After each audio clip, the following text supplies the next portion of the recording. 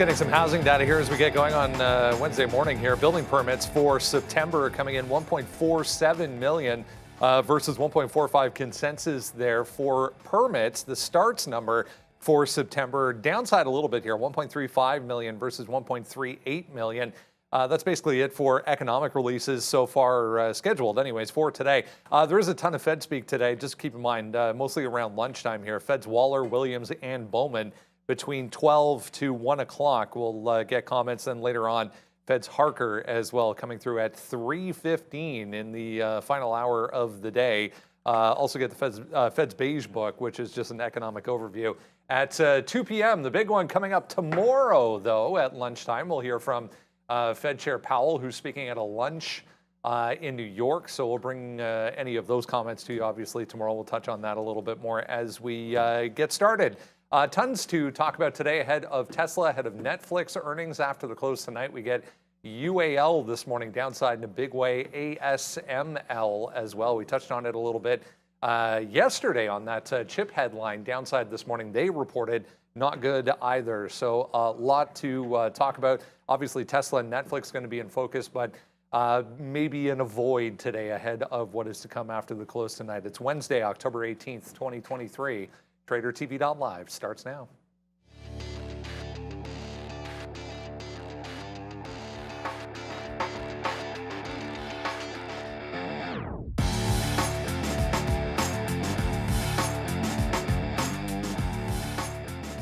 Yeah, overall, the market kind of hanging out here inside of the past couple of days. A lot of people have been discussing this range overall that we're working our way into here on the daily chart. But yeah, Tesla coming up after the close tonight along with Netflix. So a lot of people pointing towards that as maybe the next big event for the day. Overall, the market coming off a bit of a mixed performance yesterday, 0.25% downside when all was said and done for the NASDAQ as we ended basically flat overall. Dow and Russell were green on the day to end things off. 2 days in a row for the Russell. Interesting note. Ton to kind of take in this morning ahead of, again, we get a ton of Fed speak this afternoon. Fed Chair Powell tomorrow. Earnings after the close is going to be in focus today. Yeah, no question about it. The Russell definitely trying to play catch up. It's been beat up the entire year.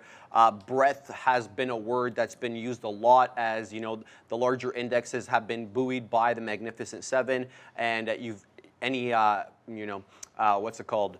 The equal weighted indexes definitely have underperformed the cap weighted indexes. So we'll see how the rest of the day does. Morgan Stanley reported this morning as well, Brendo, as well as Procter & Gamble, some bellwethers there. Yeah, good look for both at this point. A few of them, however, not so good to the downside here. UAL, one of those, we'll get into that. I was just running through a few others here. There was some of the mid-sized banks that came out, State Street, US Bancorp, MT as well, or MNT, Travelers Company. So a lot to sift through as we get going. Good morning, guys. Yes, good morning, and a cold morning it is, at least around here. Like I'll be holding my coffee a lot today. It's one of those, like and we need to warm it up a heck of a lot. Everyone's in sweaters, and somehow Sharif is in 8 degrees. Short sleeve shirt. It's freezing. Seriously? Okay, so I said short sleeve. Yeah, that's what he just did. He has to flex on everybody. Attention, Renata. Hopefully Renata got that. Oh, she's in the chat. I'm sure she got that. That just got said. Range-bound market. So this market, to say it's been range-bound is a little bit of that's an understatement. Like yesterday, it did feel like you had a chance to break the bottom of the range when we had that NVIDIA story early. But, you know, we made a double bottom on the week, and you've got the same high. So every time you see the market diddling in the middle like this, I just feel as we're in an environment here where you want to wait for us to get to the periphery. You've got, again, a smaller number coming out today. You have big earnings coming out after the bell, some that are interesting but maybe not super tradable this morning. And you've actually got the 20-year. As I saw in the chat, a couple people were pointing this out. There's a 20-year bond sale at 1 o'clock. So, you know, all eyes at 1 o'clock when the market's been at the highs and there's any kind of bond sale that, generally speaking, has brought the market back into the downside. I don't see why you don't look for support where we found it, resistance where it's been, and try not to get shaken up in the middle. That's the overall market, but there's individual names that are going to be out there. I mean, UAL's on watch. Obviously, Tesla and Rivian are going to be on watch today. The banks, I don't like what JPM's doing in the last couple of days after earnings, and with Morgan Stanley kind of having a mixed report there. I think that could be a weak one if it holds underneath that 148. So there's plenty to watch today. Hopefully this market will heat things up so I don't have to rub my hands too much. And yeah, shout out to Sharif, who also, by the way, I wasn't going to say anything, but I came back from getting an early coffee this morning. And of course, Sharif had decided to replace my screens with the Dallas Cowboys logo. I thought it was cute. It's fine. It's December. It's gonna get me back December somehow, 17th. though. That's what I said. I said December 17th. Sharif is going to be wearing, he says, his Dallas gear to Buffalo on December 17th. That's fine. I mean, Dallas is a well-traveled team. He'll still get heckled when they lose. Oh, he'll get heckled. He will get heckled. But then he just has to flex on them, and then everything will be fine. Well, when you can do that. Oh, you wear the winter jacket though, so it's going to be hidden. Apparently not him. Yeah, I don't know what he's going to be wearing there today. It's just cold in here, I feel like. I mean, it's... That vent. Open up some vents. Yeah, market moving around here. The NASDAQ's already pretty negative, down 0.6. And, I mean, it's been range-bound for sure, up and down throughout the day. But, this market's already starting to give back under the 50-period rate now. Yesterday, we danced around a little bit yesterday. Here's a 30-minute chart of the NASDAQ. Like I was saying, we had that bottom of basically where we are right now. We did break 15.1, got down to 15.050, bounced around. There's that 15.050 level right into here. So that's going to be the support that we're going to have to wait for. That's 100 points lower. Hopefully we can bounce off of that. If we break it, it's going to look at 15,000, and then I don't think we hold, on any sort of negative news. I said the semis are kind of like the new transports. We've been saying that for a long time. NVIDIA not holding up well right now to the downside, almost down 5% yesterday. And then you had a nice move back up to 15,320 as well. So, yesterday, nice bounce off that bottom. We saw that sort of happen. Around 10 o'clock, we had a nice move back to the upside there, then faded in the rest of the day and started bounce back. So very, very range bound there, in and out of about 150, 200 handles. We'll see. I'm looking to pick something up down here. I have Roblox on my mind. Roblox has been strong the last couple of days through $30. Let's just see what that looks like quickly here. I was just calling it up. We have some NVIDIA levels a little lower here that we want to look at. Yesterday's 425 coming into play as well. But here's Roblox, a nice little daily chart, up like, I don't know, 13 of the last 16 or 17 days there. It looks like 3 or 4 red days. And then here's 30. We've bounced off 30 a couple times on way down. So it's only 80 cents. Like right now, this spread is 30 cents. But, if you make a move back in, I think that could be something that's bought. You saw yesterday's levels there as well, held at 10 o'clock or 10:30, that $30 level. So some interesting names. AMD is going to be on all of our minds as well as NVIDIA. So, yeah, we're here to trade. Probably won't be trading UAL, but, yeah, not a great report for the airlines as they continue to head down. Man, those charts look pretty bad. Kind of in that space as well. An interesting move here this morning for Spirit Aerosystems, which is SPR, up 12% now on this note that they've signed a funding agreement and memorandum for funding through 2025 with Boeing, which will see they also came out with forecasts for not only the remainder of the year, but next year as well. The bigger deal here, Boeing essentially, if you're wondering, SPR is Boeing's main manufacturer for their planes. So Boeing essentially paying now for operations, it would appear, for SPR. Yeah, you'll recall there was a bit of a debacle between these two about a month or so ago where each party accused the other of being responsible for the defective components in the fuselage. We're called that Spirit blamed its subcontractor as well. I just hope they can get it together because there is so much demand, even in developing markets, for new aircraft, and it's just Boeing can't keep up with the demand, can't get the products out as quick, and the stock's been hurt in the last 3 years. It could have performed a lot better if they could deliver. Yeah, SPR too. Ugly looking daily chart right now, but trying to break back above some key levels here through that 19 area, guys, for Spirit. This one, it's been really, I keep talking about how ugly it's been for Boeing, but for Spirit, it's been a heck of a lot worse, candidly. And, maybe it's making a break. It's through the 50 period. I just wonder how many legs this is going to have if it gets to this 20, where there's a lot of chop when it was breaking to the downside. When it took out 23, there was just a lot of choppiness, and that's a wide range of chop. For 20 to 23, it's like 15%. So it's up about that right now. I think it has some trouble getting higher than that today. Just looking at that 20 level, I'm usually more interested in Boeing there. Again, chasing a Spirit Aerosystem. That stock can move. Like if it were to go from 13% to 20, it wouldn't necessarily surprise me, but you do run into some of that chop. Boeing, on the other hand, I mean, if this is going to get going, it better get going right here off this 183, because I don't know, it was about a month to the downside, pretty much without a single green day. There was probably like one or two kind of snuck in there somewhere. You bounced once off this area. You're trying to bounce again on Boeing.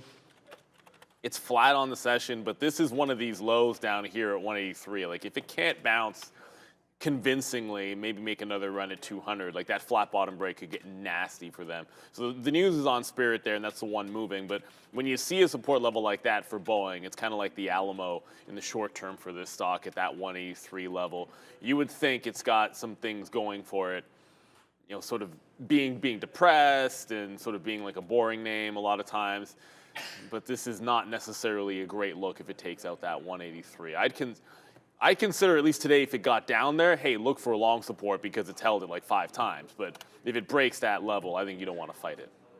Actually missed, what was the Spirit news? Oh, they're getting funding from Boeing. Funding, okay.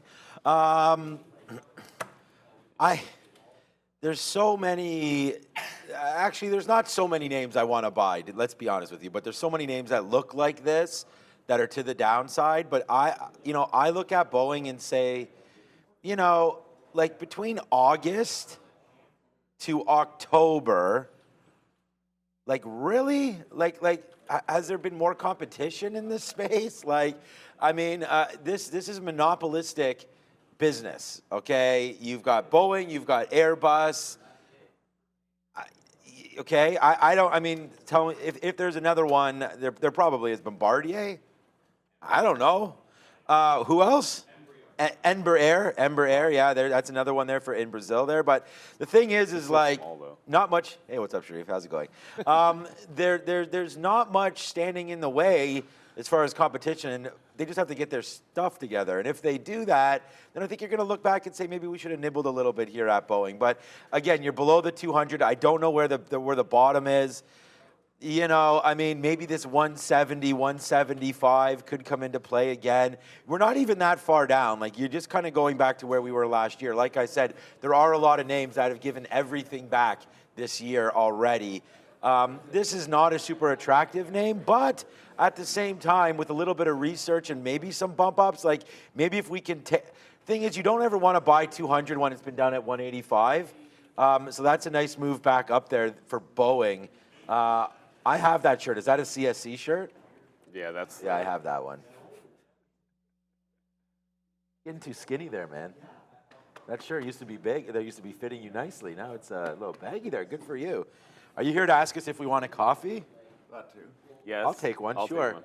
And then I need you to analyze. This is Boeing. Look at the Boeing chart here. I mean, what are you thinking about Boeing here, Randy? I mean, down at 185, kind of going back to where we were last December, November, with a little bit of a base here at 175.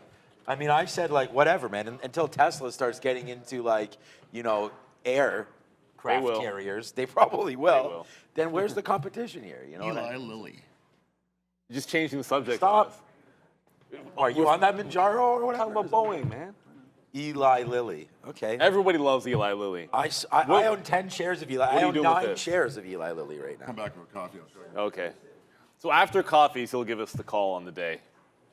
Randy has allowed to change my bull bear, at least until he's completely wrong. I'm thinking we'll give him some free reign on that one for a little bit. Here. It's not like Randy's Guillermo or anything like that, but I'm just wondering, like, there has to be a character from, and it's because I was watching Jimmy Kimmel again.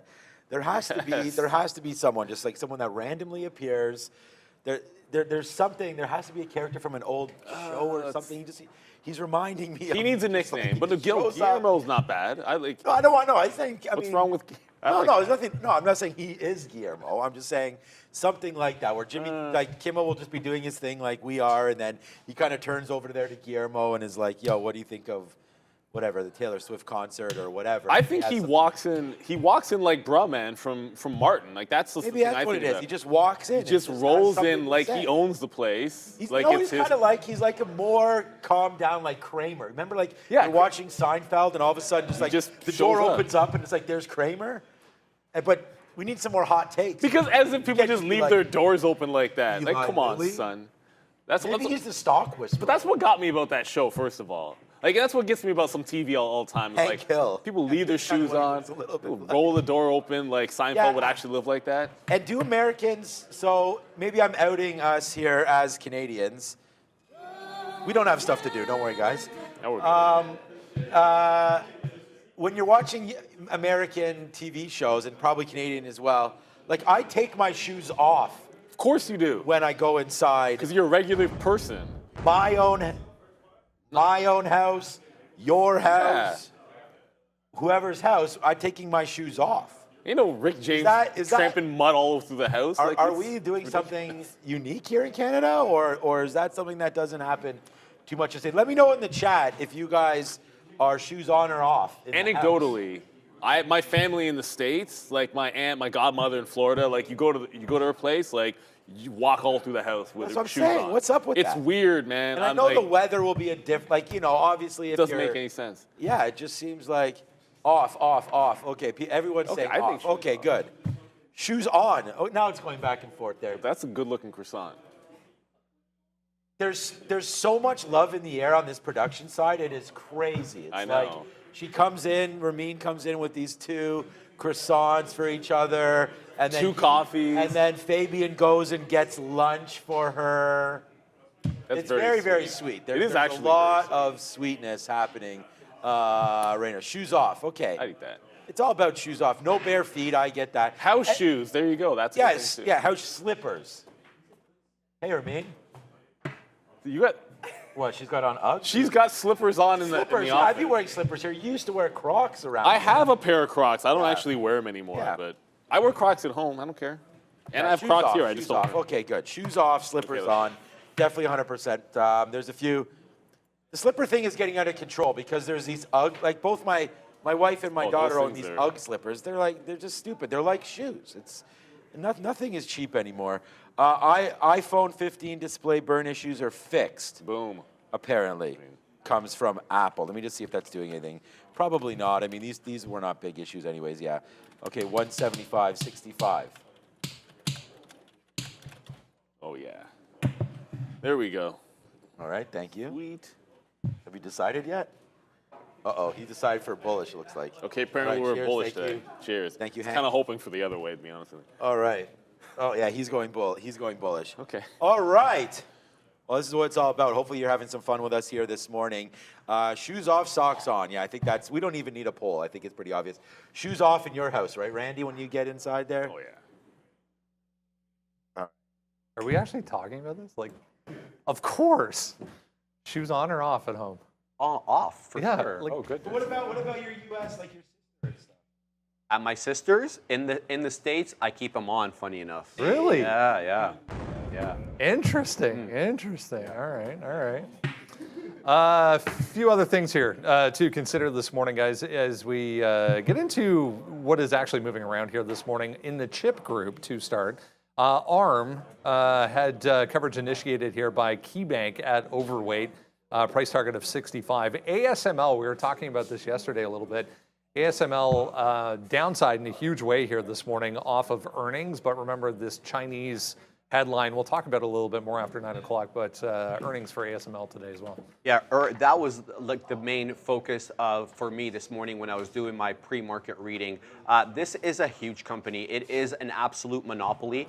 They dominate the space of extreme ultraviolet photolithography machines. That's a mouthful right there. But essentially what they do is they're able to print using laser on the chips, the little wafers that go into the microprocessors, whether they're GPUs or CPUs. And now, because of geopolitical movement, basically they can't sell to China.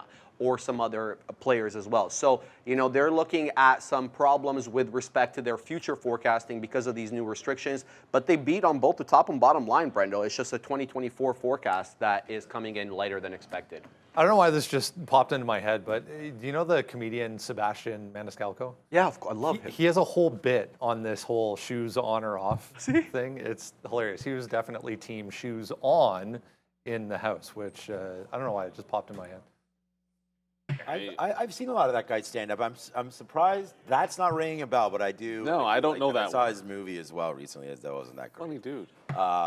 Shoes on, eh, Sebastian? Okay. That's a little strange, but hey, Okay. to each their own, man. Whatever floats your boat. Crazy Italians. You know what? I can't get behind it. It just doesn't make any sense to me, and I've never really understood it. I get it on TV because you couldn't have, you can't have characters taking it off, and it disrupts the scene, all that stuff. ASML, I don't like the price action on the stock, but I think it's a good company. They're just getting caught up in this, and you know, at the end of the day, this is one of these. There's going to be a moment where it just makes sense to buy it. Like what they do, essentially, like every advanced chip needs their machinery, and it's just for future growth. You're going to want to have sales in China. It obviously sucks what's going on geopolitically. So, you know, where it gets down in the 560s, you know, it's probably got support there. Look at the way that this hugs. I'm showing the ADR because my daily chart on the Amsterdam one is kind of jacked up right now. But if you see the way it's hugging the 50-period moving average, from a trading standpoint, like that's telling you what you need to know. This really is respecting the 50 simple on the daily here, and any kind of press into there, I think it's a little bit of a sell. Down 3%. It's hard. Like the last 2 days, getting bad chip news. Like it's really hard to get behind not looking for shorts in this space. Whether it's just being patiently waiting for bounces, this is just another reason here to maybe look for, like, short the pops. If you like a buy, wait for patiently for some dips in there. But ASML getting swept up in this, unfortunately. There was some talk of like a competitor, or a way that they could make advanced chips without actually having to use ASML's machinery, Right. But that was possibly not scalable. So it was like, yeah, you could do it and you could make a few chips, but you're not going to be able to scale it, unfortunately. So no one's really cracked it. That's something that could happen in the next few decades. For now, they have like a mini monopoly in this space. So for them to get beaten up, when this thing makes a bottom, I think it's going to be great for the entire space. Maybe it's 560, we'll see, but it makes me a little bit more bearish on the chips. Yeah, I mean, ASML is one of those other companies that Neil just mentioned there. It's going to be hard to sort of get into that business without building out these huge machines and a lot of cost involved in that. So I do like them for a little bit of a runway if things start to get better. That would be a name to look at too there, Dutch. But AMD is what's on my mind right now. We are going to, everything's on our watch list. We have semiconductors on there. Again, another red day, it looks like, for them ever since Biden came in and put these restrictions on the chip names, on the chips, not the chip names, but they're the ones obviously being affected. A huge move back yesterday up into 106. We were excited for 107 yesterday. Today, I still wrote down 107, but I feel like any kind of bump up again, we'll look to short that. Yesterday's bottom of 102 coming into play. I still like a 100. The closer we get to 100, the more we'll start thinking about longs. But for right now, AMD down 1.25%. And NVIDIA wasn't that bad. Okay, no, now we're starting to go a little bit more now here as well. We were just up at 435. Now you're down $5 right here, right now, as you're starting to really start to get back to the downside. This is the I was going to be like, yo, 435 was looking pretty good for a short. Now you're $5 away from that as well and starting to go lower, lower, lower. Oh, man, look at this market. This sucks. This is going to be a rough ride. There's some I feel like you had the last couple of days a very good opportunity to get out and get into some cash because, honestly, I don't earnings season is always like rug pulls, in my opinion. These companies are so poised to beat and to, you know, produce the numbers that they were giving us. Like, can NVIDIA hit that target? Probably, but they did last time and guided higher and fell 25%. I just wonder if this is the quarter here where, you know, we're going to see tonight, man, Netflix and Tesla, they're going to have to show up, and I don't think Netflix will. Netflix has already warned a lot about their subscriber growth. Yeah, they told us already. They've already told us. We've had some pretty nasty wicks down there today or recently, so we're going to have to wait to see what happens today at 4 o'clock when these earnings come through. So, all right, we still have a huge watch list to go through. Big day today. Earnings on board. It's Wednesday. It's a hump day. Let's go back to the deck. All right. Yeah, I mean, what on earth is that going to have to look like tonight to not be a negative? We'll have to see. But a few analyst notes here this morning. Of note, Dara has those over at the screen. So we have some upgrades, including for Dow. BofA Securities has given that one an upgrade. We also have ARM getting an upgrade from KeyBank Capital Management. ARM just got its first slew of analyst ratings after its IPO last week, most of which were pretty positive. We also have CrowdStrike getting an upgrade from DZ Bank, and Palo Alto also from DZ Bank an upgrade. For downgrades, we have Albemarle and Sherwin-Williams getting downgrades from BofA Securities, and Harmony and Anglo Gold getting downgrades from Morgan Stanley today, guys. So D's like cybersecurity, huh? I'm never calling, I don't know DZ Bank, but I'm never calling them DZ Bank. I'm just calling them D's, and they like it. ARM, huh? I saw like a price target of ARM at 65, big ones. Still the same thing going on with this stock, bouncing off the $50 level. The valuation is kind of crazy. Their margins are absolutely fantastic. They're not the same thing as ASML, but think of it this way. Their technology is in everybody's phone, literally.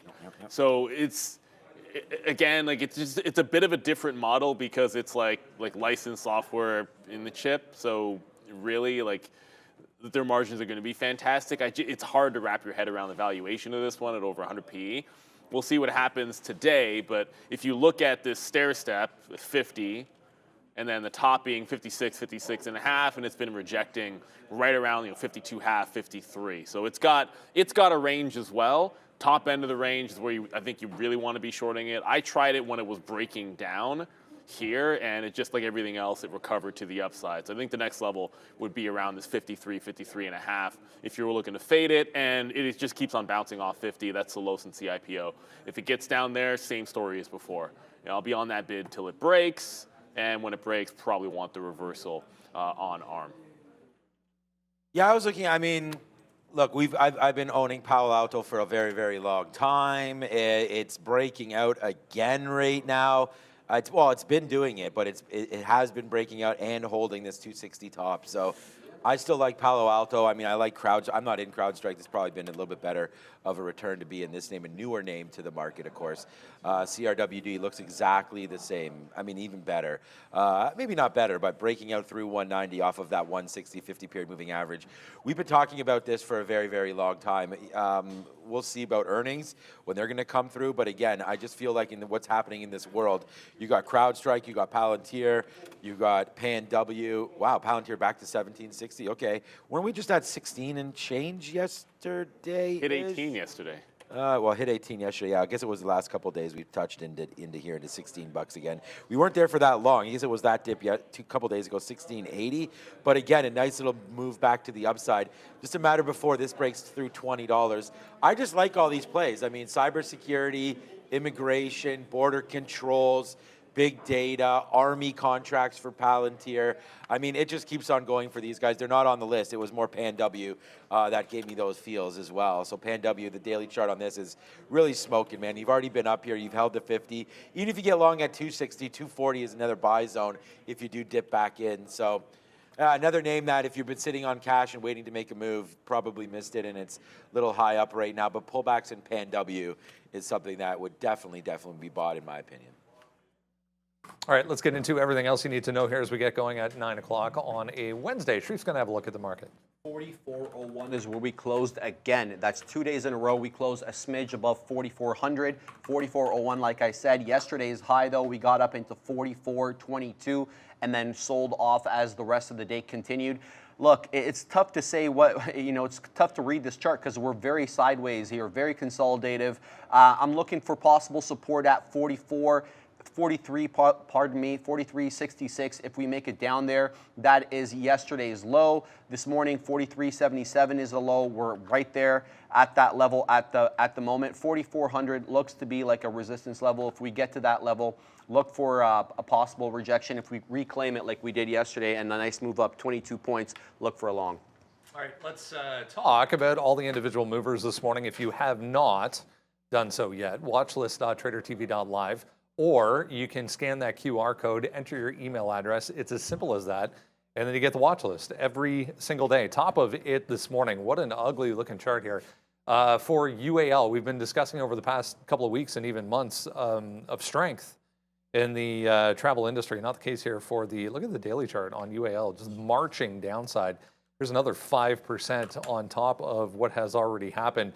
I saw this and kind of shook my head because window seats in economy are now going to get priority boarding. What? Like, is that even, I mean, typically when you go up to the gate, if you're flying economy, it's just a free-for-all, essentially, where they have those like groups, group 1, group 2, or group 3, and then it's just a crowd that runs to the gate. But anyway. And people don't respect the zones. They go in before they're... I mean, half the time they never check anyways, let's be honest. Like, it's just get them on the plane, get them out of here. All right, let's talk a little bit how they did. Revenue rose up to 14.48 billion. That's largely a nice move up from 12.88 billion on the year prior. They posted a third quarter net income of 1.14 billion versus the 942 million that they posted in a year prior. But they're talking about more expensive jet fuel and the fact that they actually have to cut their flights to Tel Aviv. And they have the most flights from the United States to Israel, so this will be a big impact for them. If they are able to, fly back into Israel by the end of October, they're looking for expansion of 10.5% in terms of how much they're able to generate. But if they're not able to fly to Israel and it continues longer to the end of the year, they're looking for 9% year-over-year growth. Yeah, so ugly anyway across the board here. I mean, we closed above $40 yesterday for UAL. I was just thinking maybe this is a logistics thing, which makes sense. Get the window seats in, sit down. That makes sense. So they're not getting up. But anyways, window seat or aisle, guys? I'm like an I don't care person. Like when we travel with my daughter, she gets the window seat because that's what she wants. And then I just said to my wife, like, where do you want to sit? And then I sit in the other one. Like, it's just that simple. But if you're interested, a few years ago, there was an actual paper done on this. Like, it makes sense to actually go like everybody on the peripheries first and then the middle. It's just logical sense if you're actually want to fill an airplane that way. I don't know why we're talking about that, but hey, we talk about random things. If you ever hear people say like, trading airlines and not owning them makes sense. One of the reasons for it, look at the weekly chart of UAL. Okay, so look at the local high at 60. Where does it turn recently? Right in front of that $60 level. And you look at how it's traded around the 40 level. Bounce, when it breaks, goes to the next obvious level and holds that again, then it holds 40. If you're breaking 40, okay, well then what's to look at? 37 is a decent level, and then 30, 31, 32 in here. That's simple. I don't think we see the latter. I don't think we see the latter today. That seems pretty unlikely. But you could see the former. That 37 level can come into play, and then that becomes a little bit of a bounce. Thank you very much, Randy. Little cinnamon treats. Why not? It looks tasty. So look, UAL, if it gets down to that level on the weekly at 37, then that gets interesting for me. Outside of that, the chart tells you where you want to trade it, and you wait until it gets to that price, and I would take shots at those prices only. That's very thoughtful. I mean, what's so funny? Everyone's like laughing, like, what's the big deal? It's like, thank you, Randy. These are delicious. I've had them before. Yeah, no, it's all good. I mean, as it gets us our coffee, gets us our nice little morning, treat here. Love Randy. It's all good, man. Yeah, Randy's killing it. There is no doubt about that. Like, look at this daily chart. Like, what the? Like, is this a new ride at Wonderland or Disney World or something like that? Like, here goes up the roller coaster, bang to the downside, and now you're gonna have to wait to see what happens at 37. Remember I was saying about Boeing. There's a lot of names that look exactly. I mean, this looks different than Boeing, but similar, where you're just on a downward spiral, basically. I've never liked, and I know Neil has the same opinion, like, these as investments are very, very tricky. You're dealing with oil prices, you're dealing with all this demand. Anytime there's an economic event or crisis, and, they're hugely affected, a lot of debt in these companies. And then, of course, you also have the risk of what's happening, like we just mentioned, in Israel there, and conflict. And then, when COVID happens, nobody's traveling again. And then all of a sudden, the world opens back up and these guys skyrocket and everyone can't wait to get on a plane. And so for me, It's not really that investable. We'll see. I mean, you're getting lower. Oil is going higher today, up 2%. That cannot be helping this name either. So for a day trade, I don't know, man. The volume's pretty good at 500,000.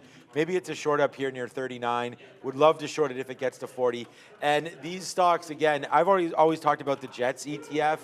4%, 5% right now on the short float, so not really super exciting there. The Jets ETF is all of them. So, you know, if you want to take away some of that risk of international travel and you want to get some, you know, AAL exposure, some a Canadian as well with Air Canada, I mean, here's another ETF for you right here. ETFs are not supposed to look like this.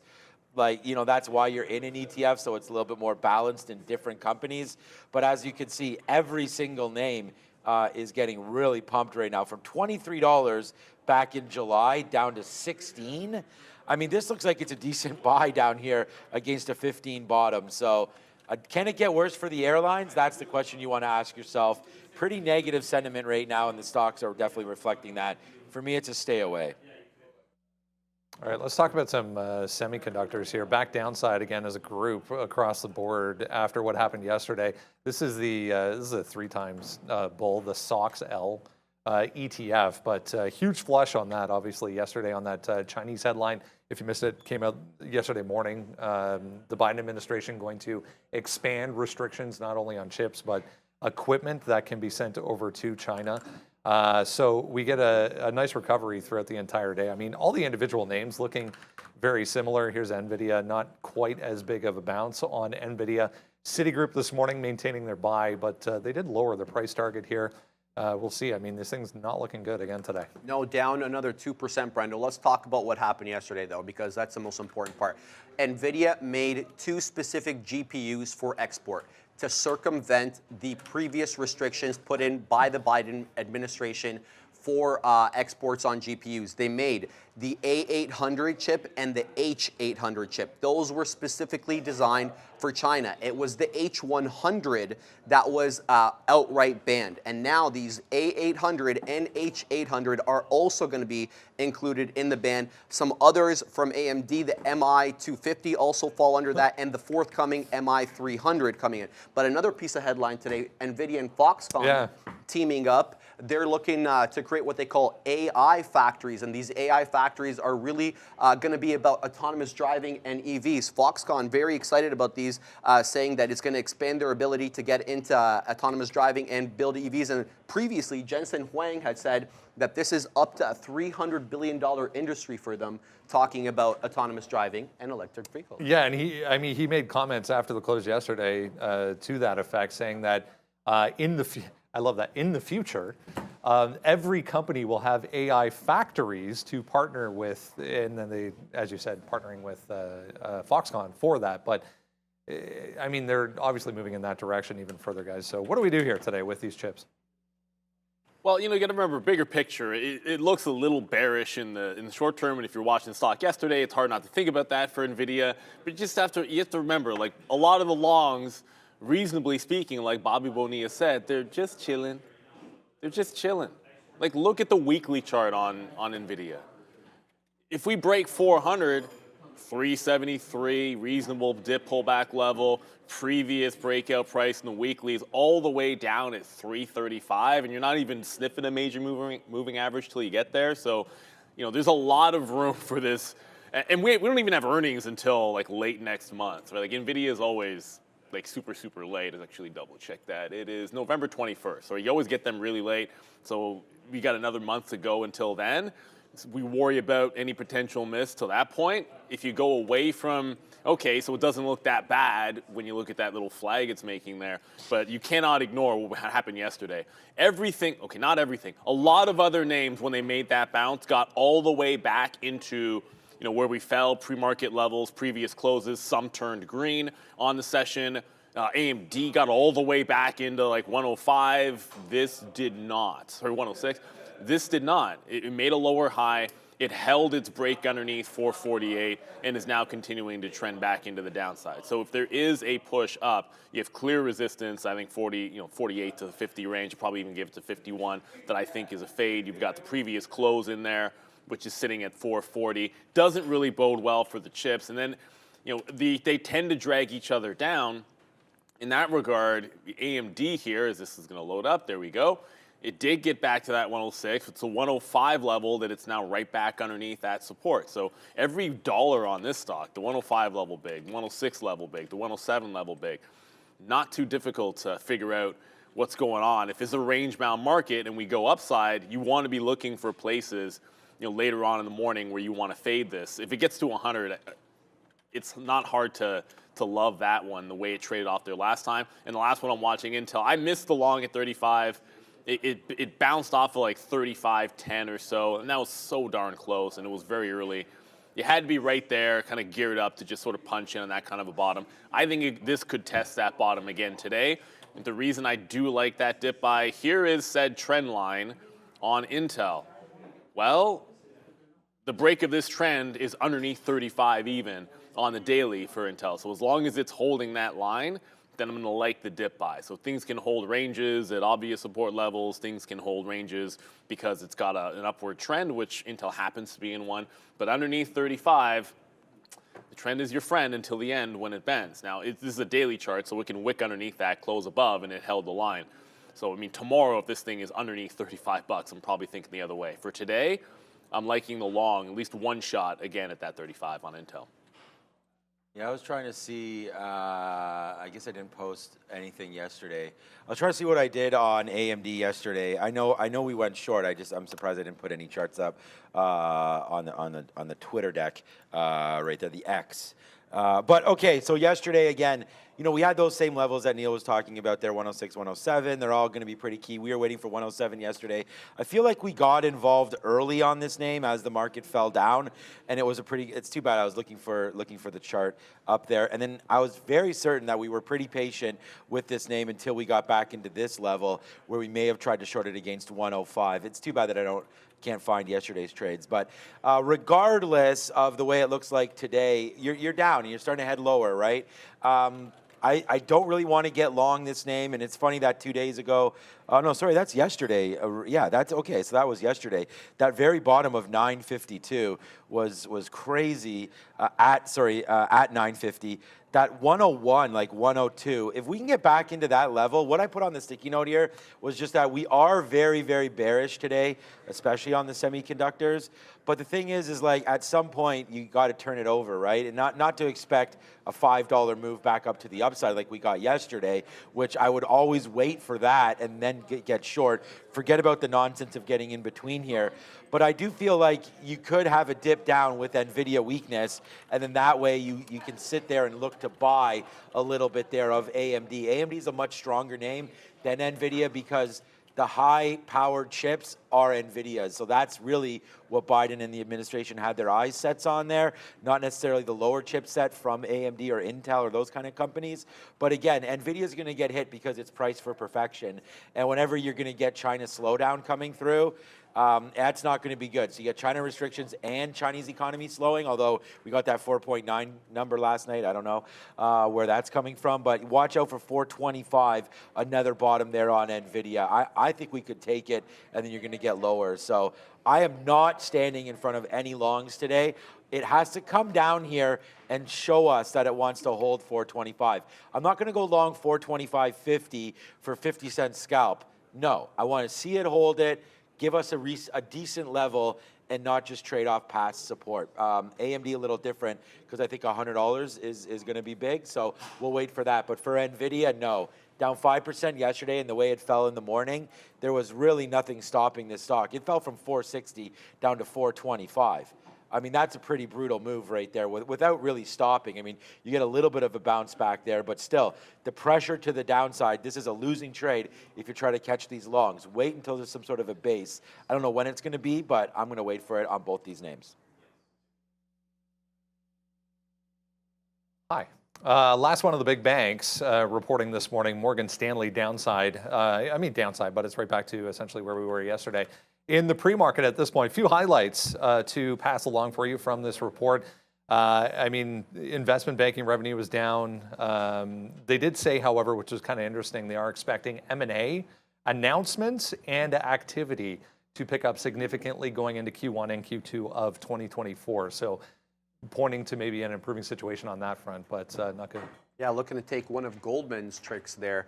Let's talk about how they did. They beat on both the top and bottom line. Earnings per share were $1.38 versus $1.28 expected. Revenue was $13.27 billion versus $13.23 billion.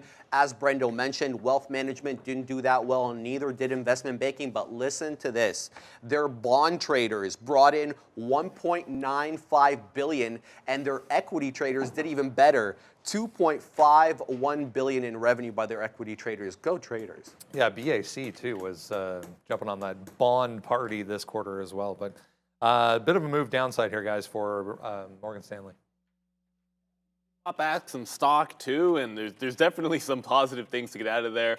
Net interest income was a bit of a miss there, unfortunately, and then loss provisions, a bit of a miss as well, so a little bit bigger than expected. However, if you're looking for some kind of kernel of positivity, hey, maybe it's balanced. I don't know. This is a weekly chart. This is a 200 on the weekly, which if this breaks, the breaking of the 200 period on the weekly might be a little bit bearish if it takes us out today. So that's resting just underneath 78. You can see this like very teetering. If we close this week under here, that obviously doesn't look good. Pop onto the daily and it doesn't look that much better because there's previous support level. That's now turning into resistance at 81 for Morgan Stanley. So it's hard to really like this long unless you're scalping it off the bottom. If it's not breaking back above 81, I don't want to touch this one. I think we stay away from it. JP is the one that sits a little bit more interesting in terms of where it's trading the last couple of days. They had a good report. It was met pretty well for about 30 to 40 minutes on Friday and then started coming off. I think maybe it was like an hour or so, like there was some buying into it on the breaks. Lower highs since, right back underneath this 148 level, which has been key. Like this is the key price area. It's a bit of a gap fill under 147 down to 145. So if this holds down underneath 148, the opening range, I want things to settle down. You had a lot of banks reporting this morning, well, a few other small ones as well. So I think you want these calls to get done, an opening range to be set. But if it does not get back above 148, JP Morgan's a fade to me. Just lower highs the whole way through. It's just a matter of picking your spot. I think if it pops again, you're looking to fade it just like it has 3 days in a row. You've had a pop and fade at some point, like off the open on JP Morgan. It's just a matter of where. So, unfortunately, I think, I thought the quarter was good. It's just, it doesn't matter. They were the one that wasn't depressed as much. So there's probably some selling coming into them. I like Morgan Stanley. I tend to trade away from earnings. So like wait for a couple of days, see what's going on with those. You saw JP Morgan have a pretty dramatic change of heart on their earnings day. But I like the fade in all of these banks. I mean, they've really produced well. WFC has had a great move off the bottom as well as BAC. And BAC's up there to 28. We like the 28 fade. So if we can get up there, great. But I feel like with Morgan Stanley being on the downside here, we may, again, come back in and test some of this 27. So I'm long down here. I'm not long yet, but I will be long down here in and around 27 on BAC just to see if we can hold. That bottom that came in here, 26.80, 26.90. I mean, a very, very bottom is 26.75.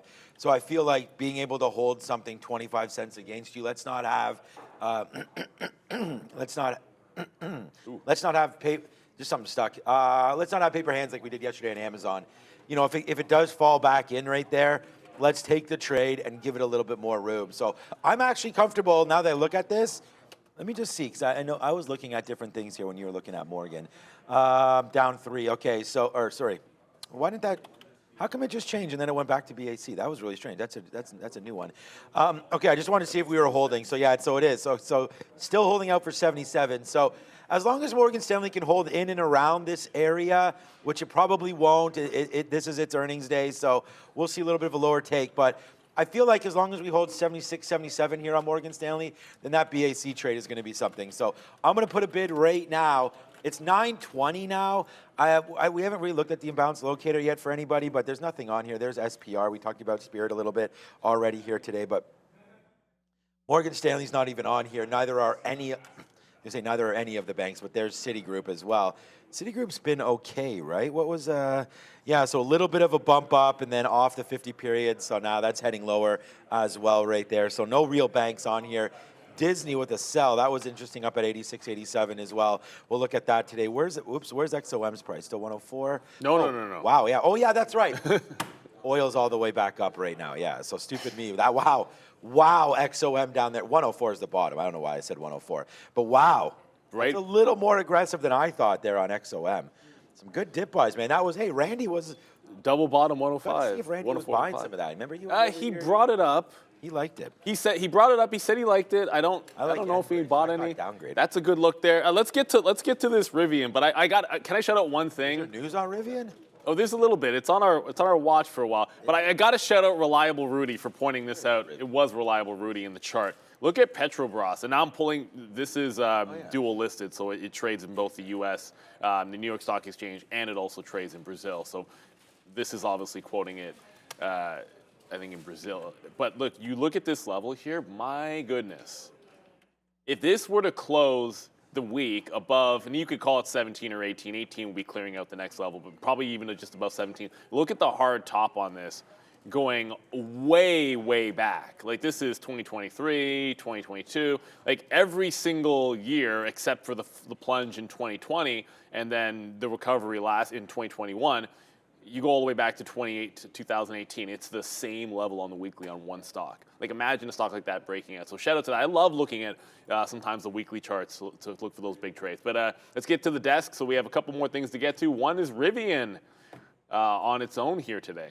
A nice look for Rivian yesterday. Ends the day basically near session highs anyways, holding on to most of that gain from the morning, even with the market kind of fading off late in the day. We're not doing much here, downside a little bit. CEO RJ, after the close yesterday, talking about this recent debt raise, the bond sale that went through, said essentially, don't worry about it, it's fine, we'll make it up. And this kind of caught my attention this morning as well. This was also yesterday, but they're talking about introducing powered tonneau covers on the pickup truck. And I mean, again, this is a company that loses $30,000+ per unit that they sell, and now they're going to add powered tonneau covers to the pickup truck. There was also a note yesterday saying that they're looking into the possibility of 1,000 horsepower model to come for both the SUV and the pickup truck, 24 or 25.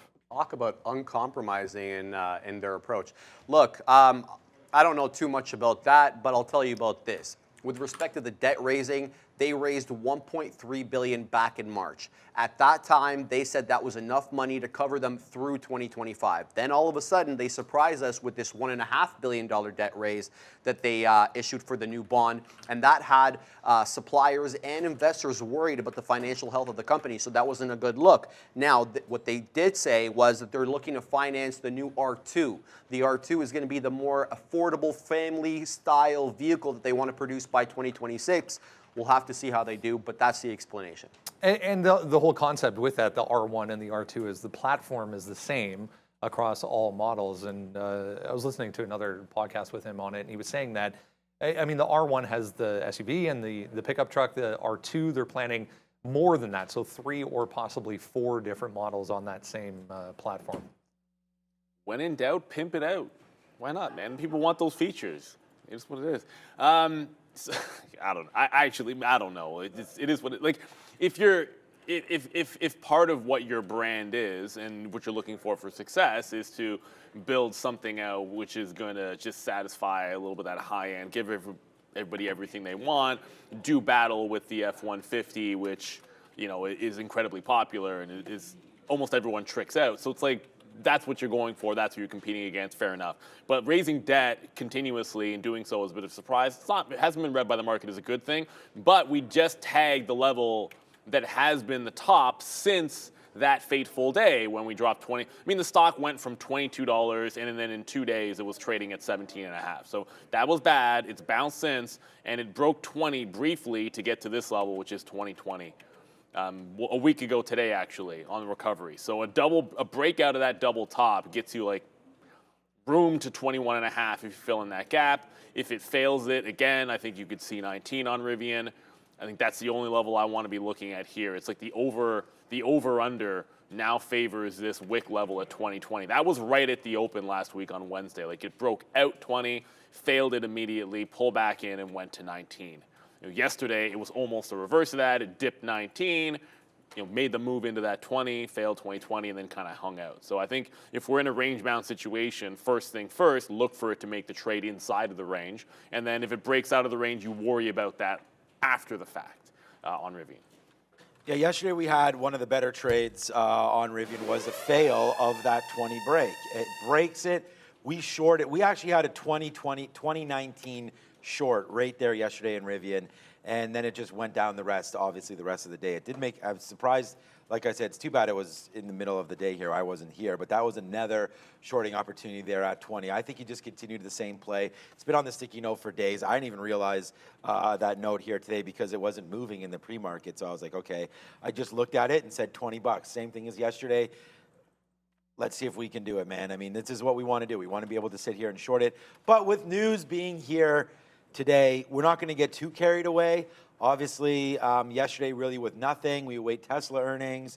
Don't know why that's really going to affect Rivian. Like Brendan said, they're losing money every single car. They still need to get these new offerings out there. Let's wait to see what Rivian has today. It's still a short up in this area. You just pick whatever level you want, but it's a short into 20 bucks for sure. So I'm going to be going short on RIVN today and excited about what's going to happen tonight because we do have Tesla coming through later on with what's going to be a big report for them. I mean, I want to hear about China sales. I want to hear about the Cybertruck. Are we going to hear about the Cybertruck today? I think so. Yeah, I think we should as well. So we'll figure out what deliveries look like for that, what the demand is for the Cybertruck. We'll see what Tesla can do. Right now, Tesla's one of the, again, there's not too many names that are above the 50-period moving average, and Tesla is one of those, but it's barely hanging on there. I feel like a move down, whoops, there's the split. I feel like a move down into 200, 220 into this area, where we've been before, created a nice move back up. I think you buy these dips, especially if it's not a great report here tonight. So back into 220, 230. Randy likes it, I like it, but we do have, with the imbalances just coming out now for the NASDAQ, we do have a little bit of movement, a nice little whoosh down here in the market, back down to 15.1. Let's go over, talk about Procter, and then this market's going to open up in 3 minutes. Back downside here for Procter quickly, coming off the call here, CFO saying China, still weak. Pointing to the market growth and expansion over there not happening essentially across the board. Overall, a good quarter though for PG. Yeah, they beat on both the top and bottom line. Brendo, 183 a share versus 172 expected. 21.87 billion in revenue versus 21.58 expected. However, they've been raising prices for about 2 years, and now there are some signs that customers are not happy with that, and they're actually looking at what they say. Some shoppers have switched to cheaper private label alternatives, and P&G saw pricing-related volume declines. So inflation finally catching up with these guys. Market trying to hold here so far as we head towards the open. A couple minutes to go here, guys. Yeah, a couple minutes to go. I mean, Procter's not really usually a trade for me. I like the company. I recently bought them off a double bottom, but if you are watching this, pull up the daily chart. The 200-period moving average, it just got back to it. That's at about 148.5. So if you're wondering why it's kind of hanging around there, if it fails that today, you could see some pullback on this stock off of that level. It's been running into these earnings for at least the last week or so, so it wouldn't be terribly surprising if it pulled back just a little bit. Watching out for what's happening, obviously in the last couple of minutes, some things have pulled back just a little bit, and one of those, Meta, just made a bit of a move to the downside. You saw Nvidia's been falling from 430, it's now at 426. Meta just dropped $1. The hard bottom on Meta, I don't know, it feels like we don't see that today, but every time you think that in the market, you then hit the level. This bottomed out really nicely at the open at about 317. I think that's one which has been so strong that if you get anywhere near the support levels, we have a range-bound day. It's been pretty good on those buys. And if you think about where this is stair-stepping up, this has been supporting those teams. So, eyeballs on this if there is a dip in Meta around that 317 area as well. Yeah, let's go. Let's get some likes going here with only 30 seconds to go. Well, 40 seconds to go until this market opens up. Please hit the like and the subscribe. We're going to be sitting up here waiting for 324 on Meta. Hopefully that will come through sooner rather than later. I do have an order on BAC for the downside. That'll probably hit. Watching out for Apple. I like this 176.50 level. Wait to see if we get some shorts there. Let's just double check on BAC, the bank that we are bidding down here at 27. We'll see if that can get through. So I have Apple offers, BAC bid, Meta offers on track as well, and then Roblox as we go. Only 10 seconds now, Neil. There it is. He got it. Roblox down there at $30 as well. With only 5, 4, it's going to be a good day. 3, 2, and 1. Let's go. All right, we've all been waiting for this market to open, and here it is. Right now, AMD, as per usual, starting to head back down to the downside right now. Yeah, I mean, Meta is still at that 322. AMD, as you said, already heading to the downside. Rivian's not exactly wasting any time, as that is teetering already. Forget about that 20 level. Look at Rivian already starting to drop in there. Well, if you're being patient, looking to short pops, being patient isn't always the right thing, but something is popping. That's NVIDIA at 428, so that is coming back into the upside. Got to watch out for them chips. AMD, okay, AMD's actually not doing any kind of a bounce. Was looking to fade on AMD, maybe fading on Intel. Just want to be patient with this. Intel's coming to the upside. Is it? You like that? No, it's not really moving that much. It's bouncing, but not as much as NVIDIA was. So I want to be patient here. Obviously, Rivian falling and already at 1950 isn't ideal if you're looking to short pops. JP Morgan, that was the bank I was looking for. A little bit of weakness. It's holding for it, kind of around that 147. If it can't get through 148, I think that's a bit of a fade on JPM. So I guess patience is definitely a virtue early on today. You're not really seeing a heck of a lot that wants to get me into it early. No, I was something here at 140 for Google. I think that Google is a strong name, so not I think, I know that it is. So Whoa, Palantir probably blasting as well. Just quickly here, Google at 140. Well, I just want to see that level, that's all. So we'll see what's happening here with Google. Very, very small starter position. We don't ever want to get involved too much here too early, especially when the market right now is trying to figure out its ways. But what did Palantir do? It just tagged 18 already. So Palantir, I mean, the last couple of days have been pretty good for Palantir. Remember, defense kind of name. At 18, big level, rejected it yesterday, fighting a sneeze right now. I'm good. Looking for where the dip can come in, because if the first dip was your best chance yesterday, like that one in here, so something in the 1780s, previous close 1785. All right, wet the beak. If 1785 isn't bad, then I like this one. If it can take out 18 today for good, this has a lot of room to run. So Palantir has been a strong one. Let's see if it can continue that strength. Rivian's still a bit of a nothing burger in terms of opportunities. Every time I bid Palantir, do not get picked up. Gimme always gets. Yep. Pay 92s, I suppose, is the way to go. All right, we're waiting for a little bit more here at 140. And again, oh, there it goes. I was just going to say, let's just see what it does now at 140. So we have the short. We're still in chill mode right now, guys. I mean, hopefully it falls back in a little bit. We're now short at 88. So this is the kind of pricing that we want to have, right? Short at 88 when our level's 140. We're not short way ahead of it. We're not short, at a horrible price. But if it does take 140 with any vengeance, which it's trying to do right now, then we will try to get out of this one. But 140.10-ish. So we're very, very slippery slope right here. What's up, Brendan? Not a huge mover, but Nicola here back to $1 or close to it, 105. TD Cowen coming out this morning saying they expect the company to deliver 0 vehicles this year. Scam City. I mean, was that surprising? Yeah, not much for me. Was it? We do have Meta at 324 as well, but I know you're long Palantir. What were you going to say about Nicola? No, I'm just like, is anybody surprised by that? Like, No. So JP Morgan is resolving, it looks like, underneath Okay, support. Meta, So maybe. I guess we're going to try to get this one off the 147 level if we can get it. Meta's not, is it 324 already? Yeah, already. It's really, I mean, look at the market. Oh, yeah, The here comes market AMD as is well. Okay, so absolutely blasted. some of the fades might start to come in here. So AMD, if it gets to that pre-market gotta watch high, the makes a little bit of shorts. sense. All I got's Palantir. And Palantir was strong yesterday. Let's back away a little bit. Yeah, the NASDAQ is starting to really scream. What is Apple doing in all of this? No 177, missing half that day. I'll show you guys a 15-minute here. 177, previous close. That was a lower high yesterday that got put in. So 177 makes sense. I just got tagged into JP Morgan, so that'll be the first short of the day for me.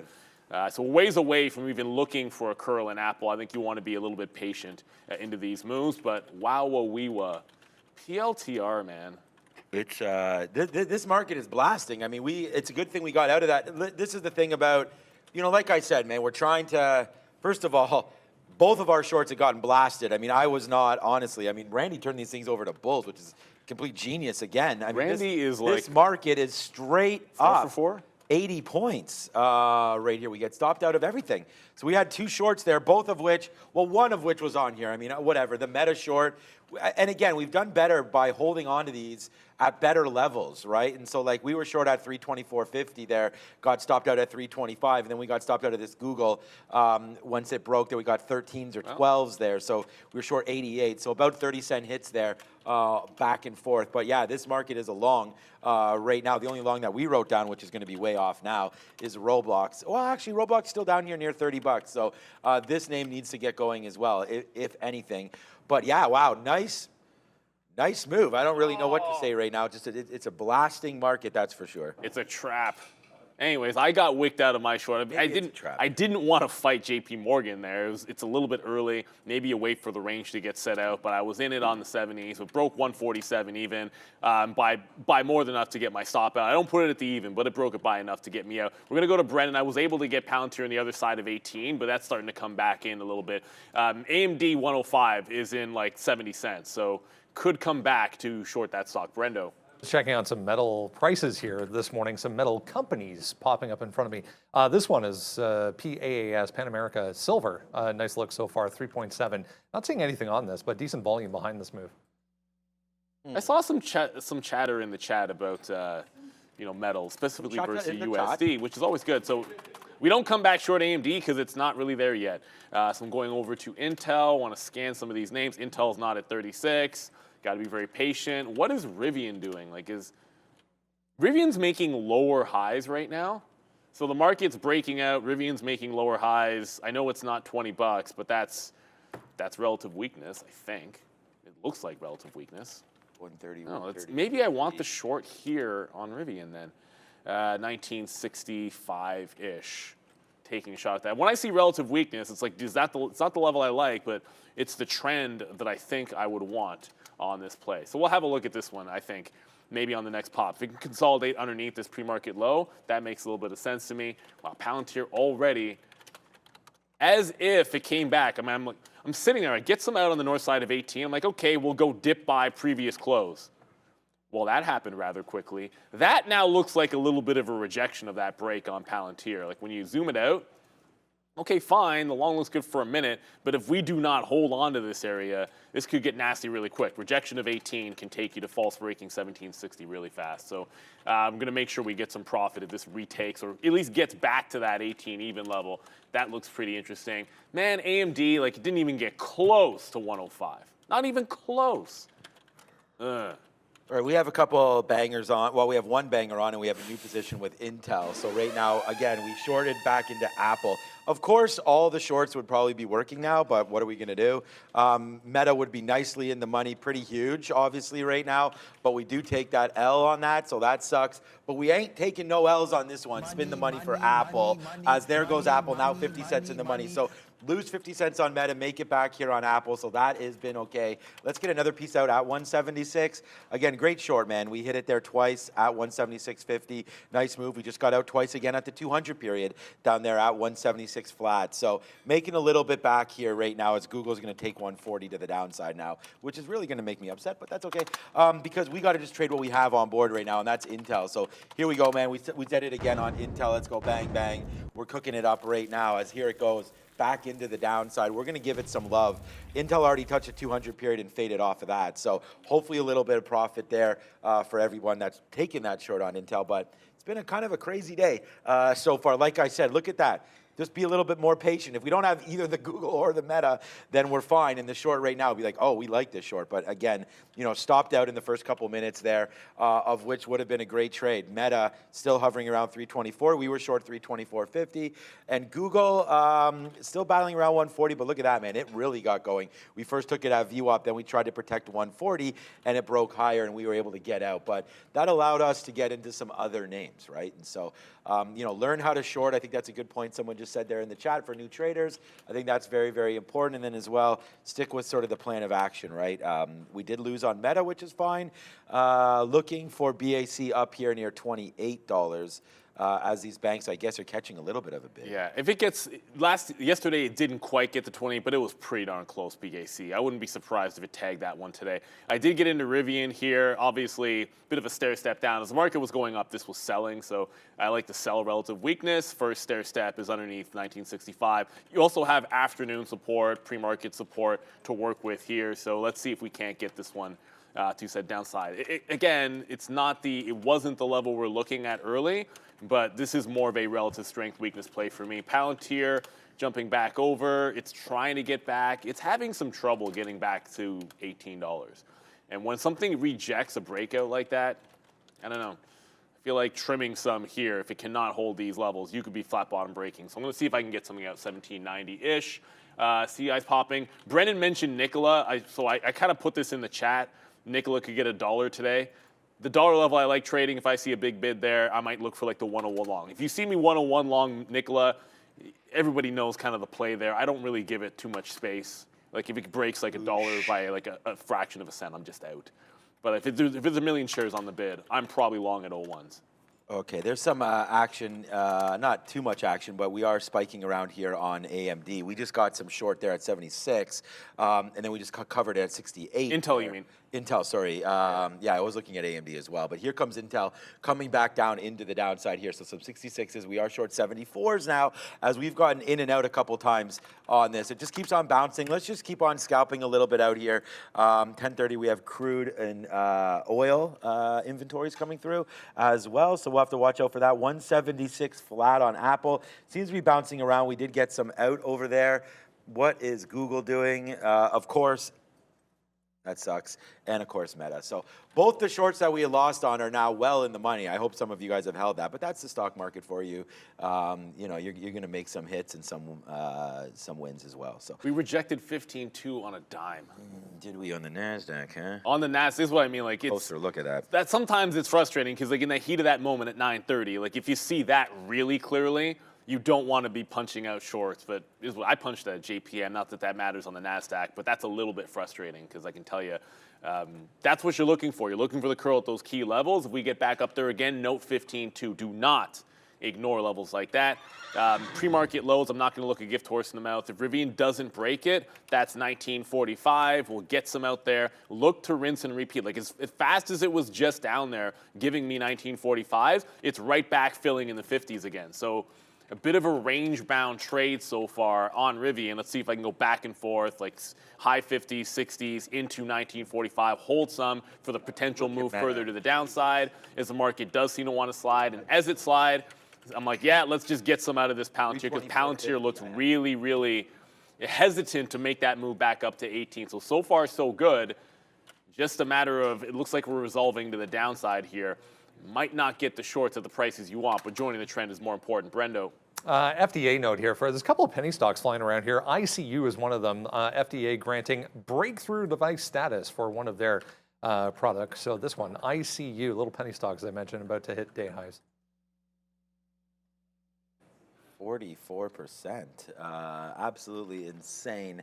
Just watching, I know you're in Rivian, just watching it, not much is going on right there.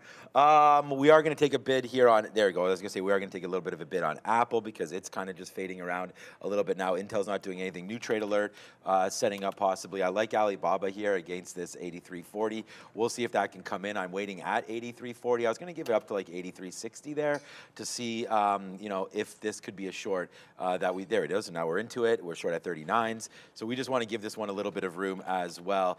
This market could turn on a dime at any time. We've just talked about that a little bit, right? So just be careful. We had a huge move up, and then it gave it all the way back. And as I look, and I just said over here to the professor, can't believe I was short where we were. Oopsies, wrong price on Baba. Yeah, Baba. Let's get rid of that one. Okay. I can't believe we were short up here and now it's down here. So this would have been $2, but like we said, we did get out of that one. And you know, this name can rip your face off. So we had to be very, very careful with Meta, which it did kind of rip off a little bit there, but it's okay. Here comes Alibaba. Again, we get that 31 fill. Let's put something a little bit lower into the 20s right there as we continue to get a little bit more out of Alibaba. And that continues to go to the downside. And then we do have, for some reason, Intel wants to try to be strong here and try to prove a point here. But it is making a move up back into $36. So let's watch out for Intel breaking through $36 pretty soon. Nice little short now, but nothing wrong with getting a little bit out here on Intel, as we're only short at 82. And it's not, Intel is not acting the same way this market is. I don't know if we could do a sort of a channel check here with NVIDIA. I got it. Yeah, it's not. Low, it's at the low. It's at the lows, which is why I don't understand what Intel's doing. So, okay, we'll wait. We've seen this before a couple of times on Intel where this and maybe like Micron will be doing the opposite of what NVIDIA is doing, particularly and sometimes AMD. This is the double bottom from both yesterday and this morning. If this blows through, I think almost, like I would be getting short Intel up there at 36. Instead, it's like, why can't even get the fills underneath 1950 on Rivian all of a sudden. It is heading right back into the downside, trying to be patient. It's showing you the range here. So the range is 1960 into the underneath 1950. Palantir is still kind of struggling there. I don't think I want to give this underneath 1775. If that breaks it, I think we just get out. It was a good early trade. After that, no longer. ICU, okay, it's the stock. ICU, that's what I should have said. It's now broken the high of the day. This could be a march to $1. I've paid for locates. I'm looking for, it's at 70 cents now, but if it fails the dollar breakout, that's usually a short I'm looking for. I just want to get in advance of that and be prepared. On the daily chart, it has to deal with this 80-cent break before anything happens close to that dollar level. So look at the daily, 80 cents, monster level on ICU. Just wanted to make sure pointed that one out. And one last one for you. I was asked just now about Affirm. That's where I was going anyways. Affirm very close to that local high. 20.5 was it. It just broke the $20 level. If it does get up to 20.5, that's been the real fade zone. The 20 level has been a bit of a trap. Every time it's got there, it's kind of broken it by a little bit. So 20.50 on Affirm. That looks like the go zone for me. Through there, remember, with some strong retail strength and Affirm was up on that, I don't think you want to fight it above 20.5. All right, here goes, and there's no point in fighting this Intel again. We got out of like 65% of it. Well, we almost got stopped out there, but we are going to get stopped out in a couple seconds. So let's just do what we've been saying, man. Getting out for smaller hits here on Intel. We're short at 83. We got some good fills there. We got some 78s, some 79s. As here it comes back in, and we are starting to take some out for small Ls now instead of a bigger one. It just got touched. We should have just waited. Well, now we're light, so it doesn't matter what we should have, could have, would have done. But Intel there came to 36. That would have been a much better spot than starting it down here. But we'll get out. We're pretty much out of that now. All right, Alibaba continues to make a little bit of a higher move here, obviously, as the futures continue to pop. But this was another name that we were just taking 10 cents. We couldn't get any more than that. Short 40s. Our best fill was 25, so that was pretty good. But here it goes now against us, 8 cents. Wow. We are waiting for a little bit more at 50s. We'll see if we can, there it is. We should be able, nope, we missed it. We should be able to get it. No, we missed it. Up at 50, and then we said what our target would be at 60 to get some out. And then we'll just try to play the patient game. Look, the patient game worked huge with Apple. We just got an 87 or 88 fill down there on Apple. So we just took like 60 cents there, a little bit more on that trade. So hopefully some of these other names will fall back in, but so far kind of like meh on the day, man. We had a great Meta trade. We let it go too early, and then I feel like we did have a good Google trade as well up down here at 140. But again, it's battle back. Maybe this is a nice stock to get long. We were looking at Roblox. Yeah, Roblox, that's as strong. if that touched $30. That was the level that we wanted, and it touched 30.14. So maybe we need to put a bid down there. 30.14, yeah, that's Come on, Intel. High in the face if it gets there. Rivian back at the lows. If it breaks, I think you could see $19 today. So arrows to the downside on that one. I always hit that key when I want to hit this one. They're next to each other, and one of them I find that noise really annoying. I like that one falling down. So relative weakness here, it's down 2%. I look over at what's happening in Tesla. This is starting to break lower as well. I mean, the market's relatively, I mean, we're bouncing off of the bottoms and kind of retracing to the highs, and you look at things that are underneath and say, okay, you're weak over there. Why not just lean into that? But Amazon is what I'm going to get to. The double bottom off 129, yesterday's low. I like this 129 level on Amazon. Alert to UAL, it is at that 37 on the weekly. So if there's going to be a bounce here, this would be the level. If it breaks this on the weekly chart, it's like $31. So suffice to say, if this level doesn't hold, I want no part of UAL at all, unless it goes SSR. But the 37 level is consolidating as we speak. Baba just came back in. We took a 33 fill. I mean, not exciting at all. I'm considering it very, very lucky. Intel just fell back in, and we got 80s and 78s again here on Intel. So this has not been a good trade, but will be a positive one at the end of it all. So that'll be, well, if it takes 36, it will not be. But so far, so good here on Intel. Let's get back in to the downside now as we're waiting for 71s. Okay, well, here's 74. We'll take, well, I mean, again, I'm feeling pretty lucky here. Let's pick it at 70. Okay, we just got 73. We're now bidding, we're now bidding 71s. Let's go, man. Oh, my God. I'm going to hit this one because, yeah, this is a surprise to me, man. I did not think.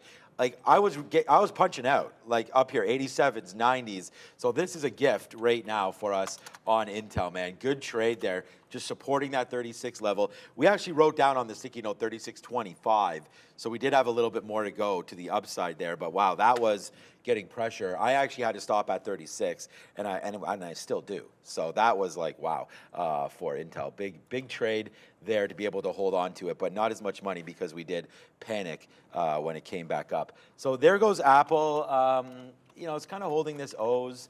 Let's just put another bid at O's, see if we can get it here to the downside. It's 50 cents, 40 cents in the money now. We'll see if it wants to continue, man. I mean, hopefully, there it is. We'll take an O's right there again. Hit the sirens for that. That's another 50 cents. Look, the day's been pretty good, man. All we did was chill out. The problem is the stocks that we got into early did fade us. Like, imagine we waited for 324. You know, we would be short right here, and then this would be a dub, not an L. So that sucks. Be patient, man. I keep saying, and I just got to follow my rules because right now the three positions that we have on late are three winners. So let's hold on. I still have hope for Alibaba. And you know what sucks? And this happens to Neil, happens to me, Sharif, everybody, Adara. It goes up to your levels, and then it sits there and does not fill you. So 83.50, we all were watching that. 83.50 came on the offer but did not fill. So if I was at 83.48 or something, we would have had a much better trade. So I did put something at 46 now in case this does come back up. But yes, sir, Apple 70 cents now in the money. Intel 20 cents now in the money. And Sir Baba, an amazing 5 cents. Sir, but I don't know if Baba can be a sir of anything. That stock has been, I think, a dumpster fire. It is what it is. The daily chart sucks on that for anyone who's been invested in it. Palantir, I'm now out of it. We took the dip buy. I'm like, it's a little bit weak. Let's get some out here because I don't like it. I'm not giving it past 75, and you can see it curling and rejecting. So you want to make sure you ring the register and get out when the getting's good. Rivian continues to go lower here. It's just nasty. I think you can get to $19. It's flat bottom breaking to the downside. I am now in the pocket of where a firm like that 20.5, like over 20, wanted to wait till it got over, then look for the short as we go to Brennan at the desk. We were talking about the weakness in airlines, specifically UAL off earnings this morning. These cruise lines not faring much better, guys. CCL down 4.2% right now, barely a bounce yet for CCL. Nasty, nasty, nasty travel names. You saw what happened with UAL. They haven't been any good. But this is, there's no bid here right now, and you just broke the 12 level on CCL. The last time it did something like this on a flat bottom break, I feel as if it went to 10%. I think that was this day in here. Yeah, so you look at this $11 area where there's a bunch of chop, 11 to 11.50. Don't catch a falling knife. I think that's probably where you want to get involved in terms of catching a bid. If it consolidates, maybe there's a short in there somewhere. Just that's completely insane what you see happening over there in CCL. UAL at 37. Whoops, it's a NASDAQ stock. CCL's, it's actually holding the 37 level on a dime, so it's bounced once. This is where I'll take the shot. Probably if it gets through 05. I don't want to risk like 50 cents on UAL. I think it's weak enough as it is. But if it can hold this level, I'll give it just a couple of pennies underneath 37. I said if it gets here, it's the only price I would trade on UAL. This or like 32. Looks like we got a grade out there on Apple. I mean, Apple just we're flat. Like, well, we're not flat. We have 10% left on Apple. These are pretty much all 10% out. So we've done really well short this name, and it's been paying off for sure. Intel trying to make a move back, and then Alibaba, we're just letting it now try to settle down and come back in a little bit for us. My next bid on this one's not until 83.15. It really hasn't moved at all. So getting a little bit lighter on some of these positions. I do like that CCL. I don't know where we're going to stop on that one, man. That's wild. It's down there to 12 right now, from 1240 all the way down. I mean, there is really no love on the daily chart for this name either. And then on the 20 period, you're well below everything. It's the 1220 break. So again, right there, like that's the low break. And see you later. So when that gives it up, that's it. There's nothing else to do. It gave it up. So now we just wait to see if there's maybe a little bit of a pullback coming through on that name. Disney, Qualcomm, Micron, I don't know, let's check in on Amazon quickly here, see what's going on in that. Okay, so Amazon's at a key 130 level. There could be something with Amazon down there around that level. Chips are bouncing here. Chips are bouncing. Amazon's bouncing too to 130 now. Its bottom was 129.50 or so. Right there on Amazon, up to the 50-period moving average. What are the futures doing? Okay, so we're still below right now, but it's looking a little bit worse as here comes Alibaba. Yeah, Alibaba's going to be wrong on the short, by the way. So now we're short. Look where we're short, 45s. Remember, we're going to get stopped out at 60. If this takes 60 there for Alibaba, then on this market move back up, we will be wrong. Here it comes. And remember I said to you, Alibaba was probably the one that we're most in trouble. It looks like that is true here. A little bit of a bump up in the market and Alibaba screams. So 45s, let's do the same thing. Maybe we get lucky with Intel. We've definitely, like we did with Intel, we definitely picked the wrong name here. Maybe it falls down a little bit off this key level. So we'll wait to see if that does happen. Short right now, 46 now on Alibaba. Yeah, I probably look to gift horse the mouth. Like I got a bounce. I got 03s on UAL. I mean, I'm sitting there risking like 8 cents, and it goes up there and gives you pretty much double that, and I did not take it. That's silly. If it gives you the 1-to-1, I'm taking the 1-to-1 like right in here. I just got trailed out of Rivian. Wow. Okay. So, anyways, took some profit. Gonna get it to VWAP if it can get there, but I just got trailed out of Rivian, which must mean that made. What? That's a heck of a bounce. Wow. Okay, that's a pretty big bounce. I thought my trail, as I was looking at something else, was going to be almost no chance of getting hit there on Rivian, but I got trailed, and I hate that exit. Hate it, hate it, hate it. Rivian's still trending down. I got to think about where I want to get back into this one. It's a bad trail. Kind of put it at the previous support level. You can see, like, the second I'm out, I flip to the stock, and look where it is. It's already coming back in. Rivian is the right name to be short. It's just a matter of getting back into that trade. That's a mistake. It can be a win, but that's a mistake to have trailed out of that stock. You're looking at relative strength pretty much everywhere as we're bouncing off key levels left, right, and center. And I just got out of the one thing that was working to the short side. I hate when that happens. So frustrating. But Rivian's the right one to be short. It's just a matter of getting back in. Intel, that's still weak. It's underneath VWAP. I look over at AMD. That's breaking out above 103. So, I mean, this thing is trying to put in potentially a lower high. If it does so, we never break 152. I still like, 15.2 on the NASDAQ. I still like shorts as long as you're underneath that 15.2. It could be a stair step. Let's let that one settle down. For now, this looks a little bit stronger than what I see over in at least Intel and possibly NVIDIA. Because NVIDIA, yeah, underneath VWAP still, that's still looking relatively weak. AMD, kind of standing out a bit. Yeah, I mean, again, Intel just fell into 35.60, and we did take that offer one more time, or that bid, sorry, on Intel. All right, so Apple, it's too bad. We were waiting at 54 there. How high did we get? We're probably going to get to 54s in a second. We got to 53 there. We were waiting for a little bit more, just trying to play it off of this high of the day of 65. I got to make sure that I have my stop order in there in case it doesn't want to. Yeah, okay. Right now I do not have it in, so I got to figure that out. We're going to try to go for this high, 176.66 or so. So here it comes. It's again. The market's getting strong, like real strong now. So looks like we may want to just, okay, did we get some Apple? No, we did not. We still did not get that fill up there at 54. So we'll see if that can come through again for us, and hopefully it does. And then that'll put us in to a little bit more shares than we currently have right now. But I don't know. I want to be patient with it because, again, the stop is going to be up there in the 60s. So that sucks that we missed that 54. Maybe we will get it. That's Apple right now. And what I was talking about was Intel. There's that fill at 60. This has been a good trade so far here today. It will be a positive name. Alibaba does get blown out at the top. I see what you're saying. They're reliable. Rudy, he didn't like that trade for today. But I liked it. I don't love it. So we'll have to wait to see where it goes now, that Alibaba trade. The Google trade still here, 140.60. And I'm kind of like wishy-washy now because the futures are just doing this. So this is bad trade. You got to wait for 15.2. 15.2. Yeah, exactly. Well, that's the thing. Yeah, it's like it's all the way up here. You're going to have to wait. You're kind of battling, or you kind of wait for 15.1, like 15.2, 15.1. That's the 100 handle range. We talked about that yesterday. We actually had a little chart yesterday on the after show there, and I think I got rid of it. I'll find it for you again, where the S&P has been basically in such a super tight range that you're just waiting for it to break one way or the other. And coming into earnings season, I feel like we're going to get close to that very, very soon, where we're going to get something moving somewhere. Speaking of movement, there goes Intel. I got to go to something. I'm going to things that are different because UAL, I got the bounce, so I did get that 1-to-1, and then it broke 38. So thankfully, was able to get some profit out there. So that'll be a flat trade because it ended up breaking down. Like I said, I got out of Rivian, but XOM here above its local break at 112. So XOM's been a strong stock. I mean, at 111, I think looks better. That's where I got a pretty line drawn, but it doesn't matter. Relative strength. Holding on to what was a previous high. I like the long in front of 112 on XOM. If it comes anywhere near that, I'm going to try and wet the beak on any kind of a dip buy on XOM. So I'm just looking for things that are trading that make some sense at the levels that I see in front of me. If I'm going to short something, I want to wait to see what happens at 15.2 on the NASDAQ and be pretty patient about it. Unless it's Rivian, which is showing, that's showing me the right things in terms of relative weakness for now.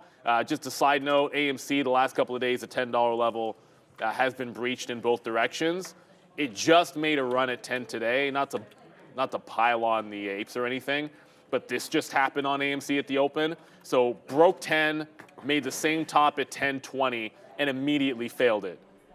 I see okay, well, I was about to say I see a short, so that's not necessarily positive here. So failed break of 10, second day in a row that it's failed at 10.25. I'm seeing a short in front of $10 on AMC because of that. Free locates for us here. At least they were yesterday, so I'm making that assumption that they are today. And the answer is yes. So I'm looking short underneath $10 on AMC after noting that fail break. Okay, we did get a little stopped out there on Apple, but we're still in it as it's trying to come back into the downside. Okay, here we go. Okay. Yeah, of course, we get stopped out and don't have the whole piece on as it falls into the 30s again. Boo, Apple, you suck. But here's a nice little move back down in. We talked about shorting a little bit. It did take that 65, but because, now look at this move down. Wow, what a move. Wow, okay, that's just a big middle finger to you, Sean, on that one, because we had shares there. We still have shares, it's fine, but we did get stopped out of about 2/3 of that trade. But we just take some. I mean, now we're taking some out in the 22s. So to take like a 15-cent hit on 2/3 of it, then to make it back when it falls back in is fine. We still will be green on Apple, but that sucks, man. We did have that trade, and unfortunately, we'll take another 30 bid if it does fall back in. I don't know if there was news on that move or what. I don't think there was any numbers at 10 o'clock. We had some Fed speak, but I didn't think that was until the afternoon. So we'll have to watch out for that. Look at Meta. Seen nothing. Go directly to hell as well, Meta, because look where you are, 322 off of the 324 short that we had too early, that we gave it that one up, so that sucks. And then Google as well, trying to break back down below 140. But here's the nice move down in the futures, right? So you get that move, and like we said, you're waiting for something, so that would have been a wait down there at the bottom to buy the dips, right? So we'll wait. I still think that with what's happening in this world, I still want to remain net short all the time, and that's just the way it is. But I mean, the market doesn't seem to want to be short anyways, so. Rabbit answer is yes.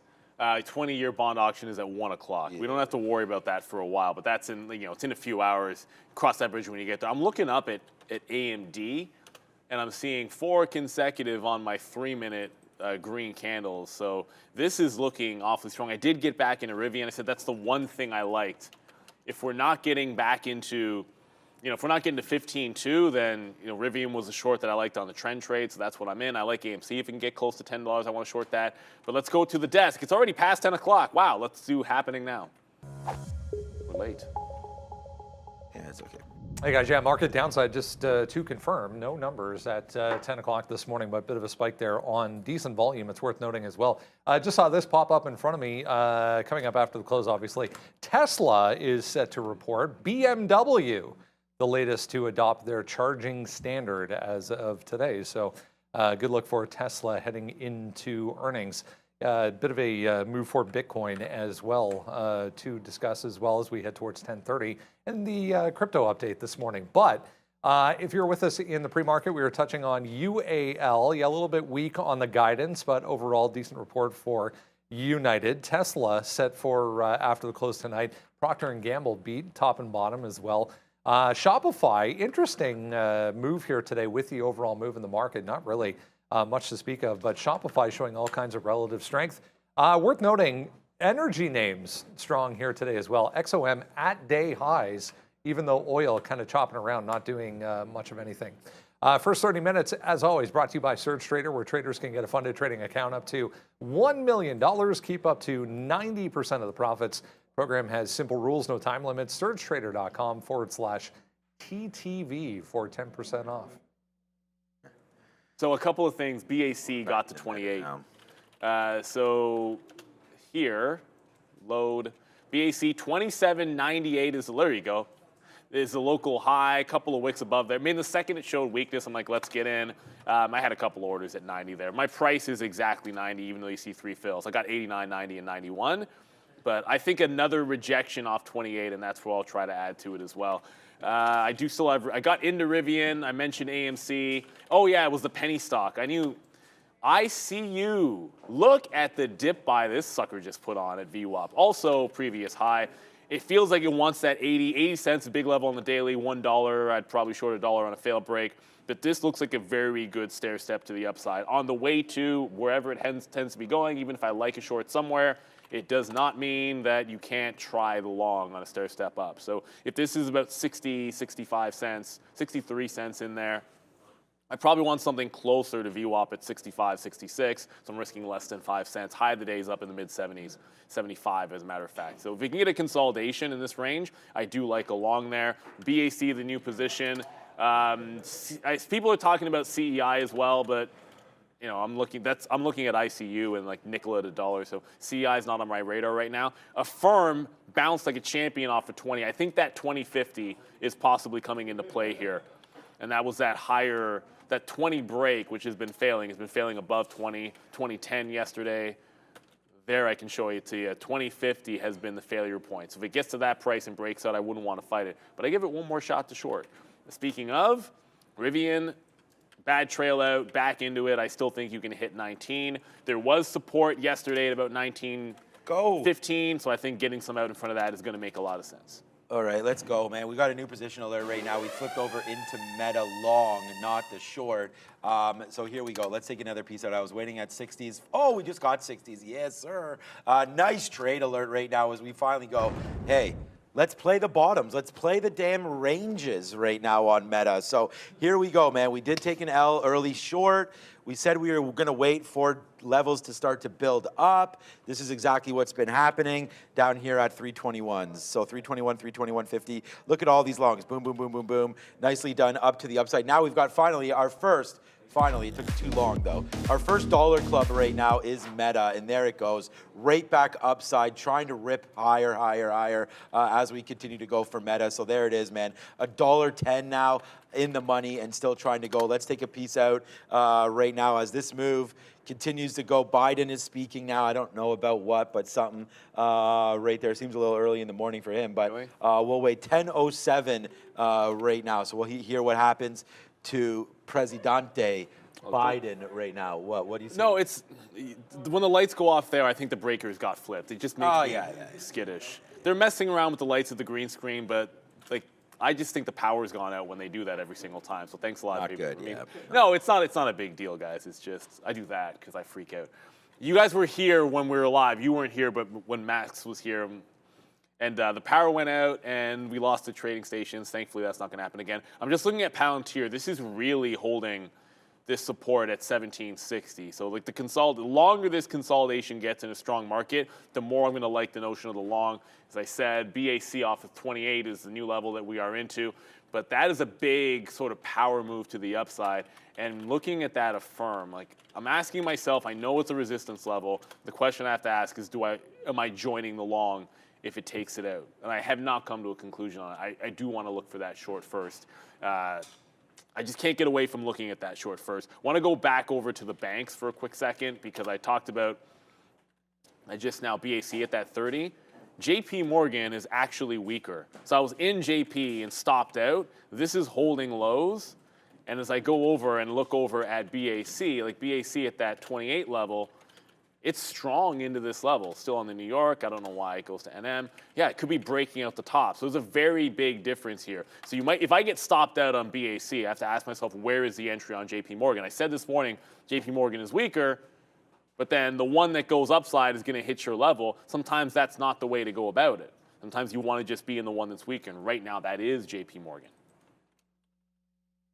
I mean, I know the BAC short's not looking the greatest, but It just that did is a the lit level grab. that we like. It just did a lit grab above 28. Yeah, I know. So that's going to be a level that I like up there. So let's just punch into the short immediately. We got 97 and a bit right there. It is trying to get a little bit higher right now. So we're going to have to watch out for this move. Hopefully it does not continue too much more than that, but we do punch in to BAC because we've been talking the whole time about trying to get this 28 or 27. 27 didn't really come in, but there goes the nice move. You can always check back to see what some of the the more recent banks. Wow, Morgan Stanley's down 6. Okay, that is continuously to bleed to the downside. Should be okay for us. All right, reloaded Apple at 90 right there, giving us an 83 print right now for Apple. Let's see if that gets a little bit lower right now. For us would be pretty nice. We did not get anything out on the top there from, well, we did. We got, the best top we got was 75 there for Meta. So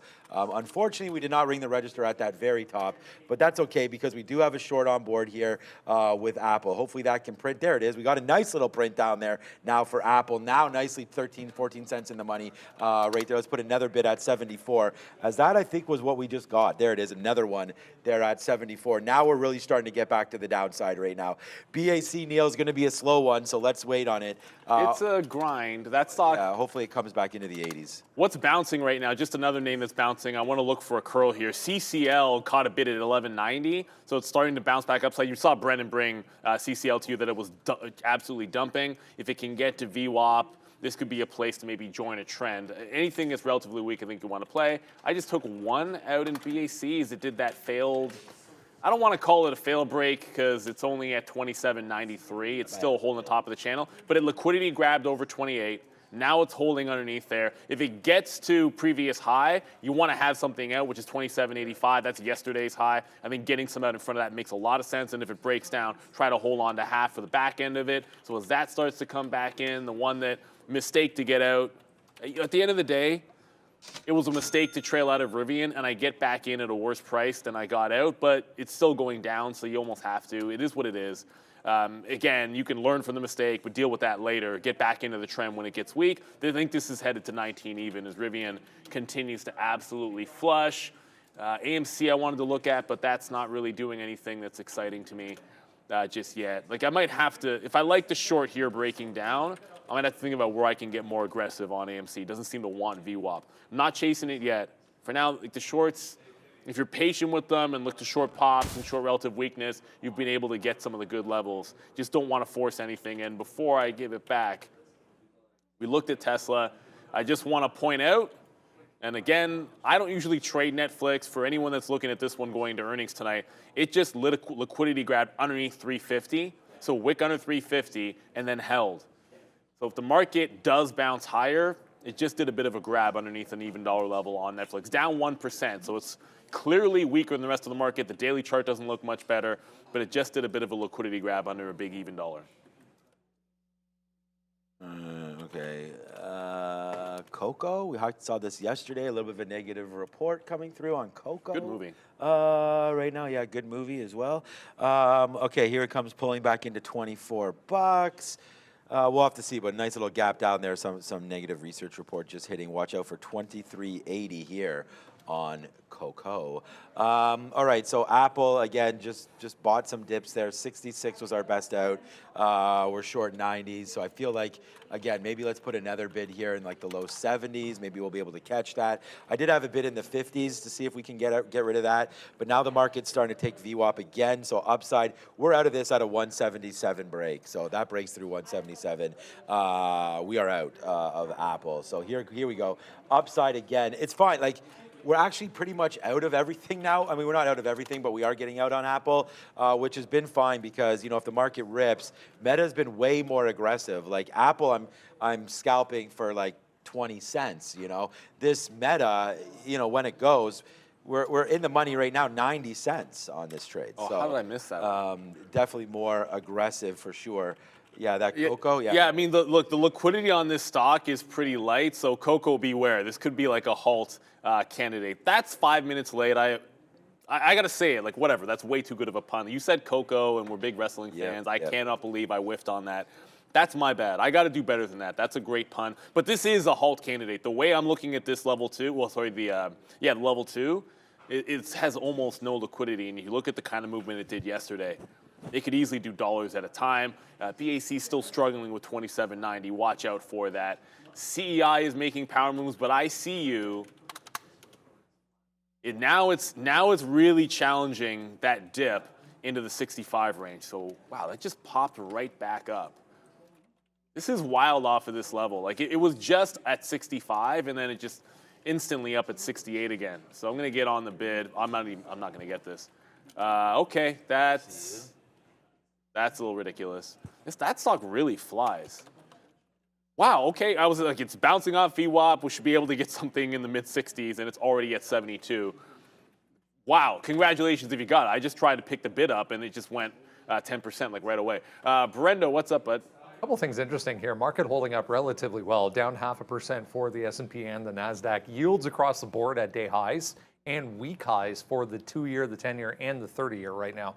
So that's typically not good for stocks. EHang, we talked about yesterday on that passenger license, or maybe it was 2 days ago, on that passenger license they received for that eVTOL over in China. Another 4.5% here today for EHang. Flying. All right, we have to take another bid out here. Apple, for some reason, is getting to the downside right now when the market's not really doing anything right there. So there's Apple. It just flew down. Like it.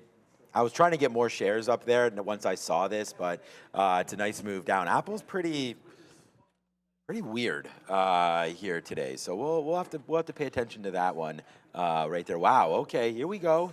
Let's go. It's a little small one, but we haven't hit this in a while. We'll hit some a little hot dog gun action right now for BAC because.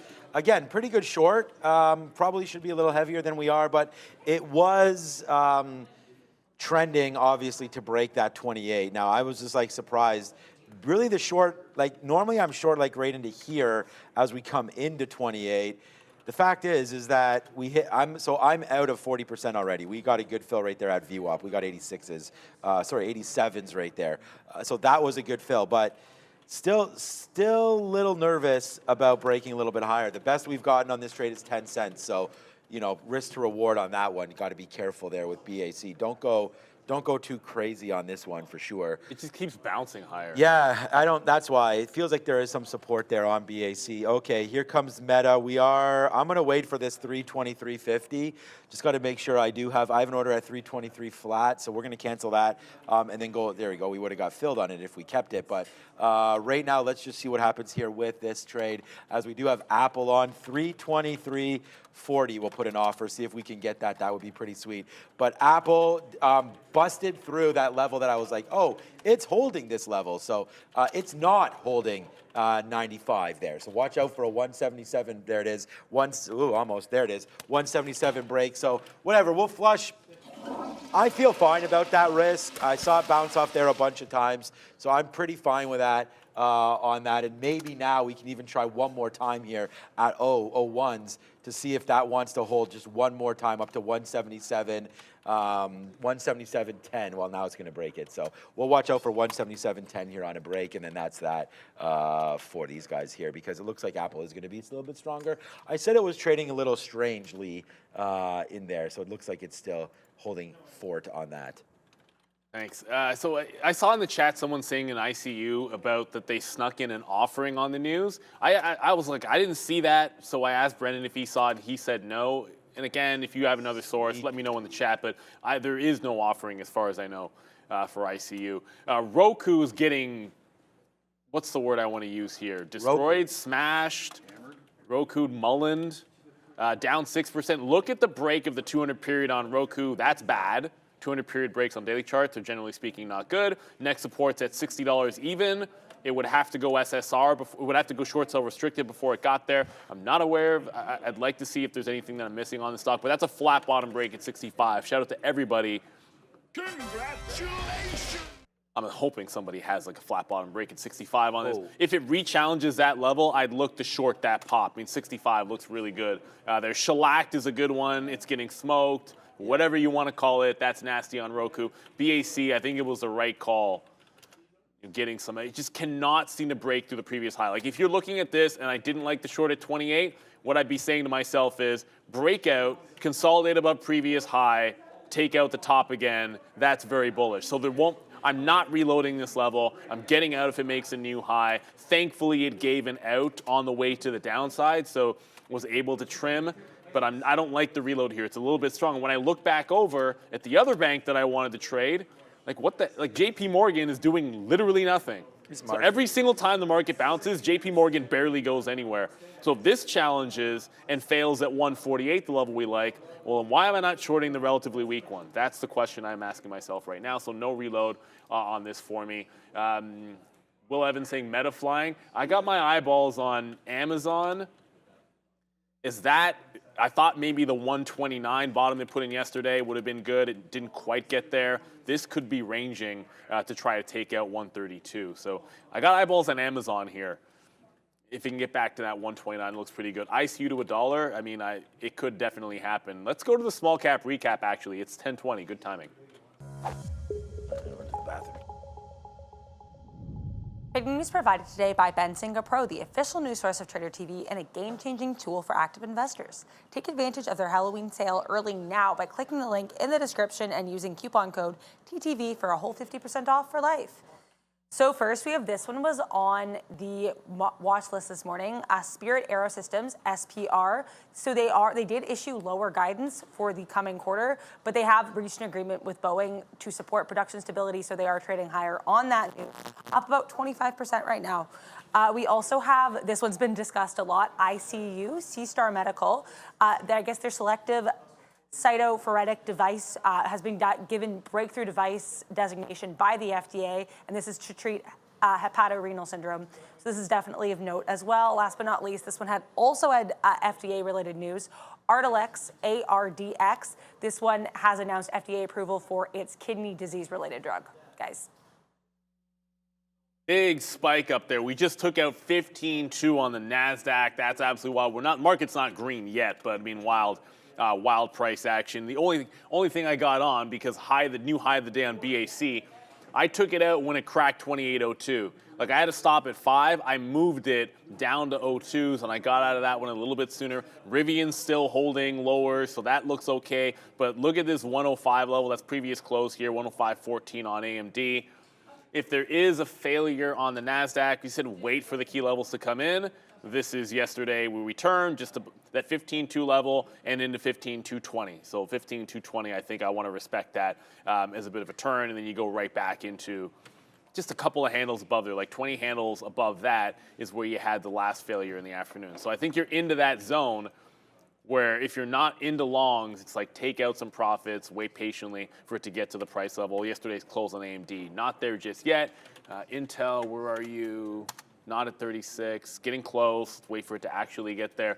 But BAC, I think, fortunate in a lot of ways that it gave those fills. But I did not reload it. It could be still liquidity grabbing, but if I'm shorting a bank, I think my attention is now into JP Morgan, which is still red on the day. Whereas BAC is green, this is still red, it hasn't broken tops, it's still giving you shorts off resistance levels, closed at 147.50. So that looks like a good area, previous close, to attempt to short. And what for now is the weaker of the banks. Obviously Morgan Stanley is weaker, they reported today, but you know, I think that ship has sailed. If you were looking for shorts on Morgan Stanley, it's tricky to want to have it down here at 75, but down 7%. What's crazy, I really didn't like the miss on net interest, and I don't know why I'm not sure why I didn't just want a flat bottom break at 77. And no, yeah, you know what? That's pretty dumb. What happened? No, didn't like the report on Morgan Stanley. I'm like, okay, well, we're looking for shorts on BAC, JP Morgan, but look at the flat bottom break at 77 on Morgan Stanley. Like, why not just have grabbed that? Well, anyways, that's something to think about on the train ride home, but JP Morgan definitely weaker than BAC. I'm going to look to short it off of this price area in the afternoon. So previous close 147.50, 148 the big level there. What else do we want to look at? I'm looking for potential dip buys in some big cap tech. They can give you some good longs. Amazon, I don't think 129 is going to happen here. Yeah, that's not strong enough. What's Meta saying? Meta's flying. 324. Yeah, long at this top is kind of, yeah, 324 is the resistance level, so. Yeah, we just, we make some money back there on Meta, man. We just took the log 322 into 324, so $2, man. That's the dollar club right there. So we take it, good trade. So when you lose, it's that. When you win, it's that. So we're pretty happy with Meta. Not happy at all with Apple because it's hanging out on the high side right now, and it's really starting to get me upset as it continues to stay a little bit higher here. We're gonna try to fade. Again, it's not as disastrous as what Amazon was yesterday because at least we're getting out on pretty much every single move down, which has been good. And then we just don't have the maximum, like when we're getting stopped out, we're still getting stopped out pretty much every single time here on Apple, which has been bad.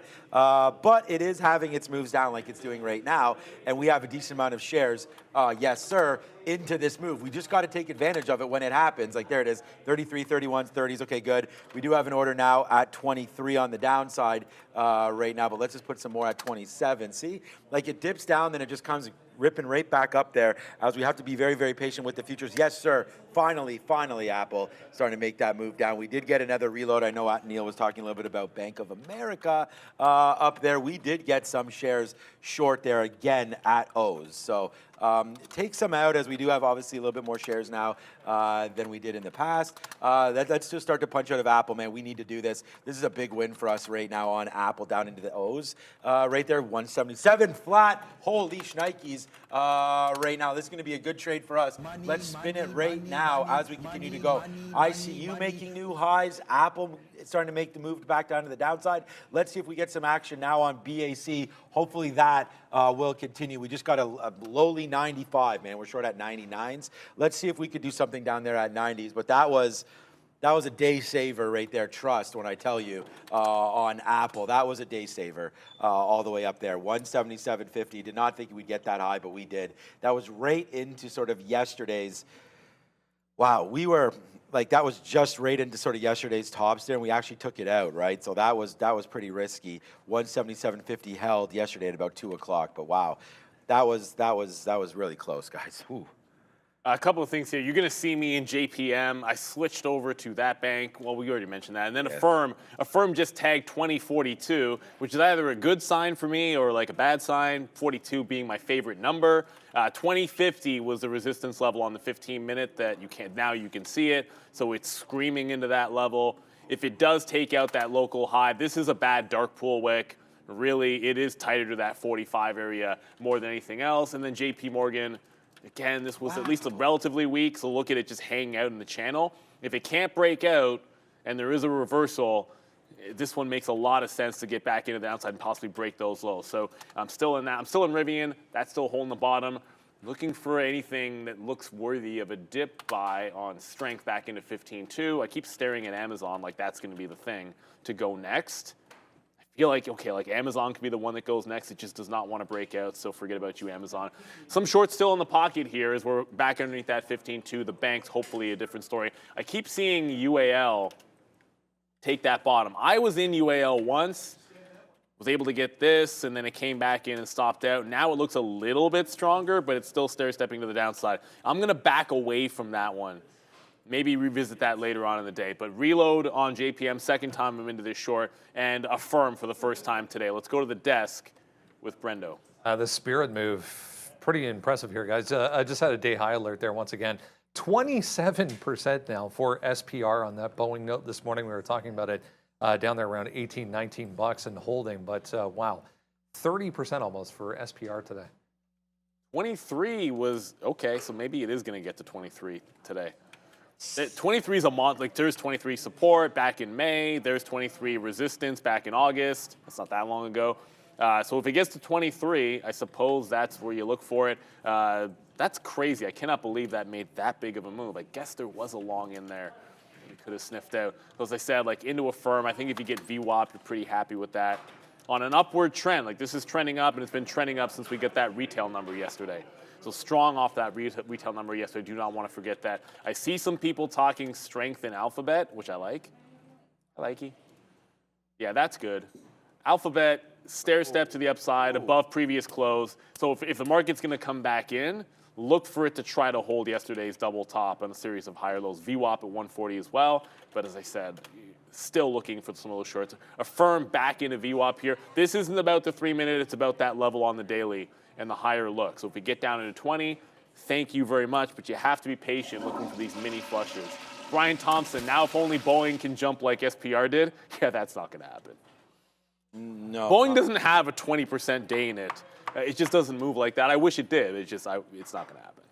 I'm going to say what's up to my gorgeous wife who is in the chat. Thank you so much for watching and supporting the show. So thank you so much, Marissa, for that one.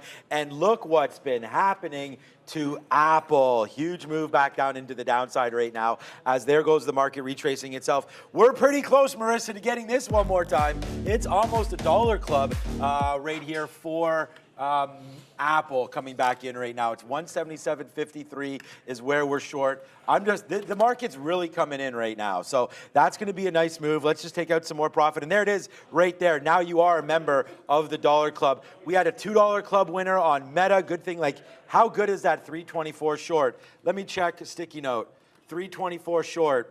Ridiculous, should have had that, but at least we got out right there on that move up. So remember, we were long down here, 321 and change. I'm going to cancel all these bids now because there goes Apple. Nicely done into the Dollar Club. 10 cents, which isn't much, but let's take out some more here on BAC as that's pulling back in right now. We do have oil numbers. Let's go over to Brendo. On Apple, ESPN and TNT exploring buying smaller packages of NBA games in media rights negotiations. That's from the Wall Street Journal. The NBA looking to package local TV rights with national rights instead of independently, but that could free up more for streamers, guys. Okay. I mean, look, you know those battles are going to be. I can't wait until there's more consolidation in that space. Rivian just tagged the 19 level, so you can be a mistake to get out, but sometimes you just got to get back into it. Wow. So it does make the move into 19. It is absolute flush city. The difference here and why you go back to something like that is as the market's going up, at what point was Rivian strong? At no point was Rivian strong. You stick with those ones. Waited for a firm to get to our level. It's still trying the old stair step up. So we got in off that 2040 failure, got some 34s in there. It just tagged 20s. If it can get to 20 even, you can be happy with that. But this is still in the midst of a breakout. Above previous high, above previous close, it is still stair stepping up, and you want to respect it. JP Morgan as well. Got back into that. It tags VWAP, gets them out there. I want to reload this in front of that previous close. If it bounces here, I'm looking to reload that one off the 147 quarter level. 147 half is where this one closed. So the market is coming back in. You reward yourself by taking some out on those shorts. Renata saying Neo 8 long. Neo's at $8 even. That's, again, I haven't looked at Neo today. So the answer being I don't know because I haven't looked at this stock today. But wow, this is getting smoked. $8 is a huge level on Neo. It's not automatic, but that's a strong maybe. If I see a bid down there, why not? I'm guessing, you just said, what about Lee? Neo's down 4%. Yeah. I'm saying 5.6% to the downside on Lee Auto is my guess. 5.93? Oh, okay, I'm way off. Okay, Sharif is correcting me. It's not as bad on Lee Auto. Okay, good for them. Right. Look at another flat bottom break on Neo, by the way. Sorry, on Lee Auto. It's looking like at about 32.85. It's too bad that BAC is not really following this tech market or this flush down in the broader market right now. I was just looking at NASDAQ with ES right here. But look what Apple's doing. Like Apple is right now $1.40 right now in the money, so we'll barbecue that one up as this is coming. Like, wow, it's a good thing that we reloaded that short, because honestly, if I was just sitting there, like, I would have not been able to deal with this very well. So nice move back down into the downside there for that. Intel's not really doing anything, which is unfortunate. It did get up to 36. Should have shorted that again. Was just too focused on Apple, but nice move back in for Intel. Maybe we just get out of everything here. We're very, very light, man. We only have 10% left of Apple, but we did a really good job of holding on, and 10% is still good enough, man. So nice move back in. Let's see if we get a 175.80 print, and let's go find out. We haven't talked too much about crypto yet today, so that's why we'll do it right now. Just quickly, first off, guys, oil and natural gas posting bigger than expected drawdowns here for the inventory numbers. Negative 4.4 million for crude and negative 2.3 BCF for natural gas. Crude oil did move a little bit to the upside, but that's a much bigger than expected drawdown for crude. It was 550,000 expected. Adara has a look at crypto. So we did see earlier today, I'll show the chart on that in a minute, Bitcoin got really close to 29,000. This is likely because we are seeing other ETFs, including Fidelity, amending their ETF proposals because people are thinking it seems like it's getting close to ETF approval for some of these crypto names. So as you can see here on the 15-minute, this was around, I'm just gonna move this here, it's around like 12:01, and we saw this giant spike in crypto. Since then, we've been steadily having candles to the downside on crypto today. We are currently down 55%. We're getting close to that 2,800 breaking point. Ethereum's down a little bit less, but still below that 1,600 mark. Other than that, not much movement here for most of these names, guys. Thank you very much. And today hasn't even been a day. I haven't even looked at crypto. I'm going to assume there's been some opportunities there. One note, that ICU stock just got to that 80-cent level, or at least close enough to it. That's the next big level on the daily chart. That's right here. Last time it bounced, it got to 80 and did a bit of a reversal. This stock has a 5 million share float for a penny stock, so that's why the price action is insane. If it breaks 80, I think it can get to $1. I like to fade it a buck. I pay for some locates in there. But the market is now, this is the ES, heading down toward yesterday's lows. You're about 15 handles away on the ES. On the NASDAQ, you still got some room. If we break this recent channel, I think you've got 70 points to the double bottom here on the week for the NASDAQ. So, hang on to your butts. The market is going to that downside. It looks pretty decent here. Fred saying, hey, Neil, Roblox, 30.52. That's an oddly specific price. 30.52. What? Why is 30.52 a big deal? Oh, you're probably short there. I don't know, is Roblox really not doing much? Yeah, 31 is where I think the failure. I don't know, it's not really at a key level. I guess it's weak with everything else, but yeah, maybe some context on that one. I'm not really sure why that's all that interesting. It was strong yesterday, but it looks like it's kind of doing nothing here on an inside day for Roblox. Welcome to, just chill trading right now. Apple is now at $1.70 in the money and still going lower off of these shorts. We were talking about the short today. Not only that, the trade that I'm most proud of, and again, we did get blown out early, but it's just this getting out of Meta right there at 324. We should have gone short. We've written down Meta 324 a couple times here on the sticky note, back-to-back days, and today it's definitely printing out. Now, do we like the 320 long? The problem is the market right now, like if you're going to go long, it's not really anything until 318 maybe for some support right there. So I'm going to hold off on any long thoughts here for Meta, and just like I wasn't joking about this or anything like that, but I just put a bid down there for Apple. Actually, I canceled the bid. I was bidding 175.75. I thought I got the fill, but I didn't. I canceled the bid. So I just took something at the 200 period, and I'm regretting that a little bit. But look what's happening on BAC. You want to talk about a reload there on BAC at 28 bucks? I mean, there it is right now as we'll wait for 80 81s to come in now. I was bidding 81s. Maybe we'll just take a half print here. You see a lot of half prints going off on the dark pool. So we have different gateways that will route to those dark prints. It's pretty much anything should do that. Did we just get those fills at 81? No, we did not. So we just resisted that. If 83 is going to break, there we go. Give me those 81s right now. There it is. So we'll take those 81s as we get them right there and just go, oh my God, this market is really falling back in. And hey, man, good on us and good on everybody that's been following us because, you know, we've been calling these moves. I'm going to take another 79. I don't even have bids out right now. Like this fill just came into 28, and I like it when you can sit there and get fills off key levels. And again, please, guys, if you can, follow along because we had some great little levels on here, man. That Roblox on 30, Intel at 36. I mean, these are all trades that we have on board. I mean, look what we're doing, man. Intel at 36, right? It's 30 cents now in the money on the downside. Just should have reloaded it. That's the only mistake there. As Intel pushing days low again right now. AMD probably something similar. Yeah, well, not really. AMD had a nice move up. We were waiting for 106, so we get a little more patient with AMD, and maybe we should not have. But hey, you can't flip back and forth every day. You know, patience is going to work some days and not others. But as long as you stick with your rules, then consistency is really what you're looking for. You're not trying to like have a win with a fluke trade or anything like that. But by the way, wow. Okay, I wish I'd taken a little bit of a break there because BAC, I just kept getting it out as it was falling back down. And right now it's not stopping. BAC is continuing to make the move lower. There's 28, there's cash. And again, you know, we've lost all this money to start the day, and then since then, we just have Apple $1.70, BAC 30 cents, Intel 30 cents. And well, let me guess, Alibaba's all the way down? I mean, the market's down, but it's about waiting and trying to be as patient as you can. We were waiting for 83.60. We got stopped at 83.60. You know what the high is? 70s.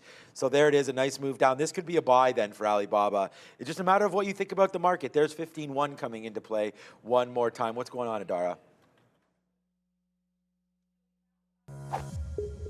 Whoops.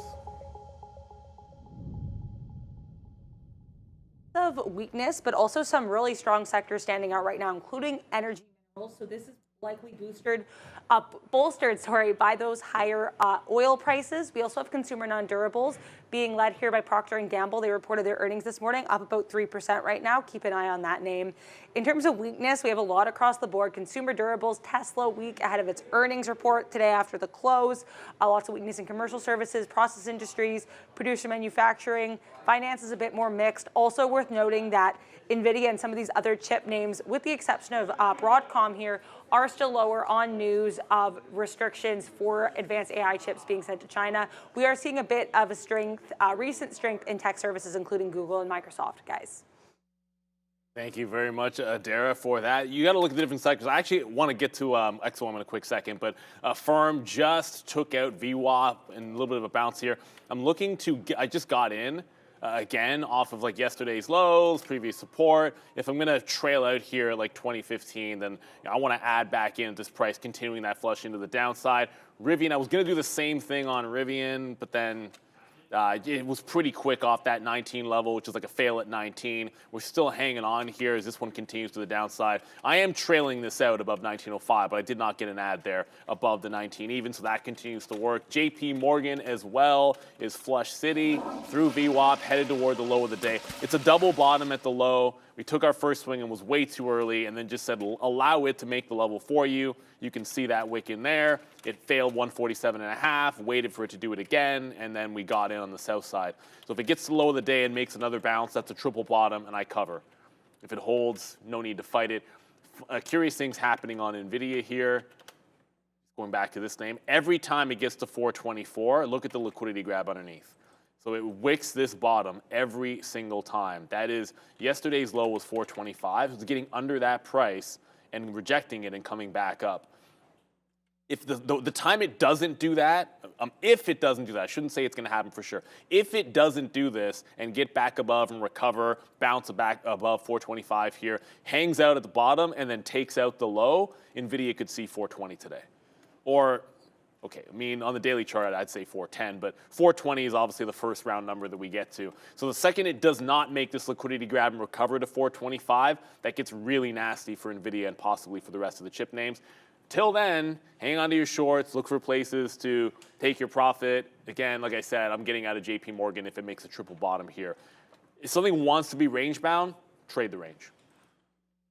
We just tweeted out that hopefully you guys have been staying late for the recap shows, because we've been waiting for this BAC $28 mark. We've been talking about it pretty much every single day. It's come in. I mean, it was a good support. I mean, just for the last couple of days, so on BAC earnings, on JP Morgan earnings and whatnot, Bank of America comes up to $28, and we are looking to fade all of these names. So there it is right there, all the way back down to the 200 period. Like, this has been such a great day for the shorts if you were patient, and now I feel like you're bouncing off 15.1. So just to let everybody know, like, we have about 20% left of our BAC. We have about 7 or 8% left of our Apple and Intel. We have an embarrassing left of 10%, hoping to get more up there at 36. If you're hoping to join us here at Day Trade the World, you could do it with a real easy opportunity here. For anybody located in Canada, this is absolutely free. You can gain real experience by trading real money. It's just a campus program. So it's Day Trade the World Campus, campus.daytradetheworld.com. Head over there, find out everything that we have to offer, including simulation mode, including a market introduction. And it's so easy. It's all right here, right on your pathway to success, all the way down until you get finally your trading goals live. So again, free. You know, some of the competition out there want to charge you a little bit for the training or for whatever. This is absolutely free. Come in. It's all remote. You can do this from home. Get with like-minded traders on the exact same platform. Every single thing that we use will be available to you as well. So Day Trade the World Campus, make sure you check it out, campus.daytradetheworld.com, and make sure you kickstart your career in the capital markets. Pretty much all my kids have already traded, and they're 9 years old is the youngest. So get some experience now. I think it's very important to have kids understand financial literacy. That is for sure. Okay, so just real quick, man. I'm not really waiting for anything right now. Google here at 140 is somewhat interesting to me. This was a level that we had looked at. It's Google's amazing stock. It's the best of the tech right now. It's well above its 50-period moving average. It's still going, wow. BAC moved down again, man. That has been a monster trade for me today. But you could see there 140.50 has been the high. I'm actually looking at this dip buy opportunity for Google because of the strength here. Nice move up against the market. Watch out for 139.50. If it can come back into that level, I think we want to buy it. But yeah, that BAC is really slipping up here. Yeah, the market's trying to bounce here. I actually got out of JP Morgan because it kind of did that thing where the market bounced. Whoops, it's still a New York stock, and it triple bottom. So triple bottom, get out. I'll reload the level. If it's just going to be this range in here, I'll wait for it to get back into the top and then jump back into it. But you know, when you get that lower high, when you get that same bottom, it's not really a higher low, but it's kind of like the same bottom. You just got to be able to accept the fact. When a range-bound market shows your range, wait for the top, wait for the bottoms. I did the reload off VWAP on a firm. The way I look at it is either going to hit enter twice. There we go. It's either going to curl again off VWAP to the downside, or it's going to break back up and continue its trend up. So if I like this one to continue weakness, I want to short it here, stop it there. If it fails VWAP, I might jump into this one again, and all roads lead to me only in Rivian, which is basically the only stock kind of like start to finish because it's only falling to the downside. I did want to point this out. I have a trail at Rivian now. If it breaks this channel to the upside, I'm out. That's a fail of the 19 level. Try to find relative strength and weakness. It's not always going to be the perfect setup. Like, you're not going to get 20s if it doesn't go to 20s, but then it broke this flat bottom, showed you a bid, and then came right back up and had a consolidation. This was while the market was showing a lot of strength, and it was starting to fail lower highs. So that was the reason for getting into that trade. Boeing looking strong. Yay, I say tepidly. So this looks good on Boeing, and I said the other day, like, if it doesn't bounce from here, Boeing is screwed. That was probably like half an hour ago or like an hour ago. So first step, I guess, is good. It's actually a really good breakout of this channel off of the 189. This has a lot of room to run to the upside. The problem being the market's getting its butt kicked right now. So chasing a Boeing long is not necessarily my cup of tea when everything else is going to the downside. So, and especially, I mean, you saw the airlines, like UAL is bad today, but it's a good little breakout for Boeing. I'm cheering it along. I just do not want to chase that long when everything else is looking relatively weak. For now, the market is trying to catch a bid here. I think you look for some like chip bounces. Like if NVIDIA continues to hold that level, AMD has been strong, relatively strong the entire day. So wick bottom, higher low from yesterday. It's trying to hold on to 103. Like if this holds that and we break back above 104, suddenly this looks pretty decent. Like liquidity grab, higher low, the next step would be breaking out the high. So wait patiently for that to happen. Yeah, we're trying to look at a few different things here. AMD up there to 104.50 could be coming into play, but we've teased something on the chat. People want it. People are going to get it. It's what's for lunch. All righty. It's been a couple days in a row of chicken, which is per usual around here. But for anybody looking for something different today, which one am I going to hit? You get it. Today it's coconut crusted Atlantic salmon. Yes. Not bad, with Hakka style noodles. Don't know what that is. Same. But the noodles should be good, so we will look forward to that. Of course, it will be for moi a salad, but we'll see about what those noodles are all about there. Crusted Atlantic salmon sounds good for the. Oh, I know those. The traders back there with Hakka style. You know these. Noodles. Yeah. I see. Yeah, I I know see what those. what you have up there. So that should be pretty good. We'll look forward to an interesting lunch there today. As you can see, this right now, that's gonna NASDAQ be down delicious. almost double what we have on the board right now, down 0.75, and continuing to go lower right now is the market. So it's been a pretty bad day right now as far as the indexes are concerned. We did think that this was going to be a bearish day. Pretty much everything that we had written down was short, except for RBLX, which we had the long at $30, and we missed the long. So there you go. The shorts have been paying off. We got some great outs on BAC. It's down at 50 right now, and then Apple's still $1 in the money, but we've already taken enough damage on this name. Would like to take some more, so let's wait to see if we can do that here with Apple. Bouncing off the 50 period right now is AAPL. Could have taken some more short, but again, trying to be a little bit patient, waiting, bless you, for a big move. All right, it's Money Talks with Adara. The USD making a bit of a comeback here. This is the one day for the DXY. We saw a couple days of lows here. Now we are seeing some strength. We're hanging out around that 106.50, 106.60 area. This is likely because we do have higher yields. Right now here, let me just, there we go. Sorry, we have a bit of an issue, but basically, yeah, there was just an article showing that we did have higher yields. This is likely what's been having the dollar having a bit of a rise after a couple days of lows there. So we'll have to see how this continues through the rest of the day, if we can break that 106.70 or 107 that we were seeing earlier, guys. Dump it. The markets continuously head down into the lows. Like it's getting a little bit nasty in here. I'm no longer, like I was just saying, maybe AMD can make that step up, but man, if it cannot hold on to 103, that looks pretty nasty to set downside. NVIDIA is still bouncing. I was saying, like, the time that NVIDIA doesn't do the lick grab and hold, I think it gets really nasty. It's still bouncing and holding a little bit of strength, but I got my eyeballs on this. Like, it's making lower highs. Once it doesn't hold on to this level, I think it's plunge city for NVIDIA. Still going to hold on to Rivian. I think that can just be absolutely nasty. Tesla, oh goodness. Okay, so Tesla's bottom yesterday was exactly at 247. We're going to be there before we send it to the midday guys. At least that's what it looks like here on Tesla. Nasty, nasty move for them. I'm staring at NVIDIA to break down. Oddly enough, NVIDIA is the thing holding up right now. This has not broken lows. I know it's down 3%, so it's having a bad day, but it's holding its lows as the market continues to plunge, which is a bit different. Thank you, Randy. A little late afternoon coffee. You turn these guys over to Late Bears afternoon. or late morning. It's been really kicking to the downside here. Nice move by Randy.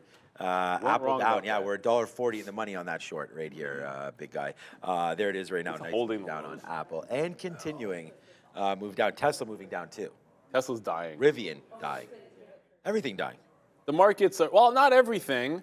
Oh yeah, that's XOM. BAC is a monster. XOM's okay, fine. It's up 1.3%. That's really good. Today, like, what are you looking at? You're looking at Spirit Aerosystems is having a monster day. You're looking at Boeing's having a good day. XOM up 1%. Yeah, actually, this has slowed down quite a bit. I was about to tell you this was really strong. Okay, never mind.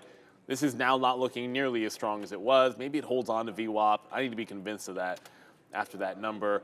Shopify, you just said D-low, Shopify, not everything. That's up, but that's breaking down as well. Like it's about to take out yesterday's close and go red on the session. So I'm not even sure that's super strong. ICU is a penny stock, so haha, doesn't count. And even this, to turn off that 80 level, remember we said 80 resistance, holding on to VWAP. Okay, so liquidity grabs underneath VWAP and then hold on to VWAP. The volume is tapering off, but this is maybe a more gentle consolidation for ICU to potentially make another run at the high. Holding on to the previous breakout price in front of 65. Gonna wet the beak on this one. I'm gonna fight a sneeze again. Gonna wet the beak on this one. You have to give it a little bit more room. Like you're not risking 1 or 2 cents on this because that ridiculously low float. I think you're risking more in the 3 to 5 cent range. At least I am here when it comes to ICU.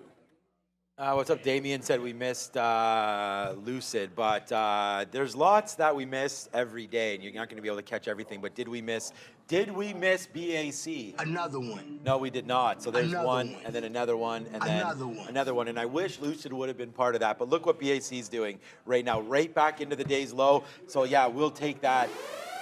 I mean, to be able to get 70 cents here on BAC is going to be a good take no matter what. So that's going to be a good trade right now. BAC, the #1 stock P&L-wise, then followed by Intel.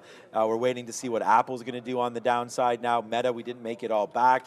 So look where Meta is, man, that 324. That 324 level is going to haunt me because it's a great out.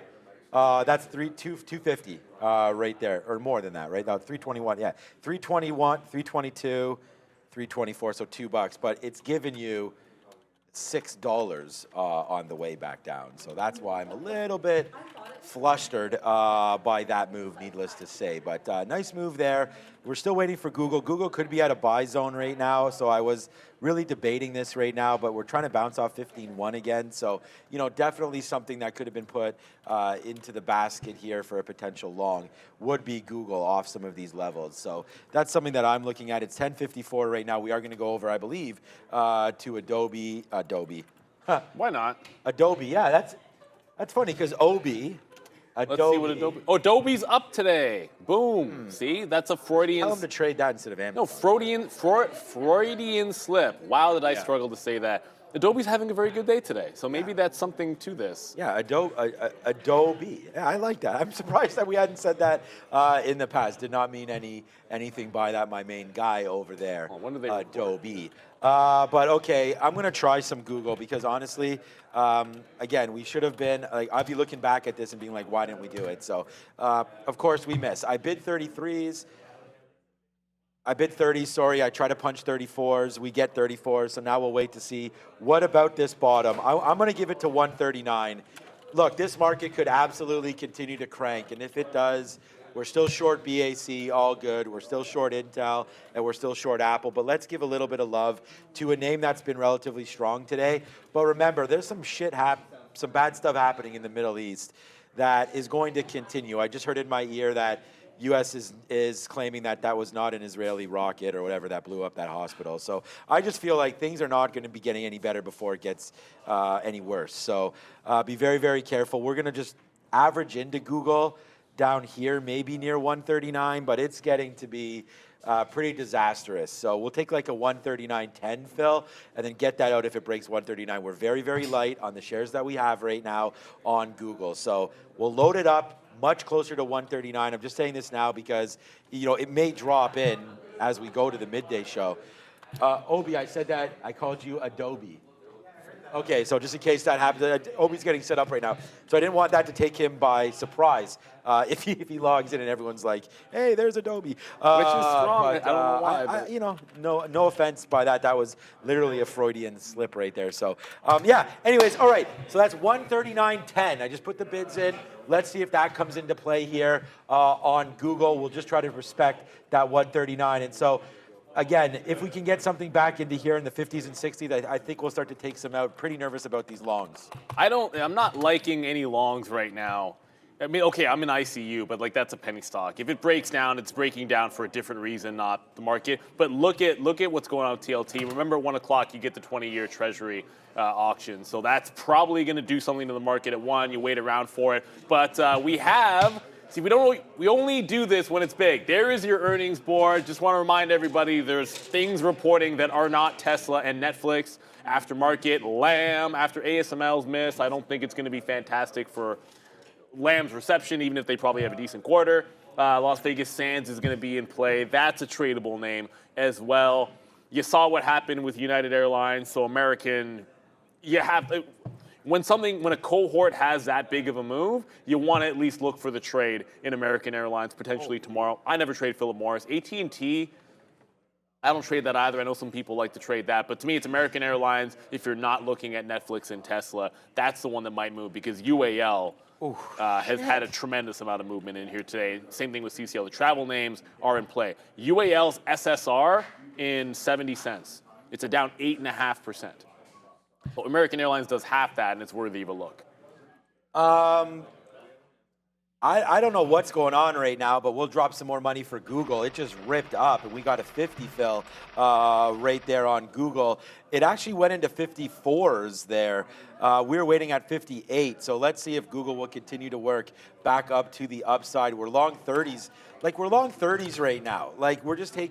We just took for fun 20 cents. Let's see if it goes back. Look at it drop back in. So this is probably a scalper's market to the long side, probably a holder's market to the sell side. So we'll take some more out here on Google. If it goes back up, I just put an order at 43s as well as 58 coming through. But there it is, man. I mean, sometimes we're pretty good, and it looks like hopefully Google can create a nice upside move right there.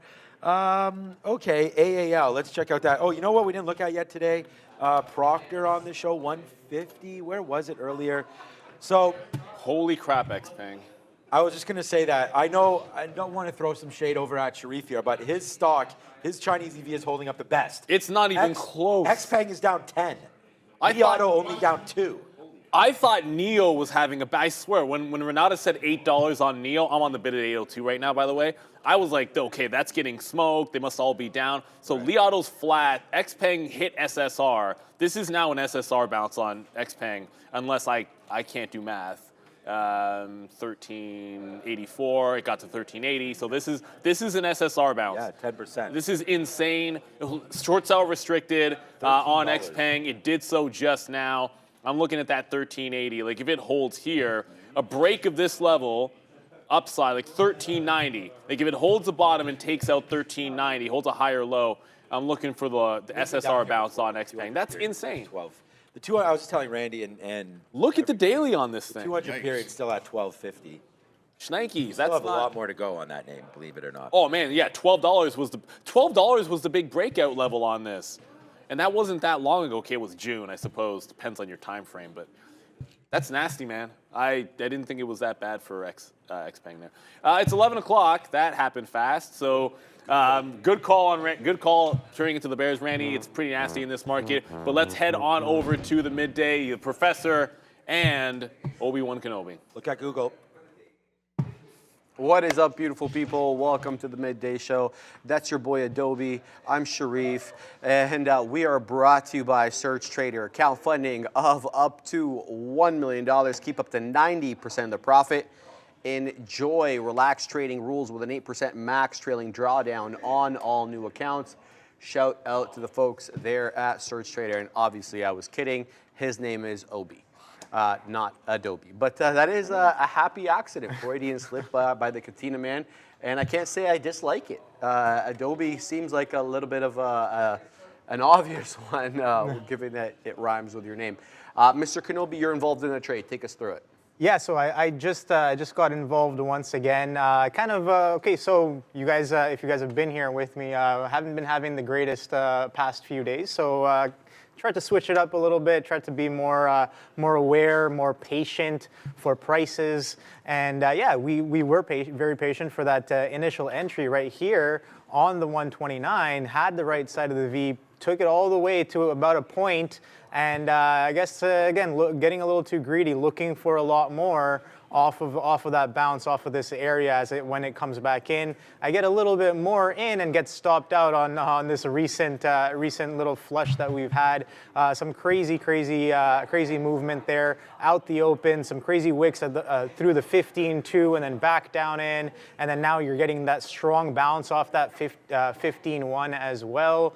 So yeah, very interesting kind of price action. Definitely things are getting a little bit spicy here. So that was a trade. That was a trade on Amazon there. I kind of was interested in getting long at this level. Held a little bit. Held a little bit, I guess, too much. I guess when it goes about a point in the money, I didn't take anything off. That's something I have to reconsider about taking at least a little piece off there. And then if I am looking for the full-on continuation move, maybe be a little bit more patient for that. And I can see from the corner of my eye right here that the TQs are starting to blast right back up. So like it's been crazy the type of like lick grabs we've been getting, both the upside, the downside. You can see how crazy these 15-minute candles are on the NQ as well. Now I think Sean was talking about BAC. I did also trade BAC this morning.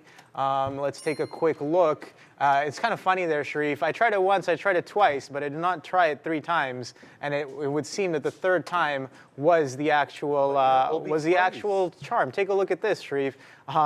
Yeah, this is a little bit frustrating, I guess. But you know what? If it doesn't work, it doesn't work. We were on the front side, and that's a valid place to kind of stop out and keep your shorts tight. So we get short underneath this 28, kind of breaking through yesterday's high. I was looking for the failure to follow through, get stopped out once, get back at it right again, get stopped out twice. But it seems like that 28 area was a decent area to short. If I kind of got back there, kind of stuck with the bias, it seems that short did come into fruition as we wiped all the way back down, almost a full point towards opening prices there on BAC. Very strong sell off of that failure to follow through 28.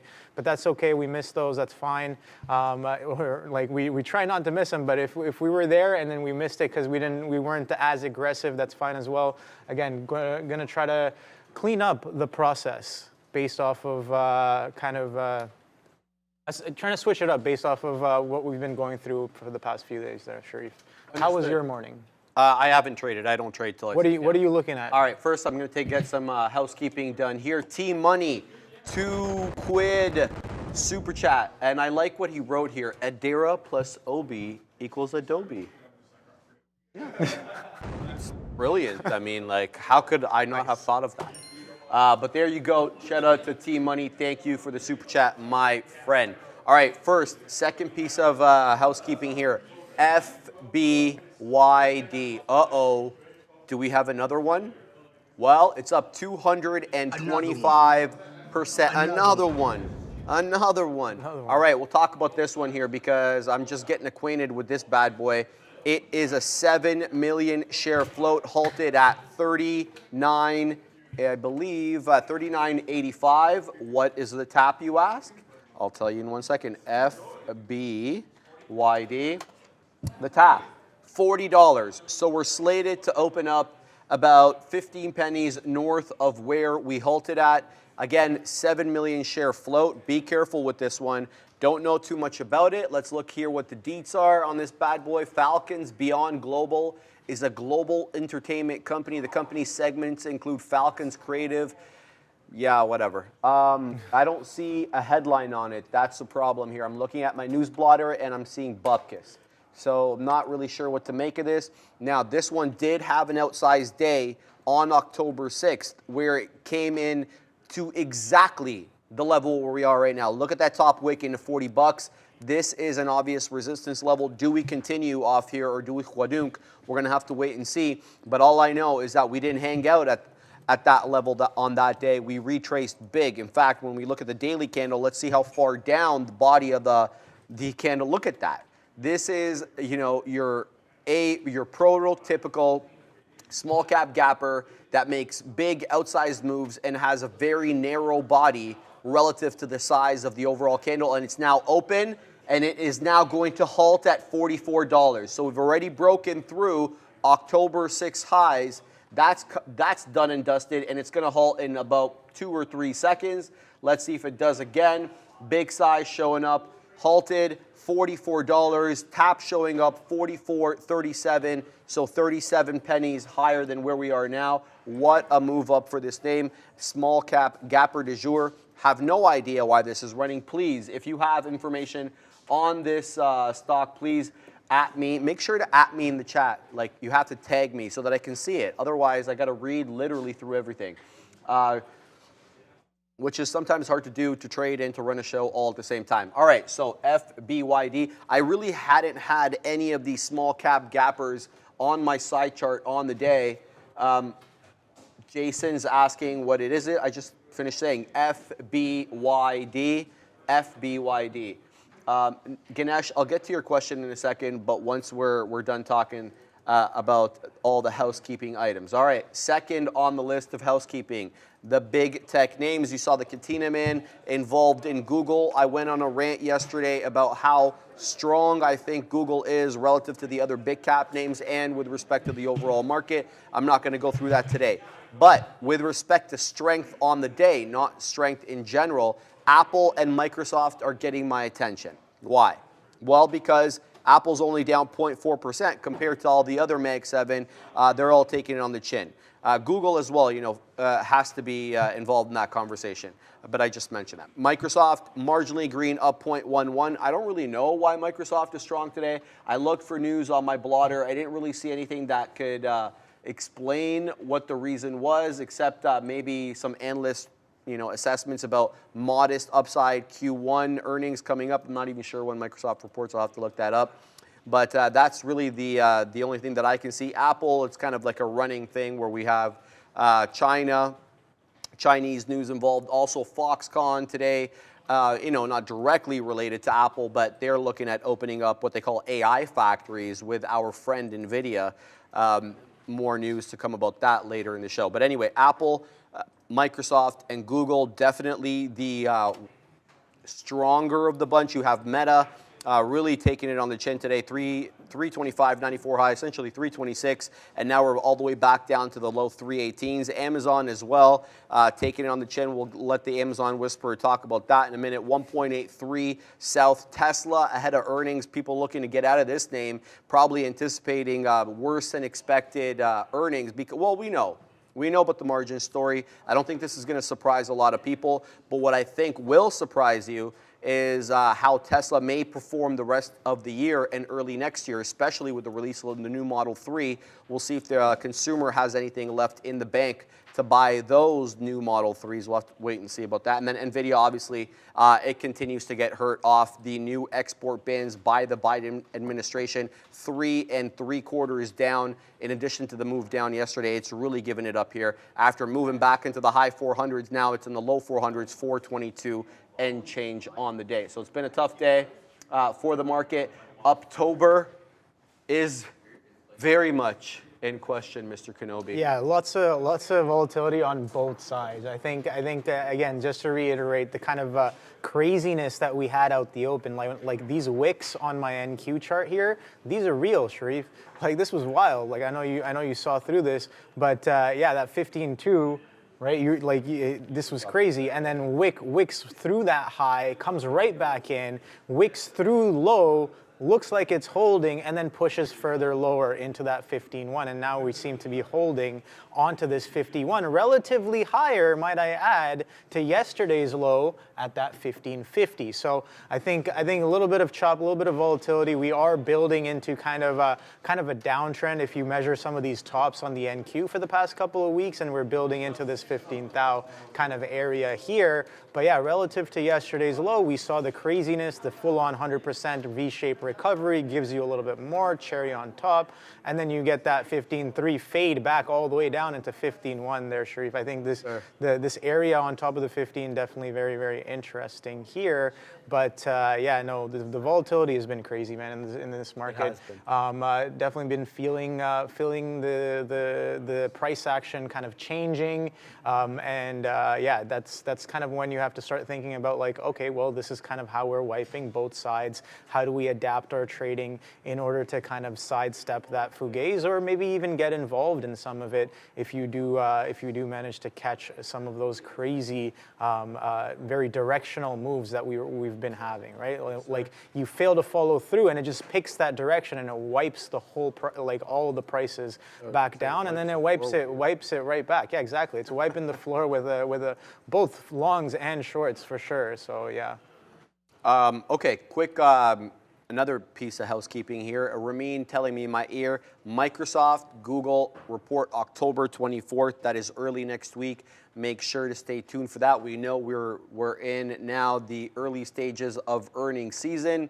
Hence, why the earnings board was on today at the end of the morning show. So you'll be seeing that every day for the next couple of months. And these are always good times to be involved in the market, as a lot of volatility results from earnings, because you're going to have big money repositioning, et cetera, et cetera, et cetera. All right, let's talk a little bit about some other small cappers, because I don't have any trades on at the moment, nor do I have anything set up. Faraday Futures, this is getting an SSR bounce. For whatever reason, it is short sale restricted. I think maybe off yesterday's price action. In any event, it is up 8.54, and it is at day's highs. $1.50 is where it's at now. That breaks through yesterday's highs, which was, by the way, was $1.42. So we'll see if we can run through that $1.50. Okay, that $1.50 came and went. Now it's $1.51. Faraday getting a nice move up here on the day. Let's look at the half-an-hour chart and see if we can chart anything here with respect to resistance levels. Well, obviously, what stands out is the breakdown area here that we had on September 27th. That's when it really started moving down. Adara and I looked at this car yesterday towards the end of the midday show, and it's like $300,000. So their TAM is going to be quite small. TAM stands for total addressable market, and the amount of consumers really that can participate in the purchase of their products. So, we're going to have to wait and see how they do. But in any event, 170 seems to be the level there. Couple of touches at that $1.70 back on September 27th as a support level before giving up the ghost, and then running into that $1.40, actually breaking south of 150. So we'll see how Faraday does on the day. The deets on Faraday, though, I'll tell you quickly, 15.8 million share float. And I've got trade ideas loaded up today, like the good boy that I am. FFIE, short float, huge, 41.25% of the float. Now this could be as old as 14 days old, so it could be more, could be less. 41.25% of Faraday futures is shorted, of the float is shorted. Okay, so this one has definite short squeeze potential, no question about that. It's one of the larger ones. It reminds me of Carvana and Affirm and all these other heavily shorted names. $1.51, going to keep my eye on Faraday. All right, the other piece of news here that I want to tell you about before I send it back to the Kenobi is FBYD, the tap, $25.81. Guys, we halted at $44. The tap is showing up at $26 now. So this is going to absolutely khwadunk. As of right now. We'll see if that actually prints that way. It looks like it's going to be at least a 10-minute halt. We are past the 5-minute area, so make sure you're looking at that one. Now we have another piece of housekeeping here. Sorry, Mr. Kenobi. Ian Rispetto, $1.99 super chat. Thank you very much. Ooh. Can you look at CAT? Big drop today to 258. Yeah, that's another one that's in my long-term portfolio. It took a hit today. Here it is. It says today this is the largest percentage decrease since April. I'm assuming this has something to do with the miss on the housing starts. We got that data point this morning. Housing starts were lower than expected. Look, this one you're going to have to hold for a while because we don't know when builders are going to start building with the amount that they need to build. We know that there's a housing shortage on the south side and north side of the border, this country and in the United States, and Caterpillar is obviously going to be involved. You're going to have to pack your patience. Don't buy too much too quickly so that you can dollar cost average into this one. That's been my play. I have a very small position relative to the other stocks that I have in my long-term portfolio at the moment, but you're going to have to be also very aware of those data points that I just mentioned: housing starts, new homes, etc. You're going to have to know all about that. And from my understanding, home builders aren't building because of high elevated rates. Number one, demand for mortgages, whether new or new mortgages or continuations or refinancing, they're all at multi-year lows at the moment. So that's number one. Number two, costs to carry all the building supplies and the debt that they have to incur to build those homes higher than that hurts their margins. So they're probably going to wait for a lower rate environment before they start building, at which point I think Caterpillar probably does a little bit better. So that's just my 2 cents on that one. But Caterpillar, yeah, you're going to have to have some patience. Here's what this article says. Caterpillar on pace for largest percentage decrease since April, would be the lowest close since October 5th, 2023, when it closed at 260. On pace for the largest percentage decrease since April 4th, 2023, when it fell 5.4%. It snaps a 2-day winning streak, down 4.4% month to date, up 8.8% though on the year, down 9.64% from its all-time closing high of 288.65 back on August 1st. And you get the idea. You can screenshot this if you want and then have a look at the details. So thank you very much for that, Ian Respeto. I saw a bunch of people tag me in the chat, so I'll have a look at those questions and I'll send it back to the Kenobi. Yes, sir. So, yeah, that 15.1 seems to be holding very well there. We kind of got that acceleration off of that level. I'm watching the TQs here as well, kind of broke past this kind of consolidation from so you kind of you pop up through the 38, you come back in, and then you consolidate underneath these pre-market and opening range lows as well, and then now you're breaking above that consolidation, kind of breaking the high of that consolidation as well. Similar story kind of happening here. Amazon maybe a little bit lagging behind. This consolidation happens here at that 129.60. We're about 15 pennies away from that, and yeah. So, but the TQs has already kind of popped through its consolidation high. So let's see where we go from here. I have Amazon VWAP at around 129.70 as well. So a little bit of a confluence there, just about 10 pennies away underneath VWAP, that consolidation. So I think that if the market does turn and that 15.1 does hold and we continue to just chop around like nobody's business, we might be catching a few players offside that are looking for bigger picture moves, quote unquote, if the market's just going to go sideways and chop around. So that's kind of the idea there. Let me know what you guys are trading in the chat there. UBS, yes, of course. UBS had earnings today. Definitely one on my radar, but that didn't necessarily do what I was looking for. Kind of a solid, strong gap down and holding this 24.5 level very, very peculiarly right there. Kind of this. A bit of a resistance from before turned support, right? So that's interesting to see. But yeah, UBS. What else do we have? We had UAL last night as well. So UAL had earnings last night. UAL, not WAL. Yeah, so UAL had earnings last night. Quadunk off the earnings reaction. Consolidation can't really hold out the open. That 38 flushes. Nice little lick grab. Failure to follow through of pre-market highs and also consolidation post earnings. And then a nice fade with a hold underneath the VWAP there for those of you who were involved in UAL. Now, again, I did have this on radar. It didn't really come into the prices I was looking for. I was looking for kind of like this 40 and this 39 to kind of interact, but those never came in, and we kind of just blasted to the downside on UAL. And of course, we had Morgan Stanley. Morgan Stanley reported this morning, and similar kind of action there, kind of a fade right out the open. And 78, we saw that 75s. I think 75s was a decent area as well to get involved. That kind of opening reaction flush low, and then you kind of break that and continue to bleed lower on Morgan Stanley earnings. Now, it was funny that a lot of these banks were just kind of like bidding straight up off of earnings, and then that kind of slows down a little bit over the past couple of weeks, and some of these start to sell off again. I think that when everybody starts noticing, like, what was the first bank to report last week? I think it was JPM, right, Sharif?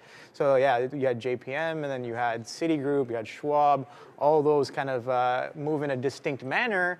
The trade gets a little saturated, and then they start moving a little differently as well. So definitely nice to see that bit of what do you want to call it? Like it's not as inefficient as you think as time goes on, right? The things that work kind of stop working, and that goes on to kind of push the fact that we as traders have to stay as adaptable as possible in a changing environment. Not everything's going to move the same way for too long, because if people start to notice, that move is definitely going to become a lot more efficient and saturated and more competitive indeed there, Sharif. So those are kind of the names I'm looking at here. I know people talked about TQs. I did ask what you guys were trading. Kevin Mendoza saying SQs. Okay, sure, yeah, we can talk about SQs as well. Kind of a very similar. I'm expecting to be very similar to the TQs, just a little opposite there. So we made this consolidation, and now we're holding above this morning consolidation. So yeah, a little bit of opposite action, hold a VWAP as well on the SQs. So decent look there. I know Tesla's been moving around. That 250 was definitely kind of a level to work with, and we just straight quadunk through that, Sharif. Take a look at that. Barely gives you any time to really interact with that 250. 251, 252 being kind of like that consolidation low from the morning, and you just quadunk straight to the downside there on Tesla. Catching a bit of a sell-off. You can't really push. We talked about how that 262 was nice. That 260 becomes resistance, and then that resistance steps down in towards that 250. So yeah, man, Tesla not looking too good there, as it is pulling back on a larger time frame. All right, FBYD still halted, guys. It looks like it's going to be around 15 minutes a tap now, looking like 27 bucks on FBYD. So we'll keep an eye on that one, and when it opens, we'll bring it live to you. All right, Reliable Rudy was asking me about FAST. FAST is the ticker. The company is Fastenal. It is a $34 billion market cap. They reported earnings on the 12th, and hence that big candle there that you see on the chart. Here it is. Yesterday, we closed out at about 60 bucks, just a smidge above 60 bucks. We are at almost at all-time highs, about 4 bucks off that level. Bit of a double top there, not surprising, in January of 2022 when the market really started making its move down, but we're not off all-time highs by that much. It's essentially a wholesale distribution of industrial and construction supplies. The company is a distributor of threaded fasteners, bolts, nuts, screws, studs, and relative washers, as well as miscellaneous supplies of hardware. Not really sure why this one is doing real well. I didn't obviously have an opportunity to look at the call transcript, but if construction in general isn't doing that well, industrials haven't been doing that well either. Not really sure why this one has been running. There must be a reason, obviously. But we know commercial real estate building is declining. I just finished talking about new home starts being missing expectations this morning when we got that data point. So I don't know too much about it. Reliable. It looks really good though, especially off the retracement. Like, I mean, the highs were around 64 and change, and the lowest we got there after that was 43 bucks. I'll take that any day, especially given some of the retracements we've had on the overall market. So it looks good. Fast, looks good here. With respect to day trading stock, I mean, it's not really the cup of tea that you're looking for as a day trading stock. I mean, it's done 1.1 million shares on the day. This is one of those ones where you buy and hold. I'll have to look into this one, though. This seems to be a very interesting one, at least, just from a cursory view. Did you see that white bub? No, but I want to talk about Apple, because, and that kind of has something to do with the NQ, making a move back up. All right, Apple, I took the position that this is looking like the best of the bunch on the day, despite the fact that it's still right on the day. And here's why I say that. Look at the chart pattern on Apple on the day. I'm seeing higher lows all throughout. How many other Mag 7 stocks can you say you see higher lows on? None. None. Except maybe Microsoft, and it's on a much smaller time scale. Essentially, since 9:30, Apple has been making higher lows. Okay, it got back into that 175.50, and since that time, every dip has made a higher low, save and except for the fact that we haven't broken through the top, which is at 177.57. We're still south of 157, but we're just a smidge below it, 10 pennies below, 176.90 at the moment on AAPL. Still very much an inside day with respect to yesterday's price action, 178.50 the top, and then the bottom there on that big boy Huadunk, when we broke 175, we got about to 174.80-ish and change. But Apple looking like the strongest of the bunch to me. I was kind of thinking about getting into this one earlier, but I'm like, Sharif, don't do it. It's a counter trend trade. The market's down. You're going to be taking this one, kind of against the grain. And that was about 176.50, 176 and a quarter. Would have made some money on that one, but looks like we're having trouble breaking through number one, 177. Number two, yesterday's close at 177.15, 17, something like that. So that general area probably will pose an area of resistance on AAPL. Keep your eye on that one though. Now Tesla, with respect to that, this is either finding a good area of support based on yesterday's price action, or this is going to be a flat bottom break. Look at this 247, 247 and a half area. That's exactly the area that we troughed out yesterday. And then boom, we went all the way back up to close green on the day. From 247, we went to 257. Tesla was very interesting as a mover on the day. We didn't close out there, sorry, we crested out there. But here we go again with that 247, 247 and a half level. If the market gets a bounce here, Tesla could see a nice move up, much in the same way that it did yesterday. So this consolidation area at 247, pardon me, not really surprising, but it just, guessing which way it's going to go is kind of a little bit of a dangerous game for me. So I'm going to, participate, not anticipate. And then one final thing here before sending it back to the Kenobi is FBYD just opened up again, and it huadunked all the way back down into 27 and change, but now it is halted up again at 32 bucks. FBYD can't really seem to stay open at the moment, but it is halted higher than where we halted initially. So the big move back down in 27, then a big move right back up. FBYD up 169% so far. That's crazy, man. We've been having a lot of these movers, these small caps. I think I forget which one was the first one as of recent. Tempest, I think. Yeah, TPSD. We talked about how it had a crazy move over 4,000, kind of breaking records there. As I think we talked about SPI was the closer one, about almost 4,000 and change % move intraday, and then wipes it well back down. And before Tempest, that was the crazy mover. And then now we got another record setter there, the Tempest. And then I guess every other small cap. This is what I noticed in the small cap kind of world. You have like a multi 100% or multi 1,000% runner, absolutely, and everybody tries to hop on what they think might be the next one. And you know what? It works to a certain extent, but at the same time, you definitely have to be very wary around some of those tickers. As you can see, very volatile, very competitive to get involved in some of those for sure. But so we did kind of bounce off that 15-1. We're holding relatively higher lows, roughly. So that's what I'm kind of I'm still watching my position here, still holding on for now. Let's see how far we can get off of this bounce, if that's even going to be there. I charted some lines there. Don't really mean too much unless and until we can even get to those prices.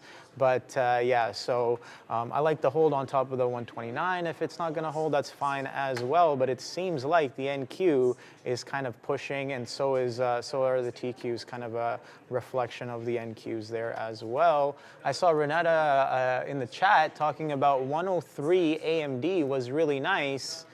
Oh boy, Sharif, yes. Take a look at what? at the AMD. AM? We kind of I think I've talked about this 104 kind of 60 level before, and happens to be just the top on the day, just underneath that 105. Can't really push through that 105, but yeah, that 103 definitely a decent area to get involved, especially for the long.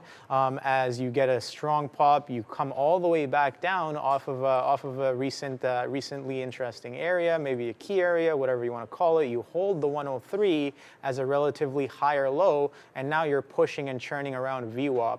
So I think that's definitely a decent look for the 103 level on AMD there, and it seems like we are holding as well across the board as we continue to kind of chop in and around above this 15.1. Not really looking too much at the ES today, but that 4,400 we talked about yesterday, that's serving as resistance for now there, Sharif. So yeah, I don't have too much else on the board today. I'll talk about something here. We talked about some of the earnings names. We talked about some of the larger caps. Now I know we haven't really done a rundown, but I think Sharif might have done a quick one recently, just going through all the names: Apple, Softy, Google.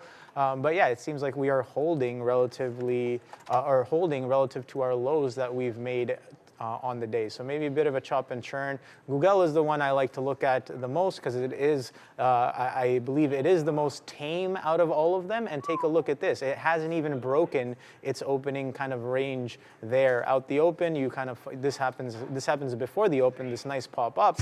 But look at this opening range right here, 140.80-ish to 139.30-ish, and we've stayed well within that range on Google. So a little indecisiveness on the Google there as the markets kind of look for a direction around this 15th there, Sharif. I think if we look at the longer term, we're kind of building into that 15th, right? Yeah. On the NQs. So I just want to update the viewers on a couple of things, Mr. Kenobi. Is first and foremost, FBYD just halted big down or didn't halt. It moved down into about 27 or 28 and change, and now it's flying up through that 31 3/4, looking to take 32. Neil just alerted me it's $1 and change per share to short this on our system. Very dangerous. All right, I'm involving myself in a bit of a sassy trade here, and that is no pun. I'm actually involved in it. We're gonna see if this one can hold $6. We know that the other day it made its way up almost to $8 or so, 790-ish, 780-ish and change. We'll see what this one can do. It just got going here, showing up on my news blotter, a multi-day runner. We know that for a fact because it really had an outsized move back on the 13th. Trying to do a bit of a dance with 6, but this one could khwadunk. Small size here, guys. Just kind of to get myself involved in some trades and wake up a little bit. Up 58, almost 60% at the moment. Trying to do a bit of a dance with the $quarter area. I think we wicked up into 624, so just a smidge below the $quarter there. There we go. I got the fill at 625, but this one, you know, I anticipate to be quite volatile. All right, and you know, as has been the case with most small cappers as of late, they go into an important area and then they retrace back down as people initiate shorts or take profits, one of the two or both. So we'll have to wait and see how this one does. Next beak weather there at about 650 or so. We'll see if this one can squeeze into the partly into that 650 area. Show me good signs right now. Showing me that it looks like it is poised to hold that $6 or so. I just don't want to overstay my welcome too much on this, so we're going to take another little bit off there as we move up nicely here on Sassy. Mr. Kenobi, I put in the new trays yesterday, and my teeth are killing me. Oh, every Tuesday night I put new trays, right? And incrementally, they obviously they're moving your teeth, and they become so sensitive. So if I have trouble, you know, pronouncing words or a word or two today, forgive me. Juan Padilla, do you not trade in the morning, brother? I do not. I do not. I am not a good volatility trader like the big kahunas are. They like that kind of stuff. I also have other responsibilities that I have to do around here, you know, not least of which I have to prep so that I can talk smack at the big desk. I also go for a walk, right? So I have other things that I have to do, so I don't trade in the morning. So right when I get on here is the first trade you'll see. or like 15 minutes prior to that. Like when I have sat down on my desk and started preparing for the midday show, maybe I'll see something that I like, I'll involve myself in a trade. Yeah, but I don't typically trade at all in the morning. All right, what are we seeing here? I'm seeing a couple of things. Firstly, on FBYD, we're halted again, Mr. Kenobi, 34.06, so second up halt in a row. And then Faraday Futures, I didn't have this up for whatever reason, FFIE. It is not a New York stock, Sharif. There we go, load, has broken through that $1.50 quite decisively. Now we're knocking on the door of $1.55, but you're gonna have to size in quite heavily on this name because I don't foresee a big outsized move in the same way that we get with these other small cap gappers where we move $1 or $2 on the day. You're gonna have to take, I'm not telling you what to take, but several thousand shares here for the move to be worth it, at least for me. So, probably gonna steer clear of that one unless it really does something that gets my attention. But for the moment, keeping my eyes peeled on this SASE trade, looking for that 650 move. Yeah, sure. I think you made a good point there about like different kinds of trading based off of the time of day, and I'm realizing that as well. I've started to kind of compartmentalize my day into like morning half and then mid half and then later half and maybe even some more chunks there as like I've been looking at like in terms of like scalping. I've found that scalping works a little bit differently in the morning than it does in like the midday session versus the end of the day session there. So yeah, definitely different kinds of trading, a little bit more patient and I don't want to say relaxed, but it's just like prices are obviously not moving as volatile as they are in the morning. So it's a little bit more clearer and cleaner to kind of work with a price that you may like during the midday on that. So I think I have been realizing that a little bit more there, trying to I guess fight for prices or a position during the midday. But in the morning, definitely a lot of good volatile scalps, a lot of good strong moves as well. You can see kind of how we had that nice dip and rip off of that morning move there, and yeah. So and then now we're relatively slower. Are moving relatively slower. You can see some of the candle sizes as well. You can see the TQs as well. Take a look at how large and long some of the candles in the morning session are, and they become a little bit muted, relatively muted to that morning session when we kind of enter into the lunchtime. I'd say past like 10:30, 11 o'clock is when that noon or midday session kind of kicks in. You can see if you have a lot of RVol indicators, you can see the RVol kind of drop off after that 10:30 and kind of pick back up near going into that power hour as well, into the closing prints. Yeah. So yeah, a lot of volatility kind of sandwiched on the day, and a lot of slower price action in the midday for sure. So yeah, different strategies, different type of mindset needed for the different times of trading on the day. That's what I'm realizing, especially with some of these larger caps there, Sharif. So I think it's quite astute that you make that. Yeah, it's just my style. And I'm not one to do a lot of trades either, but the trades that we do around here, they do all right. But not my style to overtrade either. So, all right, SECO, I had that one on from yesterday. SECO. This one seems like it's moving up into that $1.35 area, 20% on the day, not nothing. $1.42 is as good as we could do yesterday. That jives with the pre-market high and just a smidge above yesterday's high as well. So I'll keep my eye on that. It's a little consolidative for me at the moment, so we'll see what this one does. But now I've layered my outs here on SASE. Look, it dipped right below 6 for a second, and then buyers bought this one up immediately. I tend to like that, but I really like it to get away from 6 because that whole dollar level, it is concerning to me. I mean, obviously, not just because it's in my entry, but you want to see it clear away from the $0.50 area at least for possible support. I'd like to see it around the 650 area, and we'll trade around there, and then we'll see where it goes from there. But yeah, SASE definitely hanging out 6 1/4. A bit of I want to say a bit of a flat top at the moment on SASE. Let me just flip this start here. For whatever reason, it's taking a long time on my platform for SASE to load. I'm not really sure why, but yeah, 6 1/4, 6 1/3, definitely a resistance level at the moment for SASE, hence why I've layered my outs on this one. We'll see what it does, yeah.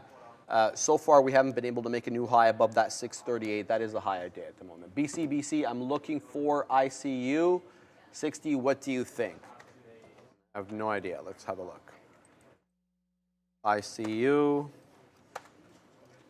A penny stock. I mean, I don't typically trade this, right? But it's up 49%.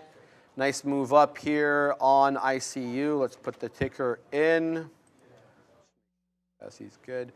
79 pennies, 79.5 pennies, the high of day, a bit of a triple top in and around there. It's south of VWAP at the moment. VWAP on my chart's around 69 pennies. It's around 67. So a bit of a base forming around maybe 66. Some of the bounces there, the wicks have been bought up, but I don't like this. So reclaim of VWAP, then an immediate move right back down. Look, for me, I'm going to have to size in quite heavily here, and then it causes liquidity issues. Yeah, well, it's interesting because you do have the resistance level here initially on the move up at around 8:30, I guess when the news broke, to 66 pennies, and you're getting a defend of that level. So it's good for now, but a bit of a head and shoulders pattern forming here possibly on the 5-minute chart. So if that 66 gives up the ghost, it might be a bit of trouble. I'm going to steer clear of this. It's not really my cup of tea. But for anybody wondering, the float on this bad boy, 6.6 million shares, which is quite small for a sub $1 name. C-Star Medical does have a headline. Here it is. C-Star Medical shares are trading higher after the FDA granted the company selective cytophoretic? Yeah, come on, bro. Cytophoretic devices breakthrough device designation for hepatorenal. How do you say that, bro? Hepatorenal. Hepatorenal, so like liver and kidneys. That's why we got OB on the show. Syndrome. So there you go. It's got a headline. It's an FDA headline. Gets clearance from them, and it's up on the day. Look, if it holds 66 pennies and reclaims VWAP, interesting. But it's going to have to hold this level that is kind of the high side. All right, back to SASE here. We got another print through the break of 30. A lot of volatility at this 30 level. Tells me that probably somebody is initiating shorts in and around there. It's not just one specific level. It seems to be the 30-ish area, not like where we have, an iceberg at a particular level. There we go. Nice move up. Another fill there. So 4 fills so far on SASE. Looking for that $0.50 break to kind of clear away from 6. That's what I've been waiting for since I got into this trade. There we go, Mr. Kenobi, through 40, looking for that 50 break, but the Huadunk may come here. And that's what happens with these bad boys.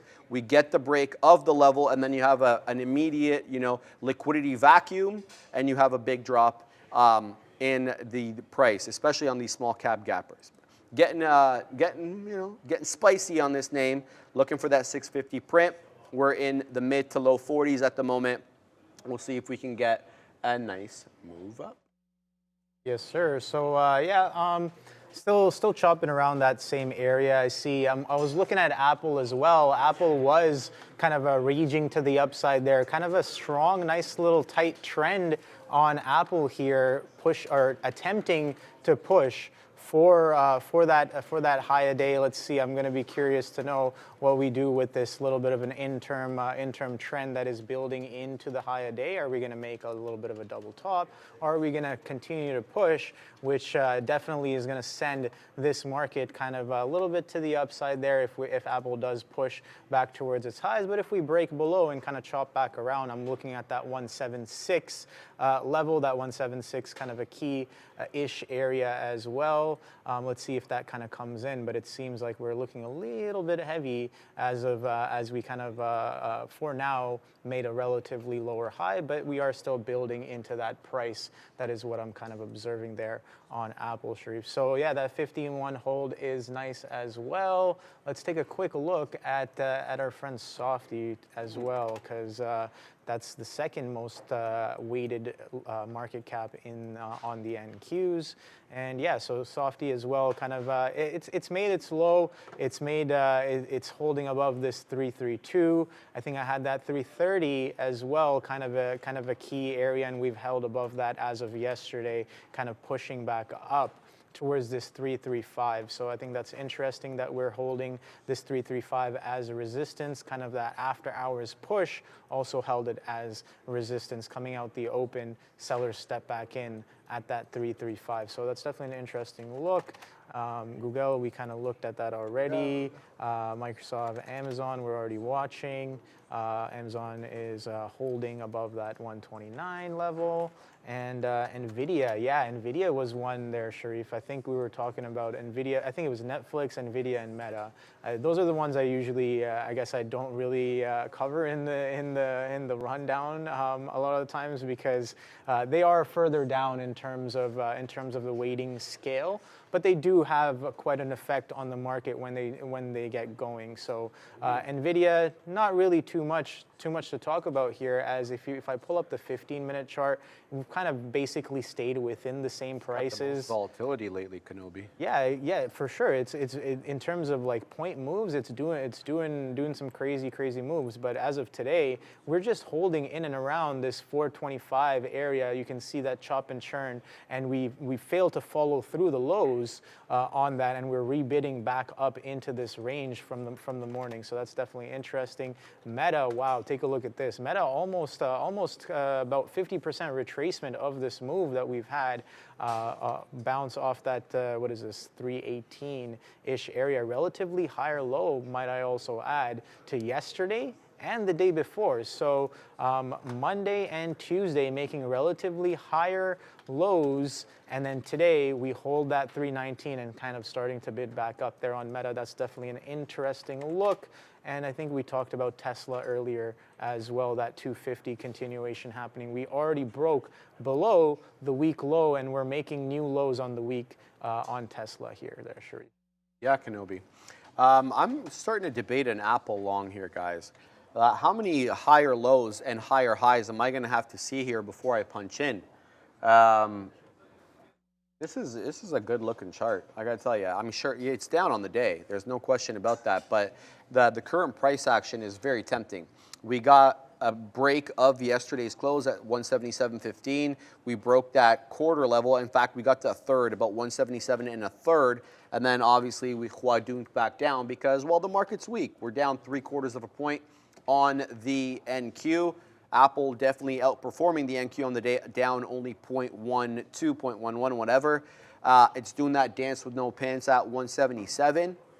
I'd like to get in along here, but what's holding me back is I'm not much of a counter trend trader, in the sense that when the market is down, I don't typically like to take these longs, especially on a heavily weighted name like Apple, which is it's the tail and the dog again. Which one wags which? Right? There's the tail wagging the dog, or the dog wagging the tail. And Apple is such a huge component of the NASDAQ. And yeah, so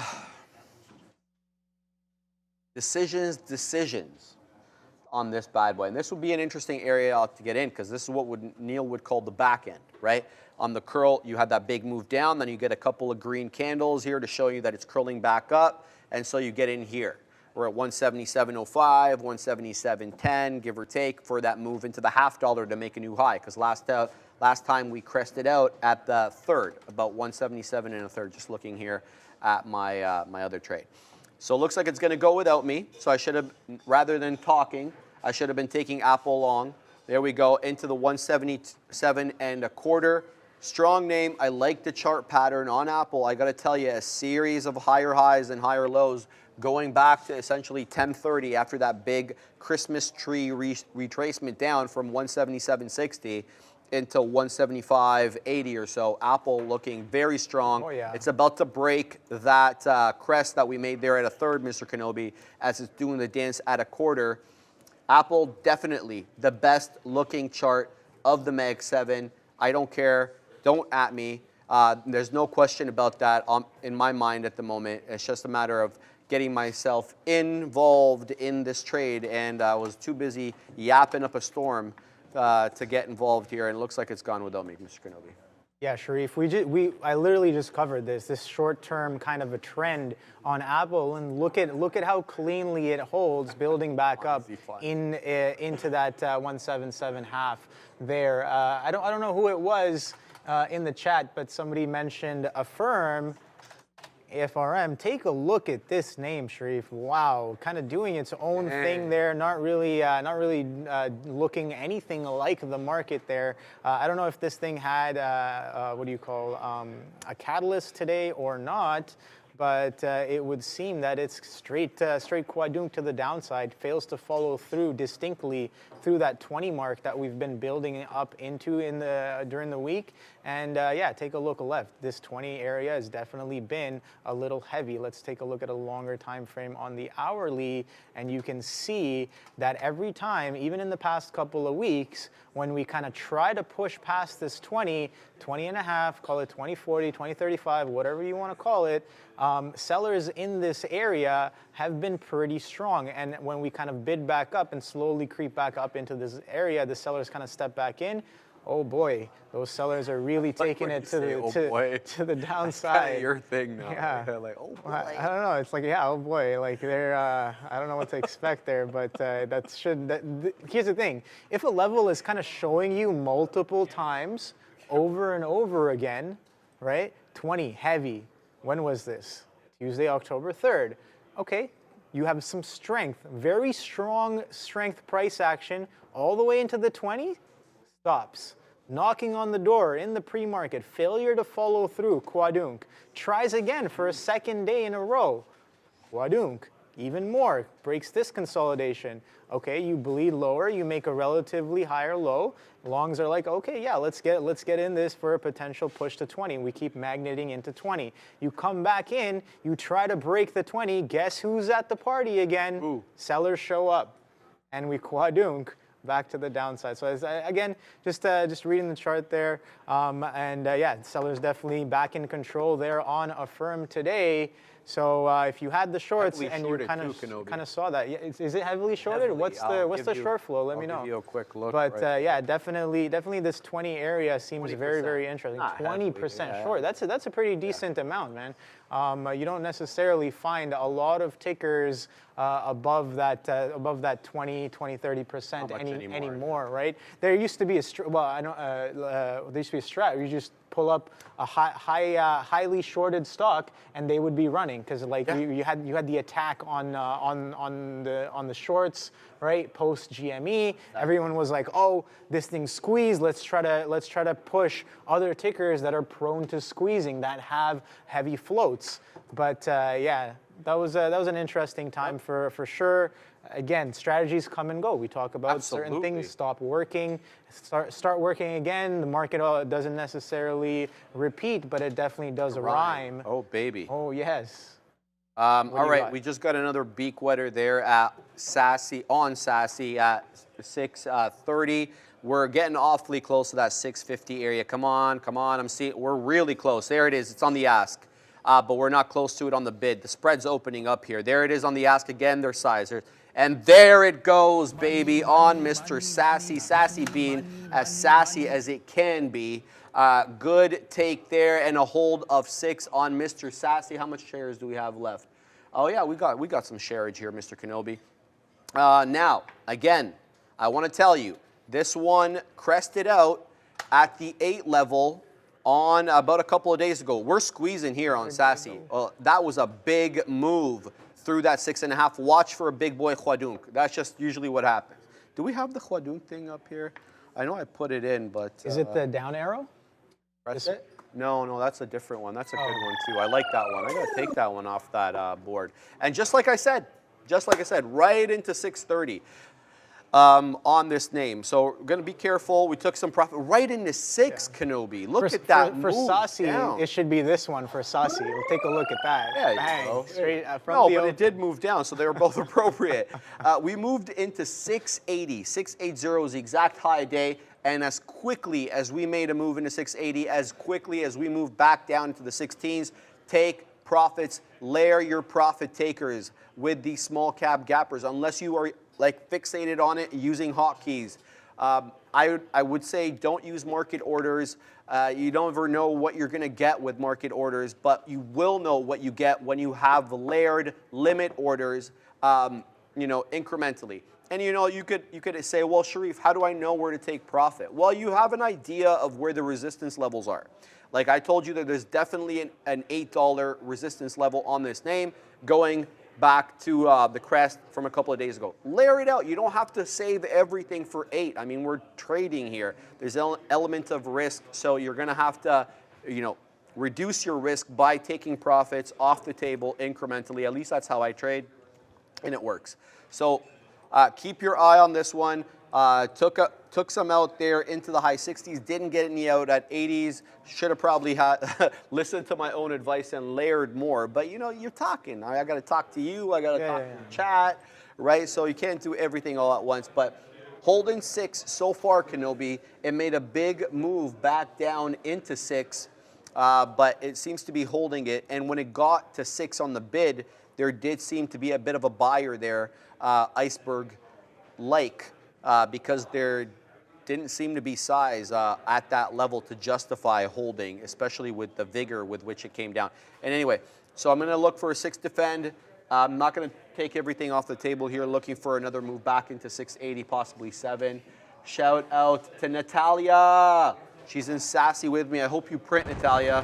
Good friend and a good contributor every day in the chat. JB, on the 13th, Sassy was at 8, could get there and dump. That's just literally what I finished saying. So I agree with you on that 100%. BCBC says AMD. AMD apparently is moving, Mr. Kenobi. yeah. Do you want to have a look at AMD?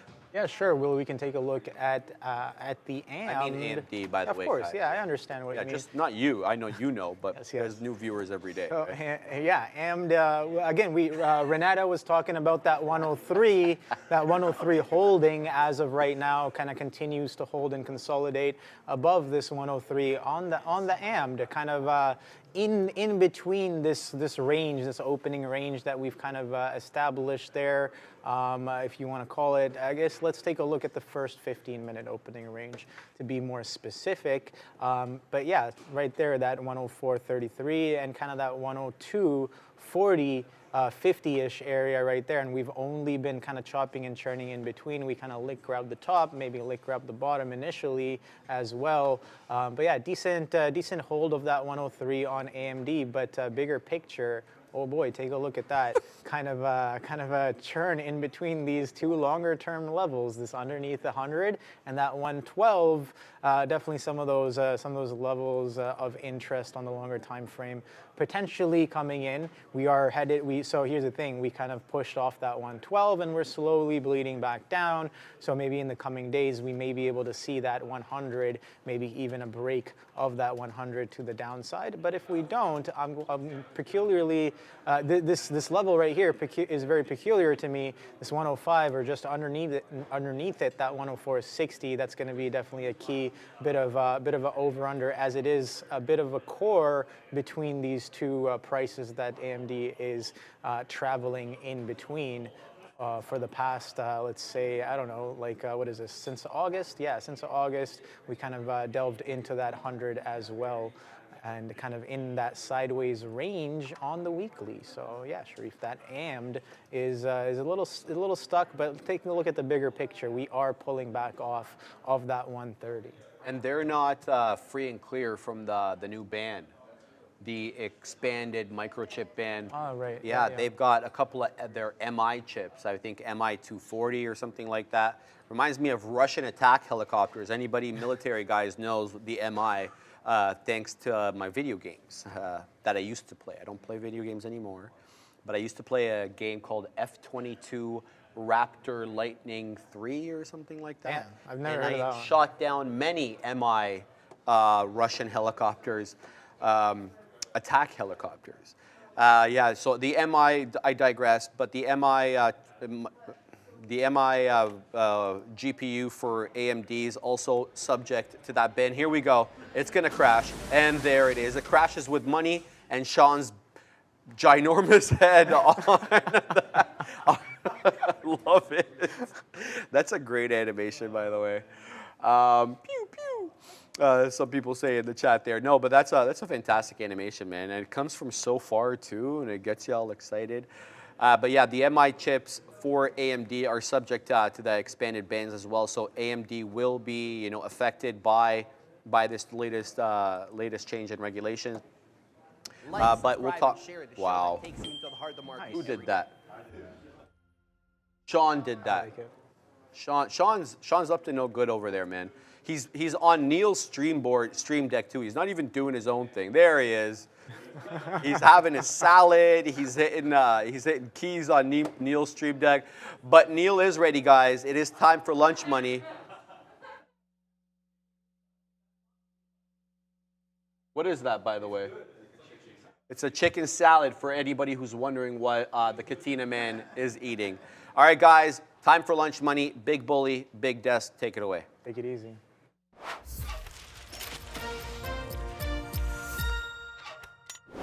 That's how we love to start off lunch money. That graphic with Sharif is absolutely fantastic. The salad is pretty good. I got halfway through my lunch, and I got to finish it when I get back to the desk. But lunch money is here. That's where we're looking for some ideas throughout lunchtime. And I want to start things off a little bit differently here because it's not just about setting up what's happening now. You want to look to just the afternoon and the close and where things are generally. So, we've been talking about treasuries. Anyone that followed the morning show, you do know that there is a 20-year bond auction at 1. And a couple of times this week or in the last week, we have seen big reactions at 1 o'clock to some of these moves in treasuries. And if there's not enough demand, that can be bad. We've tanked the market a couple times here. When you look at TLT, well, you're at an interesting level, to say the least. This is the daily. The daily on the 20-year treasuries. Now, obviously, bond prices go down, yields go up. Get that one out of the way. So as yields go up, that means these are going down, inverse. You're already testing an 84 bottom here. So you are right at the precipice going into this in another, like 55 minutes or 57 minutes, whatever it works out to be.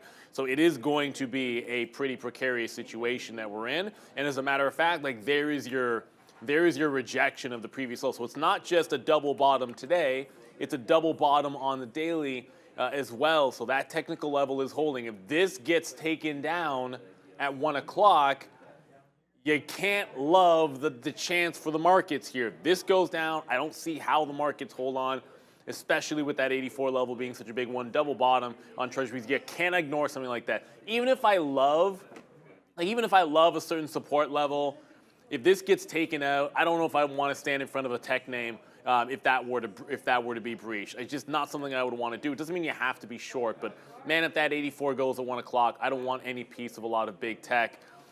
Going from there to an earnings name today that was not traded, and that's going to be Morgan Stanley.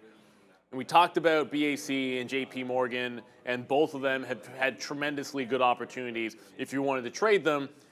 Morgan Stanley's been a dumpster fire today, down 8.5%.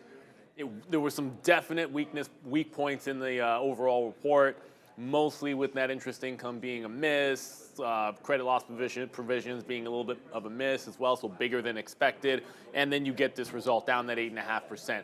When you go to the daily chart to see where we are headed on this stock, this is what you get. A flat bottom break on the daily. When I see that, the first thing that comes into my mind is when in doubt, zoom out, right? So you pop the weekly up, and what do we have here? I didn't think we'd get to it, but this is 72, which is it's a double-ish bottom on the weekly, but you've broken the 200-period moving average. 72 is a monster level on Morgan Stanley. Keep in mind here that this is going to touch that SSR. Like, it'll be 10% down on a big bank if it gets to that big level on the weekly. So this is a bit of a big level on the weekly. Also an SSR level. If it gets to 72 even, I'd be looking for a little bit of a bounce play. Be careful trading around, as we just said, be careful trading around 1 o'clock on this. If crazy action happens with that 20-year treasury auction, then you might not want to be taking scalp trades at that moment, but the level is solid. 72, it has to be SSR if it gets there. It's a big level on the weekly chart. The other banks will provide you with opportunities. The SSR bounce is not one that you just sit in front of the bid, in my opinion. Like it gets down to that price, you want it either making a fail break of that low, or you want at least some sign of consolidation and stair step up. Like that first stair step is what you want to grab. You are taking something against the grain in that particular situation. You're just using market mechanics to your advantage, and it happens to be a support level and an even dollar level, all the better. $1.50 away, but you want to be ready just in case it does get to that price. Wow, Lucid, man. So Lucid, obviously, a lot of things were good shorts today. There's no question about it. Like if you got some shorts on this morning, you're laughing.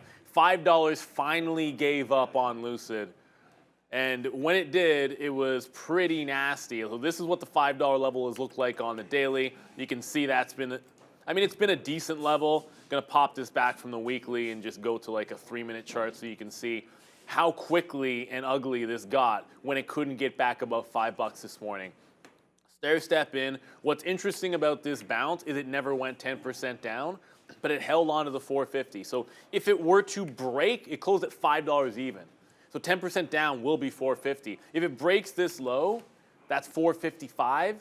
It actually could drop another 5 cents or 6 cents in that situation, trigger SSR, have breached the previous low, and then get an SSR bounce. So as it gets to this bottom, if it does a double bottom, I'd rather, if I was looking long, I would not even want it to hold the level. I'd want it almost breaking that level, getting underneath 450 by a bit, and then coming back up through 450. Like I'd rather it breach this level, get SSR, and then you can play a bounce. Lucid does have a 25% short float.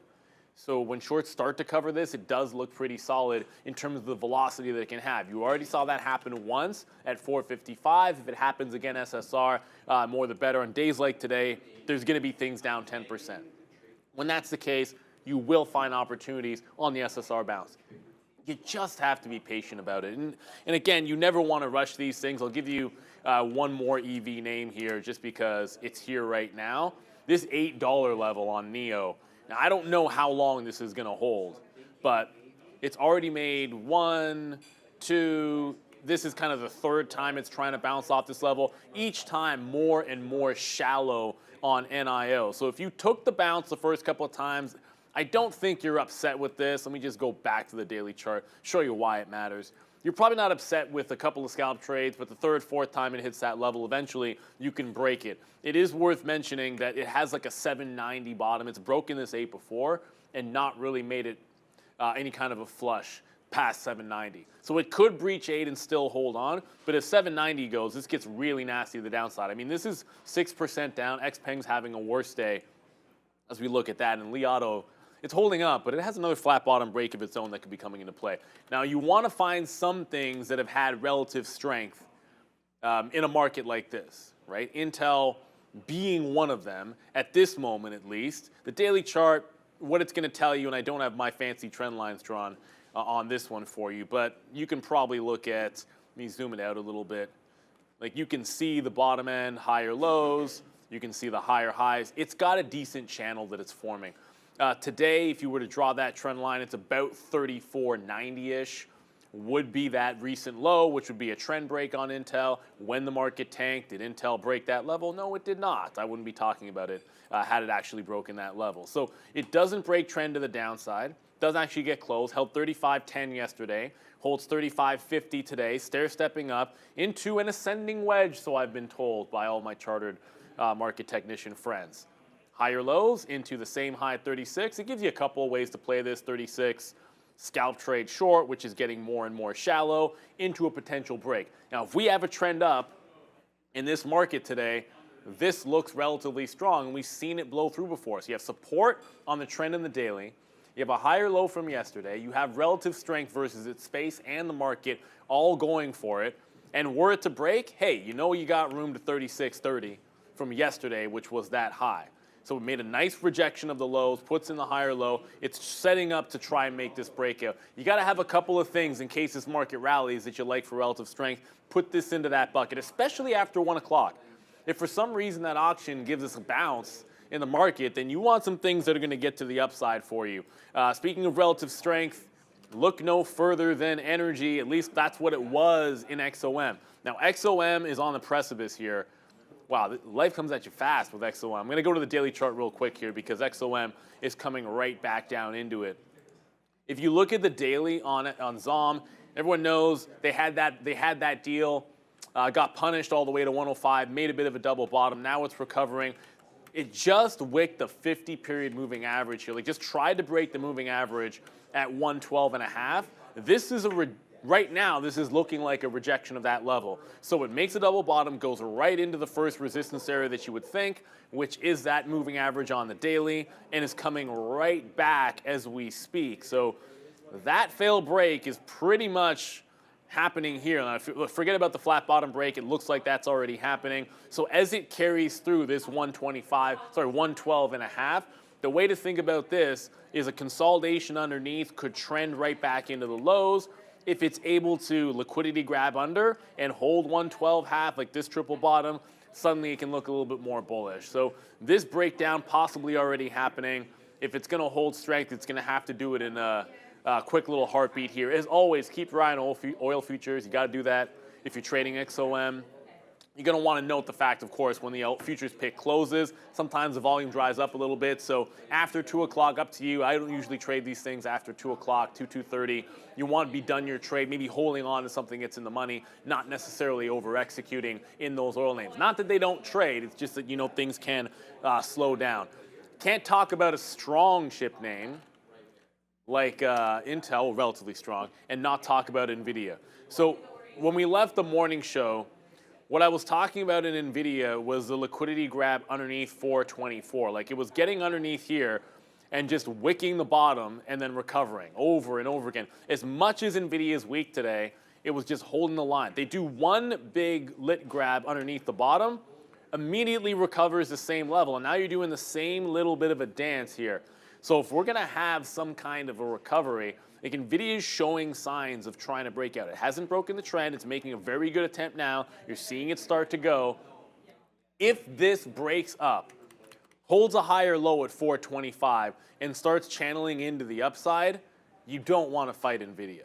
Right? I already like Intel to the long. I mean, if that happens, you're probably looking at a break of that high of the day on Intel. But if that happens, I like its chance to be able to lead the market back up. It led the market down for the most of the morning yesterday.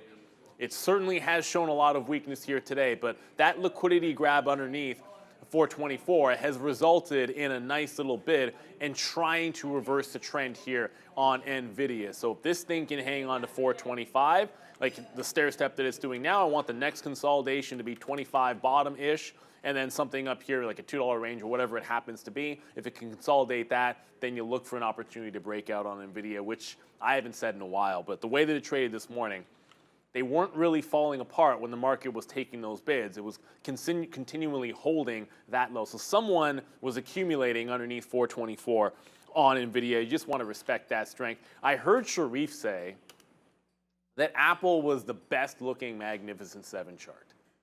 Mag 7, it's Apple. I don't even want to, I'm going to quote him here. Well, maybe not verbatim, but close enough. I don't even want to look at anything else. It's Apple. Don't tell me otherwise. It's hard to disagree when you look at the way that this responded to the fall off 178. So look at how quickly it rejected, well, 177.5, okay, 177.5. Look at how quickly it rejected that level. Only to make the same double bottom off 176, liquidity grab underneath here. There's a 3-minute chart. So liquidity grab underneath 176, liquidity grab underneath 176, and then ramp back up. And it just steadily is climbing higher into what has not exactly been a screaming market to the upside. So Apple's strong today. There's no question about it. It's setting up a double top breakout. It's setting up a buy the dip scenario as well. The only thing working against it would be it's also battling against its 50-period moving average on the daily, which sets up right there at about 178. So that same top that is trying to push through, that's the major moving average. So if it takes 78, I think it gets pretty darn bullish. Like if we do get that reversal at 1 o'clock, again, doesn't have to happen, but if it does happen, Apple, Intel are in that right side of the bucket as far as I'm concerned. Things are resistance to the knot. When you're in a market like this, scalping off the highs, there's nothing wrong with it.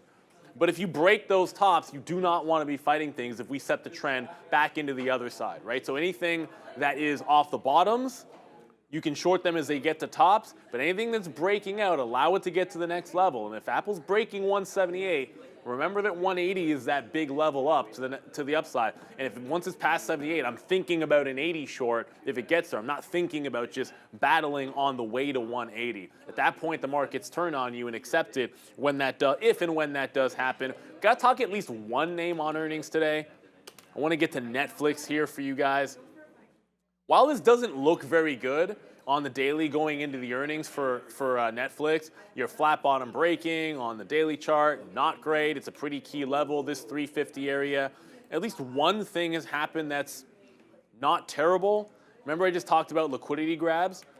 So underneath 350 on Netflix, you've already had one pretty decent liquidity grab, and you're kind of testing another one here. Now all this is blown up if it gets through 50 and takes out the low. But as long as it keeps on doing this, this is a potential break and run to the upside. Now, you sometimes have to think about what a stock has done on the way to earnings, and they've warned that it's going to be bad.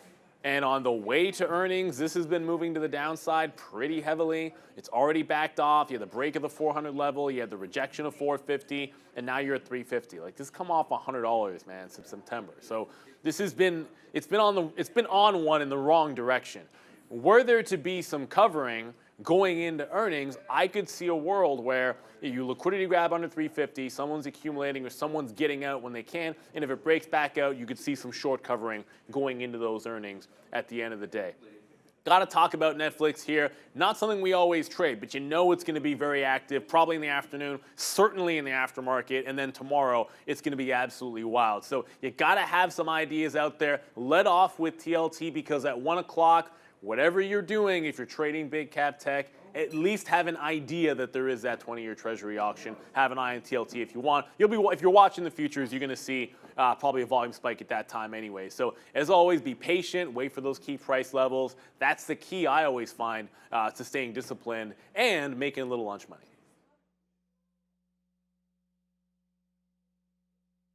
We gone.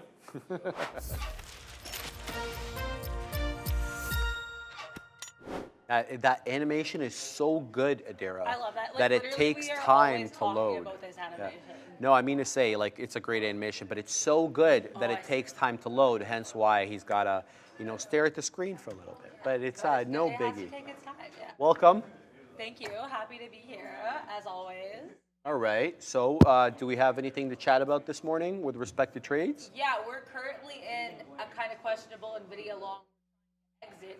I did like the level at which I initially got in because we were seeing, these candles to the upside, and these kind of higher lows, higher highs for like, a minute here on the 5 minute. And then we took a bit of a swoop to the downside. It's nothing like horrific, but yeah, I am kind of trying to exit that as quickly as possible right now. But yeah, so we're in that. I do have some like positive trades to discuss here though. So I had like a nice, I've been kind of doing what I was kind of terming yesterday, intra-wick trading. So you kind of trade up and down a candle. It requires, like you have to really, I find for myself, really pay attention to the book and the chart to kind of do this. And you have to set your stops like immediately. But yeah, so we put like 30 shares in here. Bang, bang, bang. Really like my outs on this. Then I got it again. This was a bit slower going. This is Microsoft. And then, yeah, of course, like the second I leave, it shoots up. But we didn't lose anything on this trade, so no complaints, no regrets. We also had, there's another mega cap. I believe it was Google. We were in Google as well for a little bit in and out. This one, there we go. Yeah, so this one, again, like I feel like I could have maybe gotten in a bit lower, gotten out a little bit higher, but like I said, because I'm trying to do this like more short-term in and out, I'm happy with it. No complaints here. We didn't lose anything. I do want to discuss this meta trade because I learned a lot from this trade. Okay. This was my one kind of major downside trade, although NVIDIA is going to be adding to that in a couple seconds. But yeah, so basically I will really admit what happened here was I originally wanted to get into meta. Then I was like, I don't like where this is going. I tried to cancel it. I had issues canceling the order. And so then we got the fill and then it flushed to the downside, unfortunately. But now we've gotten our cancellations in order. I know how to do this now. So yeah, I just want to, be upfront about it because, learning to trade stuff like that happens. That's what happened here. I'm going to be 100% honest. But the conscious trades that we made consciously, I am happy with. So I'm going to take that as a win, except for, of course, our friend NVIDIA, which I need to exit immediately. Understood. All right. Let's talk a little bit about the SASE trade. But yeah, good lessons all around there, Dara. I like that. Thank you. SASE, I got out through the break of VWAP. So this was about 1/3 of the position. Got 2/3 out here. So we get a bit of a loser there on the last 1/3. Give some money back. No biggie. Ended up being a profitable trade nonetheless. Now, I'm involved in AAPL. You know, I probably waited way too long to get into this. We're going to have to see what it does here, but the market is in a full state of flush. Now, what my out is going to be, I'm going to have to keep a short leash on Apple here. This is obviously the trough, this 178.83. Wow, the market's really going down, guys. I have to keep my eye on the economic events. If this breaks 178.80-ish area, that's the end of my trade. That's a newer low, and I want no part of it. But at the moment, long 13s. We'll see if we get a nice hold of the 117 area. It's been making higher highs and higher lows. I feel like a dummy having waited so long to get into this name. I should have been in way earlier and, you know, profited off that. But we're going to have to, you know, deal the cards that were, play the cards that were dealt. All right, what I'm looking on my phone for here is economic events, because those are important, especially midday when we have a plethora of Fed speakers and some other things. Okay, so 12:30. What just happened here? 12:30. FOMC member Williams is speaking. That's important. At 1 o'clock, we have the 20-year bond auction. That comes at 1. That gets 2 of 3 bulls in importance. At 1 o'clock, we get FOMC member Bowman speaking. So we have 12:30 and 1 with Fed speak. And then at 2 o'clock, we get the beige book. Very important there. That's also important. At 3:15, we'll get Harker. He'll be speaking. FOMC member Harker speaks at 3:15. And then obviously we have the earnings aftermarket. What did we have? We also had Fed Waller speaking, and I saw the comments coming in behind me there on CNBC. Let's see what the news, my news blotter says about Waller. I'll tell you some of the comments that they said. Fed Waller can't wait on data to decide if rate hike is needed. That's all I'm seeing here. Yeah, I'll have a read through this when Adara starts speaking. But there were more comments that they stated. Here it is. Should the real estate side of the economy soften, we will have more room to wait on any further rate hikes and let the recent run up on long-term rates do some of the work. And I've been talking a lot about that, especially with a 10-year. Ramin, come to my screen if you're able to. Thanks. The data in the past few months has been overwhelmingly positive for both the FOMC's goals of maximum employment and stable prices, he said. Nothing much. Waller on Wednesday said he wants to wait, watch, and see if the U.S. economy continues its run of strength or weakens in the face of the Fed's rate hikes to date. Okay, so some, I guess, you know, just run-of-the-mill stuff there. Nothing new that we haven't heard. We'll have to wait and see. All right, so involved in this Apple trade, about 20 pennies out of the money or so. We'll have to wait and see if we get a big move back up. But if it breaks my level there, which is break of 80, that's the end of the trade, and we'll have to take an L on this one. We already got some out, though, on the nice move up there, about like a 30-penny winner. And it looks like I'm going to get stopped out here as it's dancing on the door of that 176.80. I've got my stop just south of there. Yeah, this does look like a bull trap, Jay Lee. I got to tell you the truth. No, you're not wrong. I mean, you're not offending me by saying that. Completely agnostic to trades. Agnostic. Yeah, trade agnostic. Yes. That's why you're here, Adara, because you've got nice quips like that. Yeah, we're both punning. I feel like we pun similarly, so I think it works out quite nicely. Right. In the meantime, speaking of puns, I would like to look at our friend Stresla or Besla, aka Tesla. Oh. You know, I'm not trading this game today. I'm going to be very honest about that unless I do a baby dip situation. But truthfully, this seems a bit too volatile. What with the market volatility and just general Tesla-related volatility, I would not get in, especially with earnings coming up tonight. But, you know, we do like looking at Tesla from afar and getting scared. So I thought I'd pull it up just to kind of see the look on this one here. I want to look at the 1 day kind of leading up to our earnings tonight, because I was actually talking this morning before we all went live. I was saying I'd be really curious to see Tesla earnings. I think I probably will trade Tesla earnings tomorrow, potentially just to kind of get that experience trading earnings, because that's what I'm here to learn, right? So we want to take every opportunity we can get. However, this 1 day candle is a little spooky on Tesla. We had we're lower than we've been in since what day was this? This was October 4th. So we're seeing not new lows, but fresher lows, I guess, here with our friends Tesla. We were up higher 2 days in a row. We took this giant flush to the downside. I also want to look at Netflix. That's our other earnings pal tonight after close. Netflix is, hello. Okay, yeah, so the 1 day candle in Netflix, this is sadder than Tesla's. Tesla's at least is kind of having a bit of a swoop up and down. Netflix is a full flush to the downside here on the 1 day. Looks like it's second red day in a row. I want to look at the 5 minute on this one. We had a little bit of a smiley face kind of situation, or a roundy face, and then we took a giant quadunk, swoop, what have you, down. We're trading at below 350 right now. It does not look like a super good time on Netflix ahead of our earnings. But yeah, I wanted to pull that one up just because, it's interesting. I feel like it's cool to look at stuff before earnings to see how that changes, because I think there should be probably a lot of volatility there. In the meantime, I should address the NVIDIA trade. We exited NVIDIA. Although now it's interesting. I'm happy I got out, to be very clear. And I can stand by where I got in, because we were seeing these candles to the upside. I do like the level at which I got in. We were around VWAP. The market just kind of had a giant flush when I got in. And I find, and maybe this is just recency bias, I'm fully willing to admit that, I find that, to me, NVIDIA, more than some of these other large caps, they all are very volatile, but I find NVIDIA kind of, for me, tends to move very quickly. But yeah, so we, that can either be good or bad, because that benefited me yesterday. I had a positive trade in NVIDIA, and then unfortunately we had a flush later. But it seems to have some trouble hitting 423 or 424. Sorry, I'm going to keep an eye on that. Last but not least, I want to look at Lululemon. This is Lulu's first day trading as a member of the S&P, and I thought it would do a bit more for the stock. I'm not going to lie.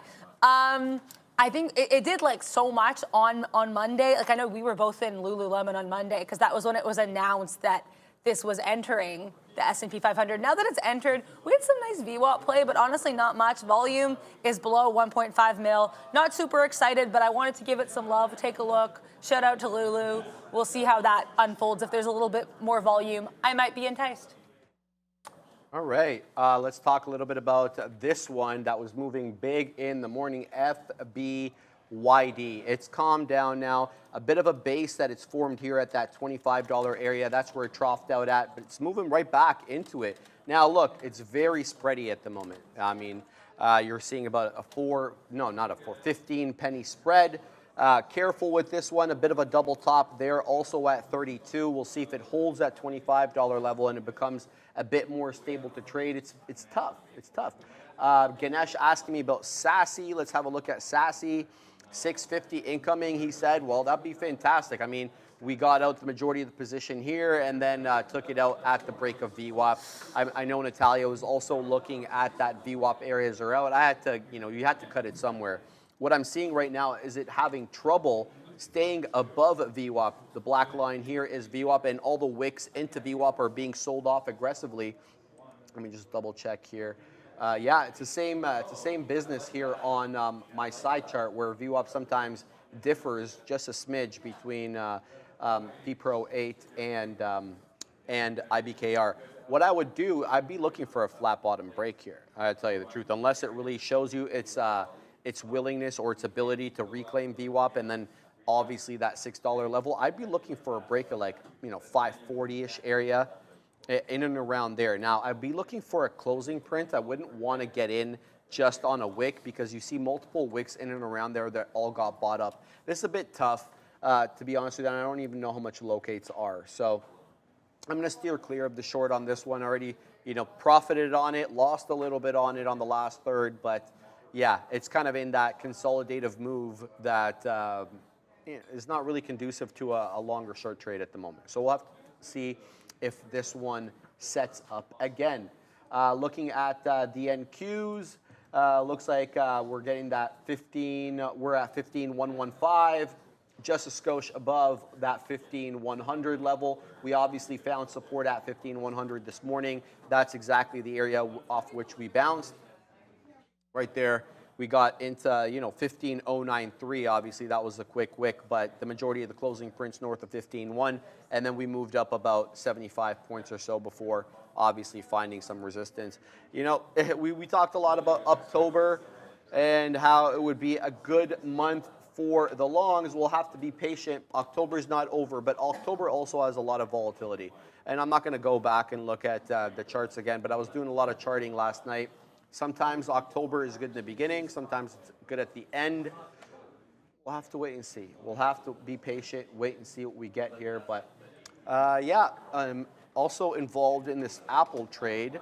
I'm just looking to get into Apple right now. Yeah, I got in on the bit of a dip there. We'll have to wait and see a lot tighter of a stop this time around. So if we break that 170 area, that'll be the end of that. But afraid that this might be, just a bull trap, that big move up. But what we do have is a higher low. If we hold up here at 15,112 or 15,115, whatever I'm seeing here on my chart, that's a lower high, a higher low, pardon me, and possibly set up for another VWAP break there at 15,115, and then maybe we'll get a 15.2 test like we got earlier on the IB high. But be patient here and keep looking for trades. Let me look here. I see a new entrant on my scanner, AUMN, but it's not doing enough volume, only 850,000 shares.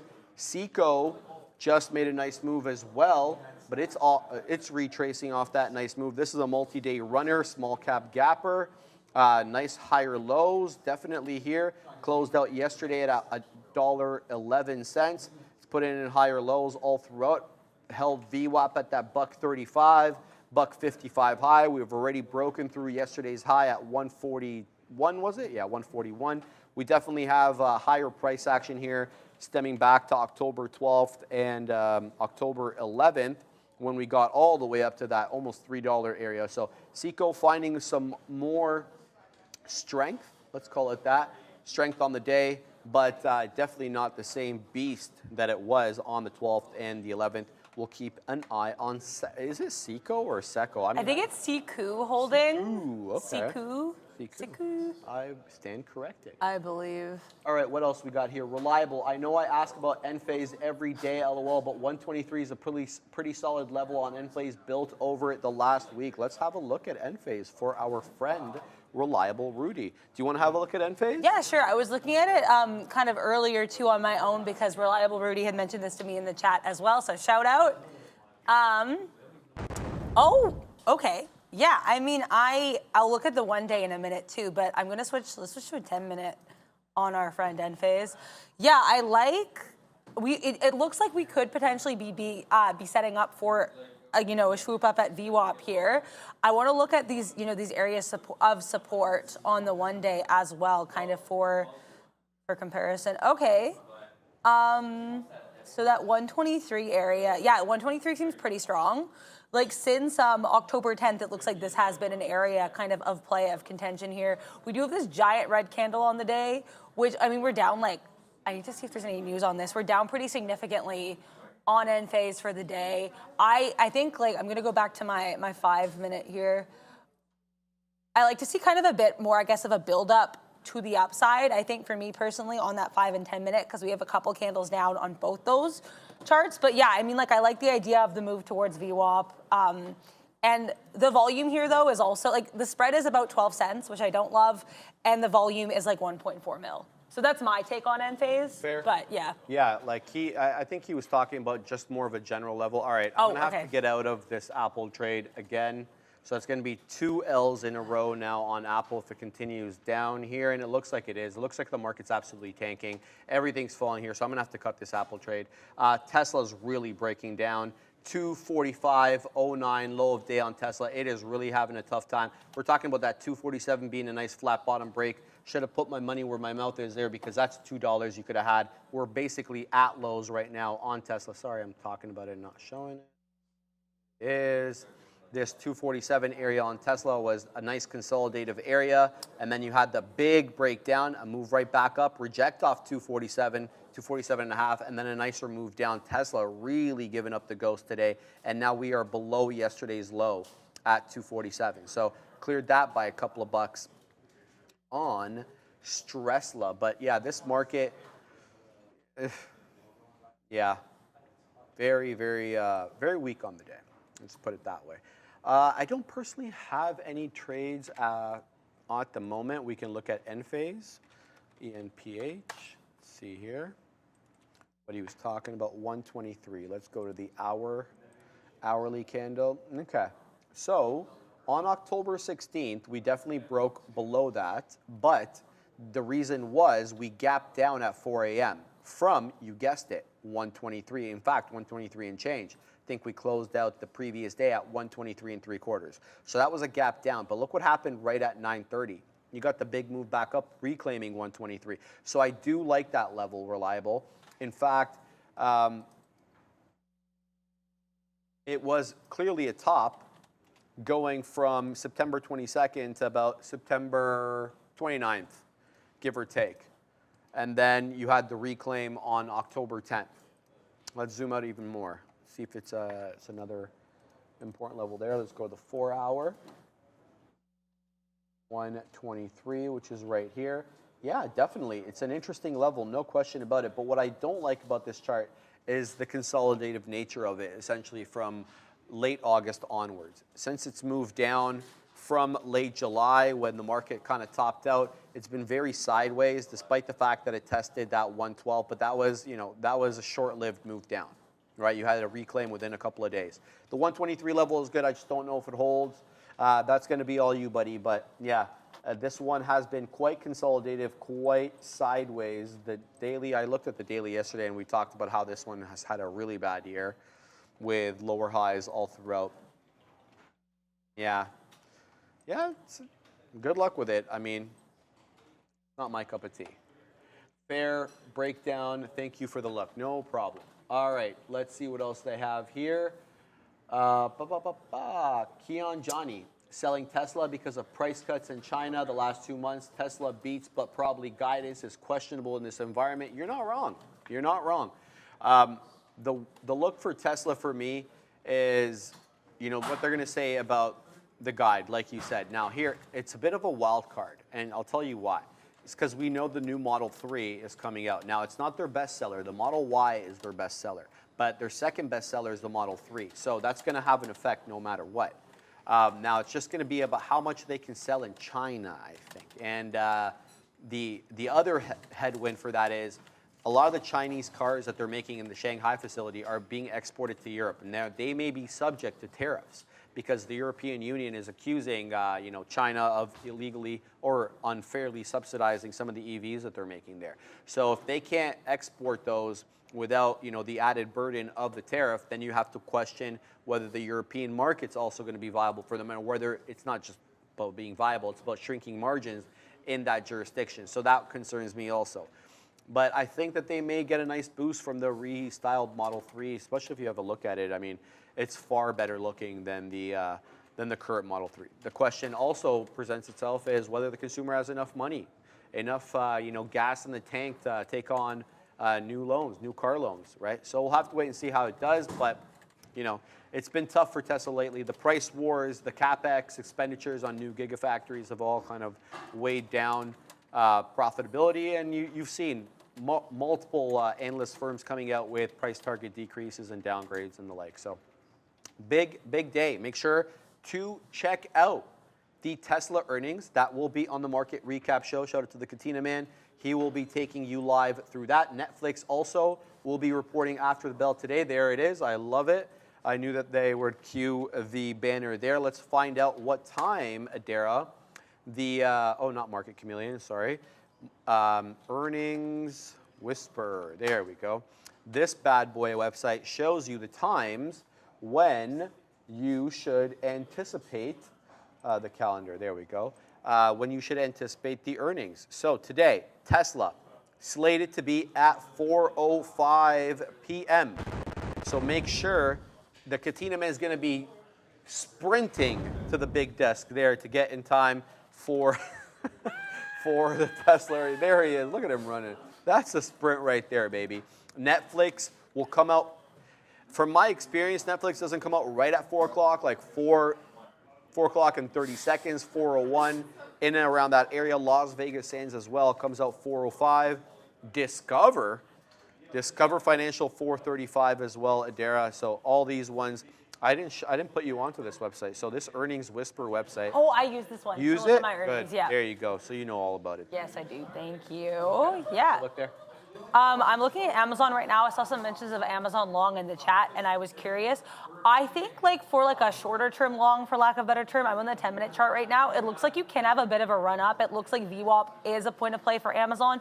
For myself, I'd be a bit concerned about a longer run just because we are seeing lower lows here. Do you know what I mean? Like lower highs as well. Like I said, like short term, it's not a bad look. Like, you know, kind of you're seeing these higher wicks here.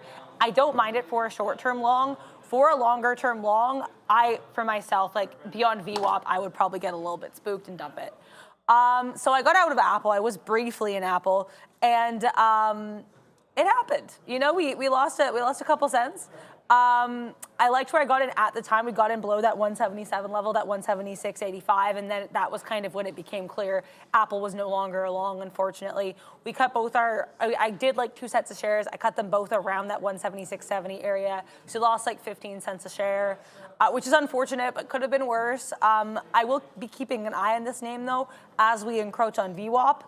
Because I do find VWAP to be like a pretty interesting point of contention a lot of times for these stocks, and I'd like to see what it will do. In the meantime, Tesla hit like 245. I have that on my side chart and was like, huh? So let's look at Stresla. I'm gonna switch to my 5-minute.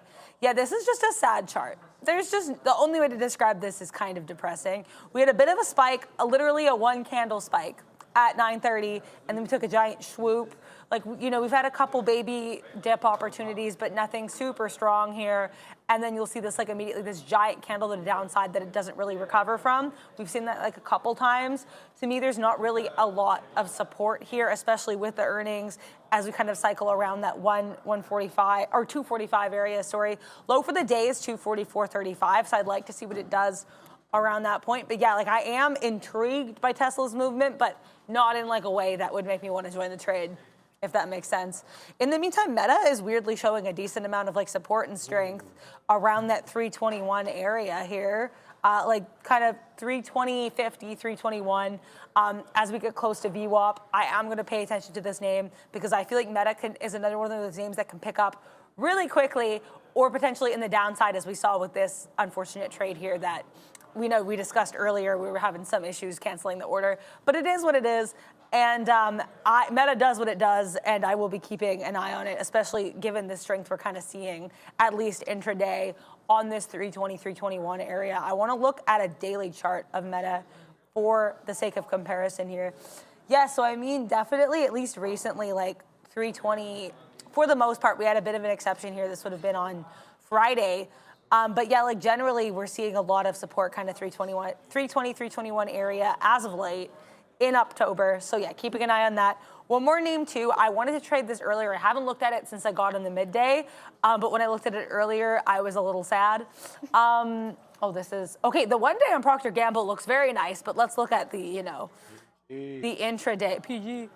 Yeah, okay, so I honestly feel like this is one of those names kind of with earnings sometimes. It would have been nicer, I think, to get in earlier. We've been kind of seeing a steady trickle to the downside, except for this like nice little boost here. This could be like a nice little short-term long, like a medium, if you will, depending on what it does here. I'd like to see a couple more candles. It looks like VWAP is a point it doesn't really want to hit. right now, but we're still up on the day about 2%, which given the like what's happening in this market, that is nothing to scoff at. So keeping my eye on Mr. PG as an earnings play. All right, WHLR making a move here according to Nimit, and I just saw that on my scanner. Shout out to Nimit for that. WHLR, let's have a look, just broke through a buck. It started the day off, where did it start the day off? Yeah, just south of a buck, 98.5 pennies, yeah. And it just got to $1.30, retracing now into that 115 area. We'll see if it holds VWAP and what it does when it comes back into that dollar area. But we'll see if that ends up holding. Small cap gapper, not seeing anything. Oh, here it is. Came in at 11. Wheeler posts simplified Series D redemption forms on its website. Okay, so that's, I don't even know what Series D redemption forms are, but it's important enough, I guess, for it to move up. We'll have to see how this one does. I'm going to put an alert for this one at the $1 area to see if it can hold $1. The other important thing I want to talk about is the NQ back at 15.1. All right, so this is going to be a series of lower highs here where we get that move up into 15, almost 225, and that we crest out second time around at 15.117. And then we move back into 15.11 for that flat bottom break, or are we going to hold 15.1? So that's going to be the question here. We could get a double bottom. I don't know. We have several, moving catalyst possibilities here. We have FOMC Williams speaking right now, 15 minutes deep in that. We have the 20-year bond auction in about 13 minutes, like I talked about. So a couple of market-moving catalysts in progress or upcoming shortly. Let's see if I can find anything on Williams. Let's see what analyst action, oops, wrong thing here. Let's bring in the news blotter for everybody to see. These are all the statements that Waller said that totally tanked the market. So here are the Wallers speak. I said some of the things that they were saying yesterday. Balance sheet reduction was priced in a long time ago. All Fed is doing now is fulfilling that expectations. Waller can't wait on data to decide the rate path. What else did they say? Lots of stuff here. Let's see what Williams is saying. WILIMS. Anything? Yes, here we go. Fed.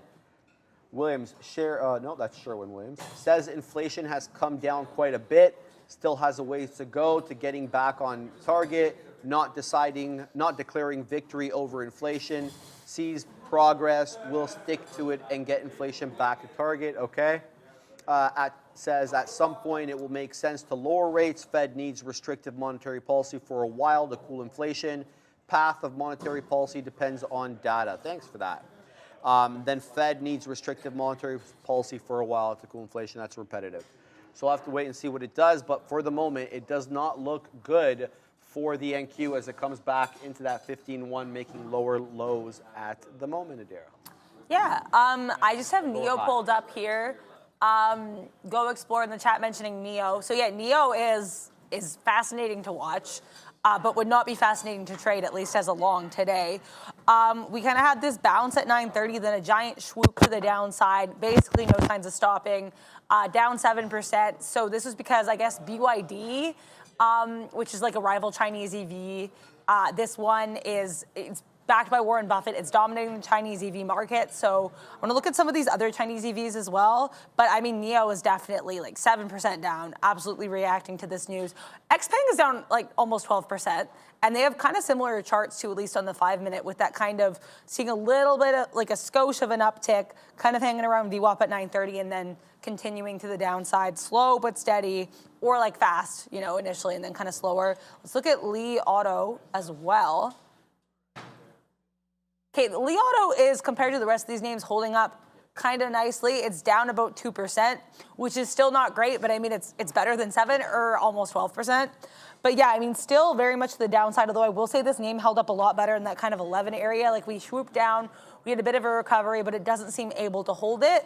But yeah, of the Chinese EV names, Li is definitely holding up the best right now. I'd like to see if there's like a Li-specific catalyst that would explain the relative strength, or I guess like, less weakness is a better term here. Yeah, I'm not seeing much beyond the the BYD news here for Lee, but it's definitely hitting Lee less so than the other Chinese EV stocks right now.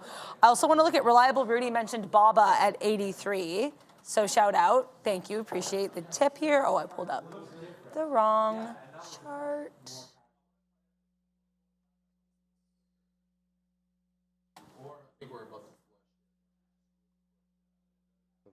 Yeah, I'm getting nervous for the flush as well, especially with like around 1 p.m. I find that sometimes when things happen. Okay, BABA at 83 does look interesting, although we're about to break below that. But yeah, because you have we're kind of at least intraday seeing an area of support here, like 83s, 83.05-ish kind of area. This slightly lower low does scare me a little bit, this kind of steady wick to the downside. We couldn't hit VWAP here.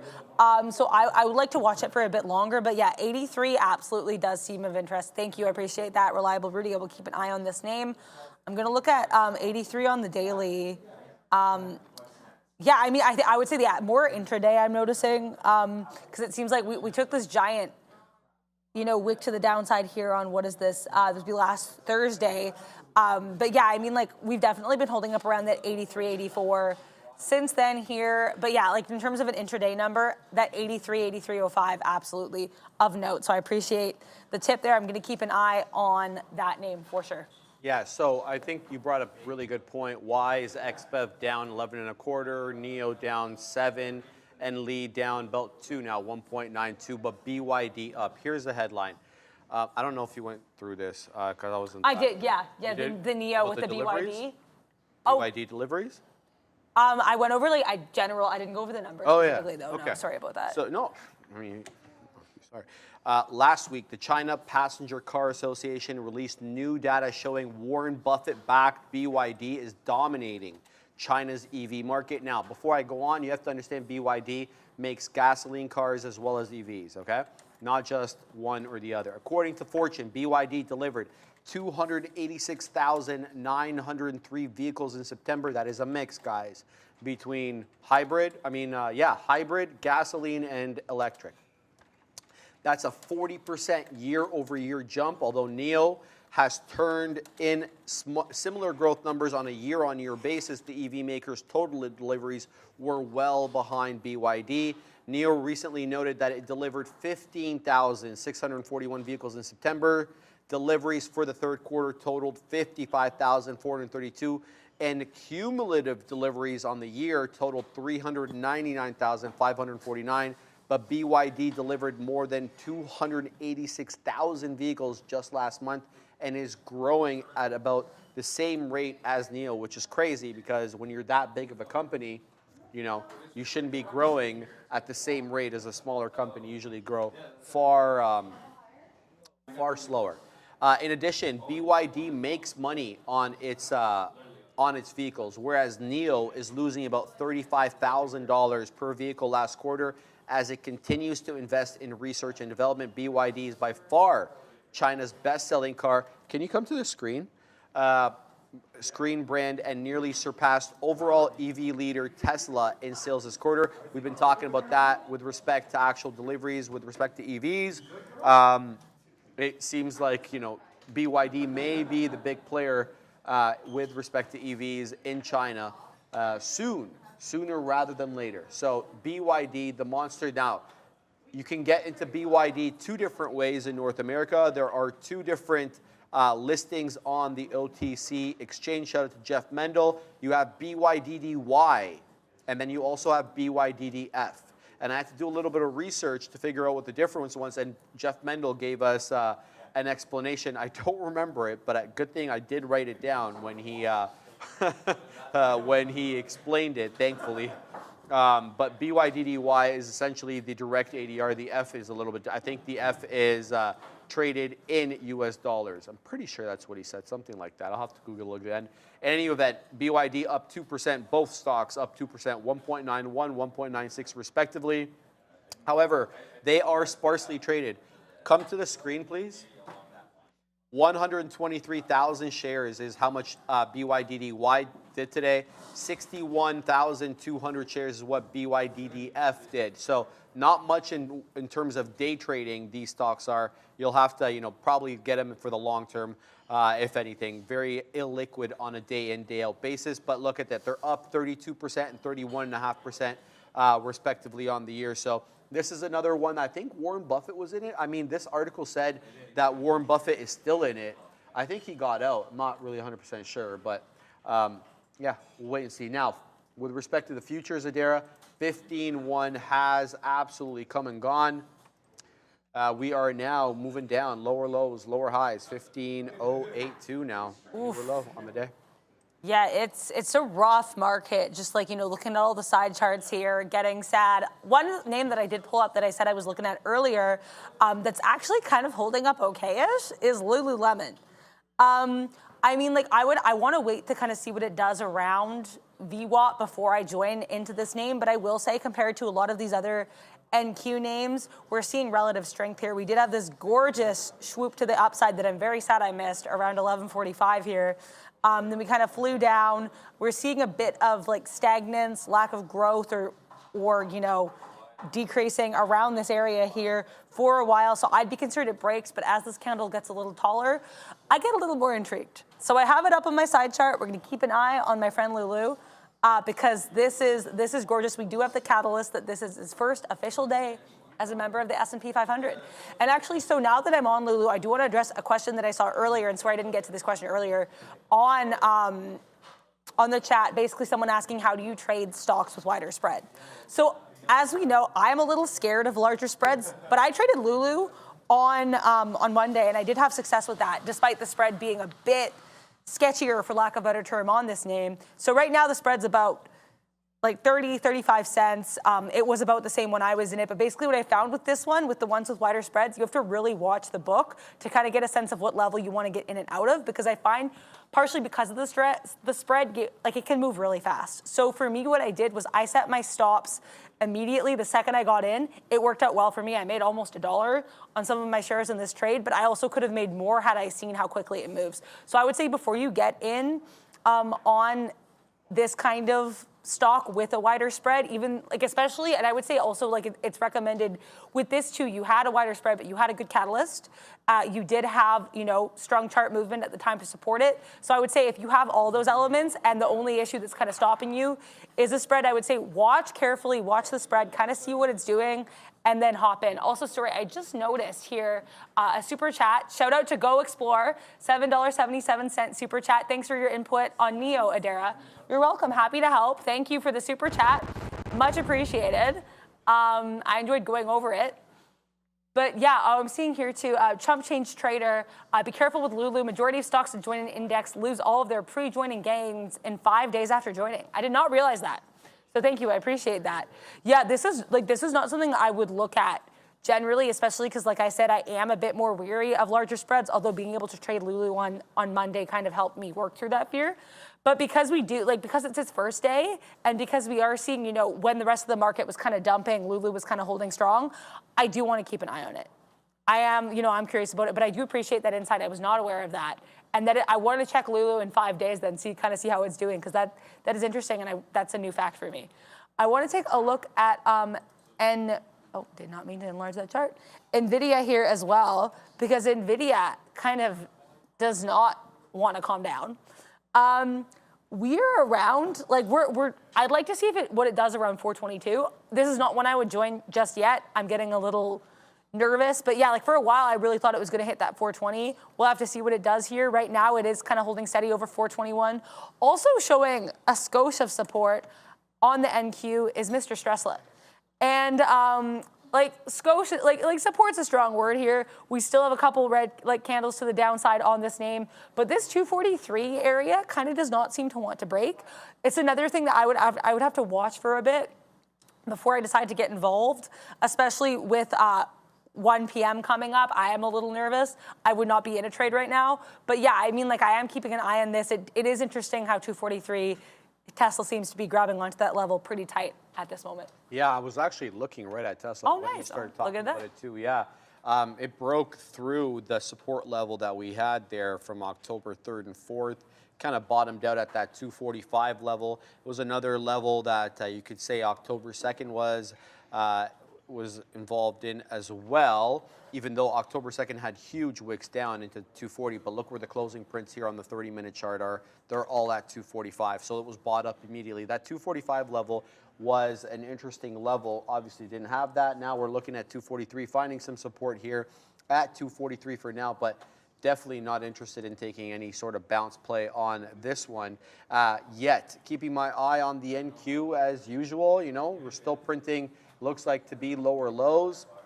There we go, right back down we go on the NQ. This chart is a little delayed. I have to go all the way up into my watch list. For whatever reason, it won't show me the sometimes the price action on the chart unless the watch list reflects the stock as well. And I have no idea why the platform has been doing that. It's been acting up lately. But yeah, we are far removed now from yesterday's close on the NQ. We closed out at 15,240. Now we're at the low 15,071. I mean, people have been saying in the chat, bear trap, bear trap, bear trap, but we keep printing newer lows, right? And so I don't have a good gauge on this market, so I'm likely not going to involve myself in any trade unless I feel really comfortable. Already 0 for 2 today on the day on Apple. Gave back, the profits that we made on our friend Sassy. So we're red on the day right now, and gotta be careful here. There's really nothing to trade for me. I mean, I don't feel comfortable getting in short at these lows. Like, I tell you the truth, I don't know why I don't feel comfortable. Maybe if we move back into 15.1 and reject 15.1, that will be an interesting trade.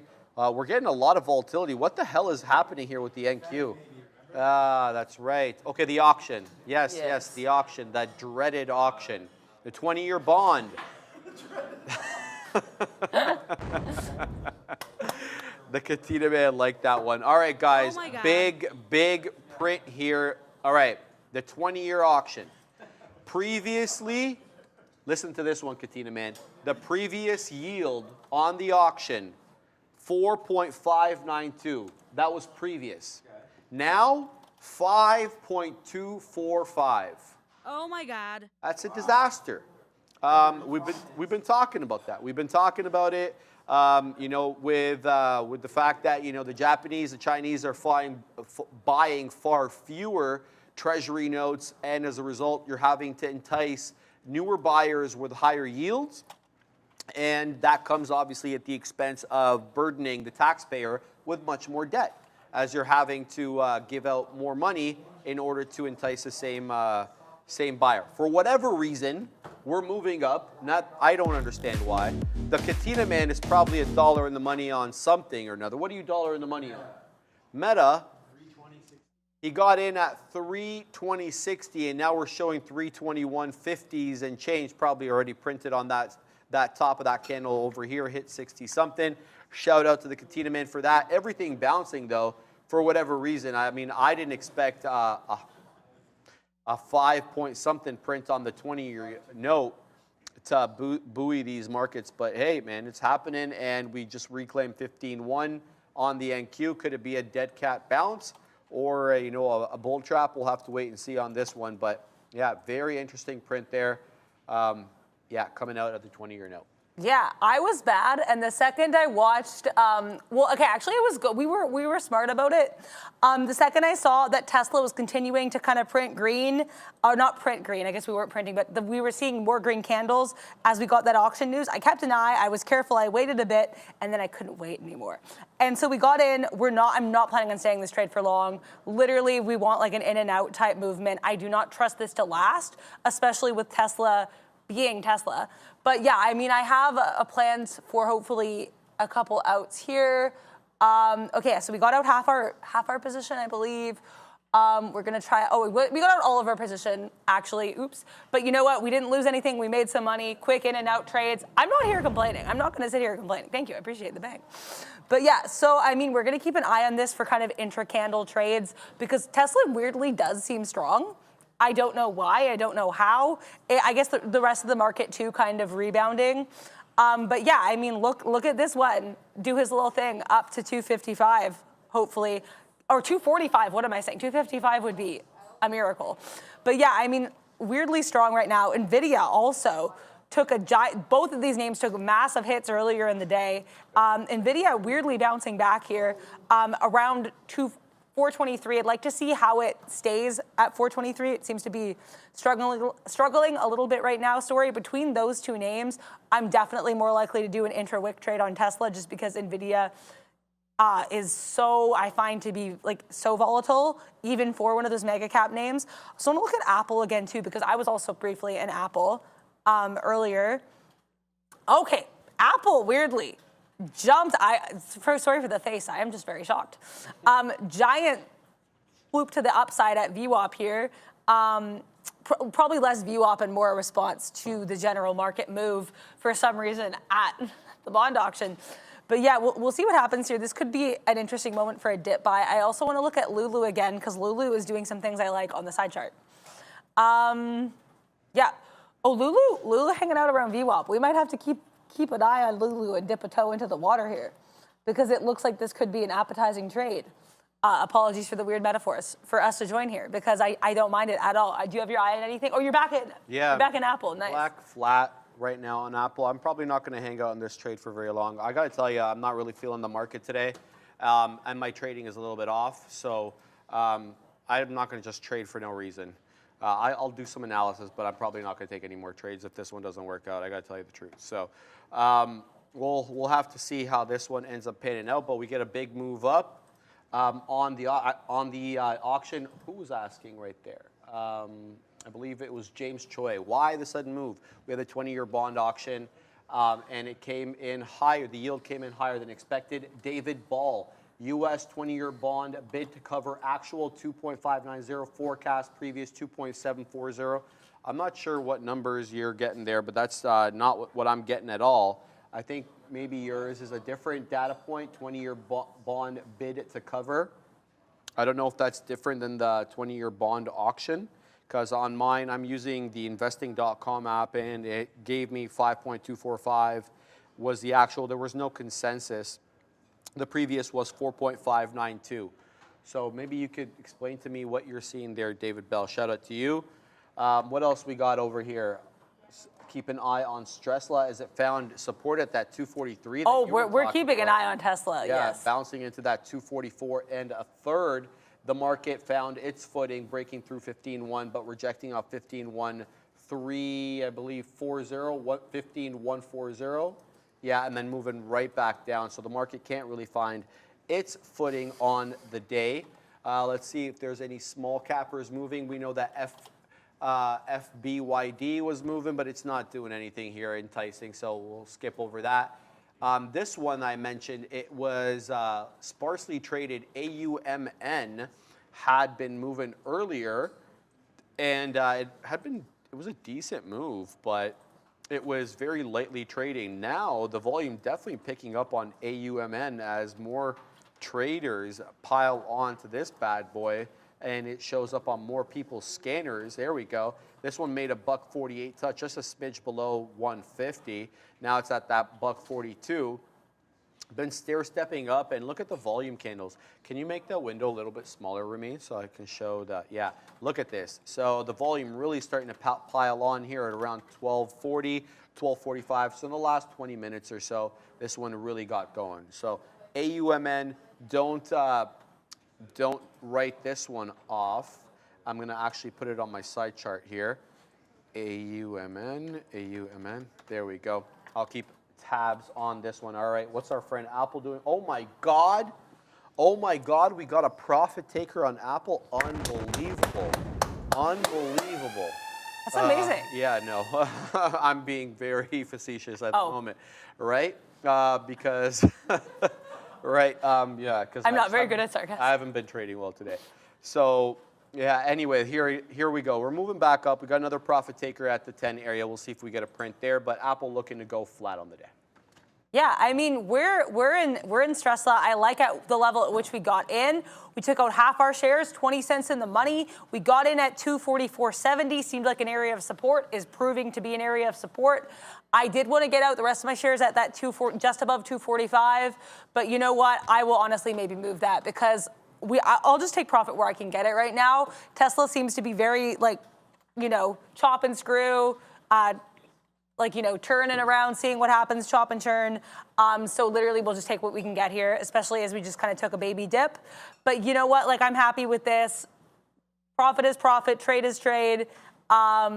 What am I saying? But yeah, so I mean, it's super volatile for sure. But if you can time it well, if you set the stops ahead of time, the little baby Tesla long is proving to be kind of a fun trade to be in.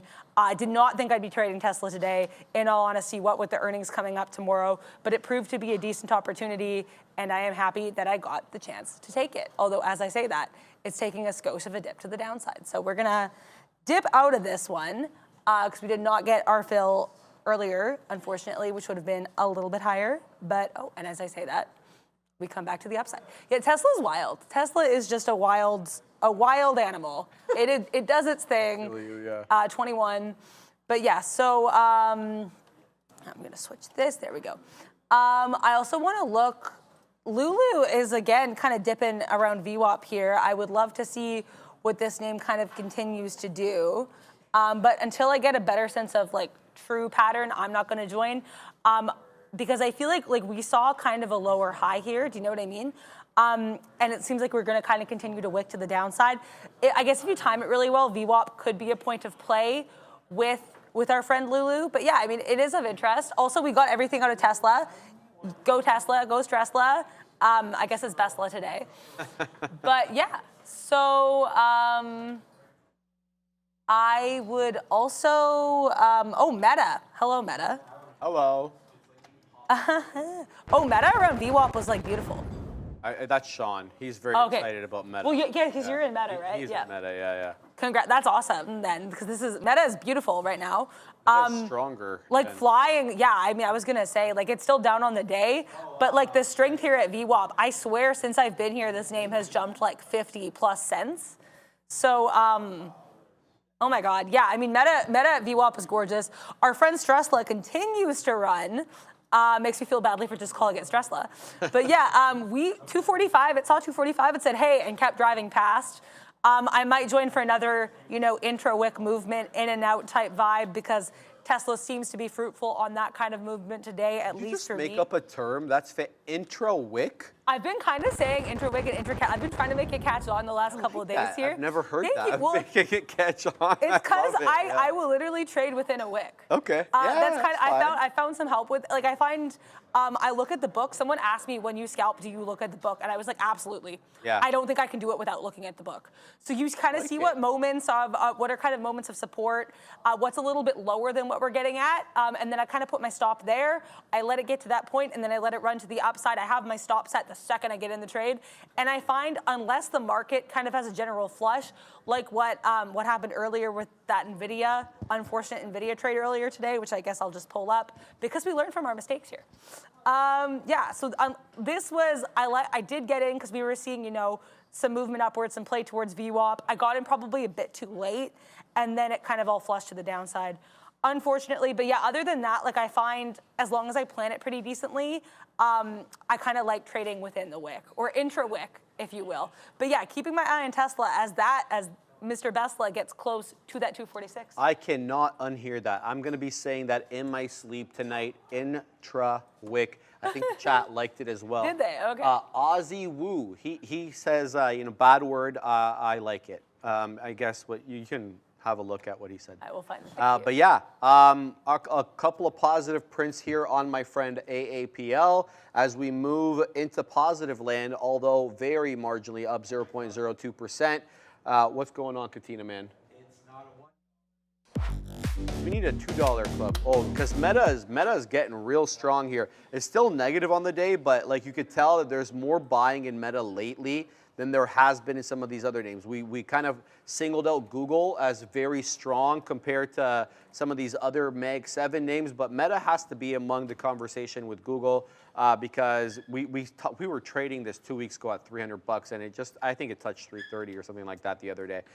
So we'll have to wait and see how that does. But Meta looking real good. 324 is break even on Meta, and it rejected off that level earlier on today. Let's have a look at META. Very, very nice trade there over for the Katina man. Does this look like it's turning into Texas for you here? Like, look, this side is the panhandle, and there is the dip, right? Like, and then there's the side chart where the Gulf of Mexico is. Yeehaw, on Texas. yeah. I'm telling you, man, I don't know. I see weird things. I don't know the U.S. map that well, but I can even see Tesla. I mean, Texas. Someone's been talking about Tesla too much to me. That's kind of crazy. But it does look like the map of Texas. Yeah, Absolutely. there you go. That's a really good point. Yeah, so it's setting up here. It could be an inverse head and shoulders on Meta. It's really squeezing. Meta's about to go into 323. Good trade there, Katina man. He's getting excited over there. He's pressing buttons. He's taking profits. He's having a great time. We always like when the Katina man gets excited because it tends to cause some reverberations around here of excitement. Yeah. All right. It echoes. Couple of, well, more than a couple, several outs there on AAPL as we move up. There he is on the screen again. As we move up here on AAPL, got some out there in the mid-30s, but really nothing to write home about now. Looks like a topping tail candle coming in. And yeah, the fuge coming right back down off 15,175, coming back down into 15,150. A lot of volatility, but finally something positive. Romza, Sharif, what do you say? What do you say your book says on NKTX? Is it accumulation? I haven't looked. Let's have a look at NKTX. NKTX. All right. Let's have a look at the chart first. Here's the 5-minute. Well, I can just tell you offhand, man, this is not a good-looking intraday chart. It's very sideways. So I'm going to bring in the other one over here, NKTX. Before we look at the book, let's look at, okay, so this had a big move yesterday. So yesterday, the day prior to that, we closed at $1.48. And then yesterday, we ended up closing at $3.15. Very sideways, right? You haven't broken through the aftermarket pop into that 340, and you definitely haven't touched that 395 top that we made yesterday. So it's very consolidated, but the good thing about this one is it hasn't given up the ghost. And these small cap gappers, they usually give up the move, right? The next day. You'll see them on the other scanner, the down scanner, the top percentage losers rather than top percentage gainers. So the fact that it's holding up like that should be good news. Now, does it move today? Maybe not. But tomorrow it might, or the day after that it might. What I'm trying to say is stay away from this one today. It's quite consolidated. You have a 3 bottom, essentially, even though you have wicks south of that. And then you have about a 3 1/4 to 3 1/3 top. So it's about a 30 penny range. You want to play the range. Some traders do that. I don't. I like momentum and breakouts or breakdowns. But yeah, unless you're getting it off 3 seems to be solid. If you're buying it off 3 today, I didn't put the ticker in. People are wondering what the hell I'm talking about. NKTX. Yeah, $3 has been very good on it on the day. You had one breakdown there, and that was at 4:30 a.m., which doesn't count because it's on much lower volume. But subsequent to the break, subsequent to the bell, that 950 had one dip into about 293, and it was bought up immediately. Save this one. Save this one for when it's strong, because the fact that it's holding up should kind of, should get your attention, because usually you see them on the other side. So that's what I see there. Quickly back to AAPL, retracing back into 177 here as the futures. Looks like it topped out. We'll see. Yeah. I just want to, I will go over we continued to play around in Tesla and we had nice results. So I'm going to get to that in a moment. But I actually want to, I saw this in the chat, the Assad Beck, how to learn trading, can you give advice? I mean, so I'm still learning, so I, obviously like Sharif, what am I saying? Yes. Feel free to hop in on this. But I mean, for me personally, as someone who's currently learning to trade, I find just trading, you know what I mean? Just being able to get in and out of things. And like, I've made a lot of mistakes. I talk about, things are not always going to go well, but being able to trade, I think, and just having the kind of experience, I find also really watching chart movement, really watching the movement in the book is like kind of good to get a sense of levels and when you want to jump into something, right? Because see, like for me here with Tesla, which I've been kind of jumping in and out of, as you can see here, seeing like, you know, these continuous candles to the upside on the 5-minute chart was of interest to me. That's kind of why I got in when I did. Also, too, a big thing that I learned kind of when I started, you know, with Sharif on the midday, but also, you know, a lot of people are going to talk about this too, looking at the daily charts as well. So kind of seeing what a stock is doing from day to day and not just intraday, because sometimes different levels are going to mean different things. In general, though, I think just kind of immersing yourself in the world, looking at the chart, looking at the book and actually trying to trade, that's what's been the most helpful for me, because you miss 100% of the trades you don't make. To very much borrow a Wayne Gretzky quote here. Yeah, I think, like, honestly, that the biggest thing for me is I would notice a trade and then be sad I wasn't in it. But you don't learn unless you're actually in the trade and managing it. And that's something people have told me a lot, and I really think that's the best advice I've gotten. So, but like, yeah, that's just from my opinion as a new trader. But yeah, I think you just try it hit out. It right on the head. You hit Thank the you. nail right on the head. Absolutely, I couldn't agree more. Let's see what else is going on. We had FFIE, Faraday Futures was having itself a decent day, but it's essentially, you know, kind of stagnated a little bit at that $1.50, but nice move up. 10+% was over 12% at times, kind of coming back a little bit now off that 156 high, showing 153 here on the book. We'll keep an eye on that one. The market, you know, it hasn't given up the ghost yet. You know, came back into 15,150, but we'll see if we get continuation. It would be great. WHLR, the one that Nimit pointed out. Is this? What is it? Oh, okay. I thought it was halted because it wasn't moving. Reclaim VWAP here. This one, Nimit, I got to tell you the truth, the volume is a little suspect on it, so I'm going to stay away from this one for the moment. What else is moving here? Sassy. Sassy ain't being so sassy anymore. Rejected off VWAP, Adara, and lower highs, lower lows. So this one looks like it's retracing off that 680 touch or so. Yeah, 680 exactly the high on SASI. I don't know about this market, man. I don't know about this market. Very volatile. Let's see if there's anything new coming in with respect to news. We know there are several Fed speakers. I believe Williams was on Bowman at 1. Sorry, Bowman. Bowman speaking at 1. Let's see what Bowman said. Michelle Bowman. Bowman says inflation has come down, but it's still too high. Thank you for that very, very insightful tidbit. I saw those comments there. too, and I was like, I don't know what Right? to say Like, to this. I mean, come on, give me something more than that. I'm sure she said a lot more than that, but the blotter isn't showing. Every summary I'm seeing from that is some version of It's what off. you just said. Yeah, exactly. Which is like, huh? Okay, Yeah, right? cool. The Fed lies, says DH. Yeah. Well, what are they going to do?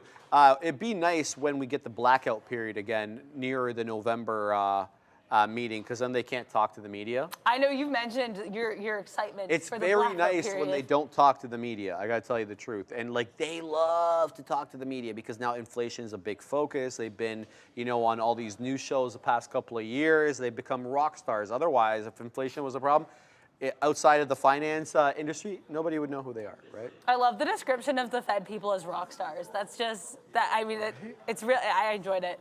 Someone mentioned Rivian in the chat here. So Go for it. Riby. So I pulled up Rivian. Rivian's down like 7% right now. We did have that report earlier that RJ Scaringe had basically, you know, issued some clarity on the bond issuance, saying that they're not really in trouble. But I mean, like, clearly people are still a little scared. I want to get the numbers on this right, because I read a really interesting. I want to get the exact data right here. Yes, because it's please a do. good point that I want to add from the morning show. Okay, so they raised $1.5 billion this time around. Okay. I don't know if you knew this, but in March they raised $1.3 billion. Yes. Okay. And when they raised it, they said they had enough money to take them through 2025. Yeah, that was okay. That was what I was looking for. So that was a bit of an issue. So that had investors and suppliers worried. I'm like, are you guys able to finance your operations? Like, are you guys going to shut down without this money? And that's why he came out today. He's like, no, guys, we're just trying to expand to the R2, and I'm sure you know all about that. Yeah. That's going to be their main platform, the one they're going to be able to sell more of because it can be more affordable. Yeah. Right? So that's what they say. Right? Who knows what the truth is, but yeah, that's the explanation. Yeah, well, it's interesting too because I know I saw as well that I believe it was routers. I think as of June they had 10.3 billion roughly, it was estimated, and in September they had about 9.3 billion. So they are seeming to lose money. So I think that like all of these things together are making investors concerned about Rivian, and I mean you can tell in the market here, a couple little bit of swoops to the upside, mostly headed down here, absolutely down on the day. Like yesterday we were talking about Rivian 20 in the chat, and now Rivian 20 seems like a distant memory. We are hanging out around 1850. So yeah, I mean, definitely very fascinating. I guess we were almost kind of hanging out around that 1985 area in the morning, but yeah, solid dip to the downside. Really interesting. I guess we'll have to see what ends up being true or false with our friend Rivian here. In the meantime, yeah, it looks like the market is dancing around a little bit here. Tesla weirdly still holding up-ish around that 245.60. I'm not hopping into Mr. Stressler right now. We're taking our sweet time here. We had some nice times with Tesla. To know when to hold them, know when to fold them, and right now we are not putting any cards down. I would like to see if it can test 245.60. 246 proper again. Right, it's literally at 245.60 right now. Be at 245.60, 245.50 seems to be a decent point of strength with Tesla right now. In the meantime, Meta still down on the day, but incredibly strong relative to the rest of these big tech names for the most part right now. Saw VWAP, flew above VWAP. We were dancing with like that 323 kind of area. Now we're hanging out mid 322s. Definitely interesting. Lots of strength on Meta. I think I saw a story about Threads this morning. I would like to see Threads. Yeah. I guess so they had blocked. Before? I've never used Threads, no. They've blocked, I guess, certain COVID terms because they want to be like positive. Like they're like, oh, so I guess people can't talk about COVID. So I know some people were like kind of annoyed about that. Kind of a weird news story to pop up here. No, I'd like to know about that. Yeah, I mean, censorship. I thought it was literally just censorship. So you can't because they're trying to have a positive, friendly culture. I got it. Okay. Oh, they don't want, because you know a lot of people say Twitter is kind of like cesspool-ish. Yeah, exactly. Yeah, or X. I see. Yeah, sorry, X. Yeah. So I kind of get, but I guess a lot of people were like, it seems like censorship. It seems like, but I think also you don't want to spread misinformation. I'm torn, but anyways, that was the main story I saw in Meta today. Probably not what's moving the market, but you know, just of note, of interest, wanted to put that out there. I would like to look at Threads just because I'm curious because I don't even really know what the platform looks like. I was just going to say that. To download it. Well, I know you because you're standing with Elon. Yeah, I like your team Musk over Meta. But yeah, I mean, I just thought this was interesting. And like I always see under everybody's Instagram name, it has their Threads account. So if like they have that's what that is. Yeah. Ramie's going nuts. I saw that on the on the bios, and I was like, "What is this thing?" Yeah. It's always a number and a big number that's too. What it is. Like, I thought it was like people like getting retweeted, and I'd be like, "How are some of these people getting this many?" Like, no. Yeah, no idea. So, I learned a new thing today. Yeah, that's what it is. Thank you. Neil, have you joined Threads?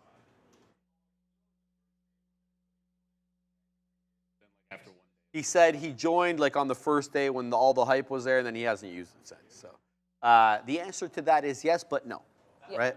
Yeah, that's fair. But yeah, no, I mean, like the stock itself, I'd like to see what it does around VWAP, but it's still really strong on the day, especially, I mean, not on the day, it's still down on the day, but if you were in on that period of strength, like congrats to Sean again for that beautiful swoop to the upside. Yeah, keeping an eye on all these big tech names. Tesla's still above 245, but looks like it might be giving up the ghost, to borrow a term that I hear a lot here. I stole that from the big kahunas. I don't know if it was Sean or Neil. I think it was Neil. Just looking up here, Fed Bowman's name. How come it's not showing up now that I type it? What the hell? All right, okay. I guess decided that it was no longer important. Just the reason I'm looking for that is to see what she is up to now. Renata was asking, are we moving down again? Well, it certainly looks like it because we broke down below 15,150. Apple still doing that dance above 177. We're still in the money on this one, but nothing really to write home about. Looking for that break above that high of day, which is around the $0.50 area, 177.5, 177.57 technically the HOD on this one. We're at break even at the moment, but the market looks like it's going to print a newer low. I mean, or consolidate sideways. Very very choppy.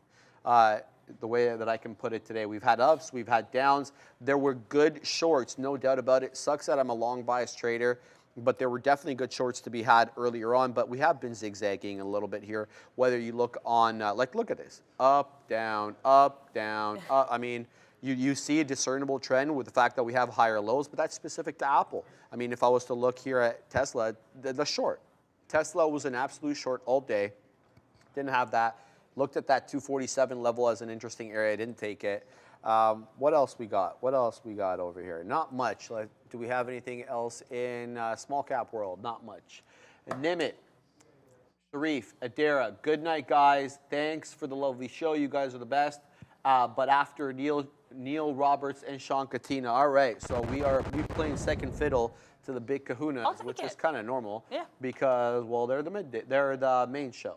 So shout out to Nimit. I'm assuming you are in a different time zone if you're going to sleep now. Tag me. Let me know where you're from. Eh? All right. Neil thinks it's Singapore, which would make sense. Huh? Oh, Nimit visited us? No way. I have no idea. Shout out Nimit. Singapore, bruh. Yeah, I like it. All right, but I had no idea. Why are you laughing, Ramin? I had no idea. Yeah, she's having a really good time with this information. Ramin's laughing up a storm in the back. You guys can't see her. We need a camera to show on the production team that we control over here, so we can hit the button. I think that would get and too wild them. having too many cooks in the kitchen with the cameras. Some people sleep during the day. Don't be sleepiest, says Saskatchewan. Shout out to Saskatchewan, obviously Canadian.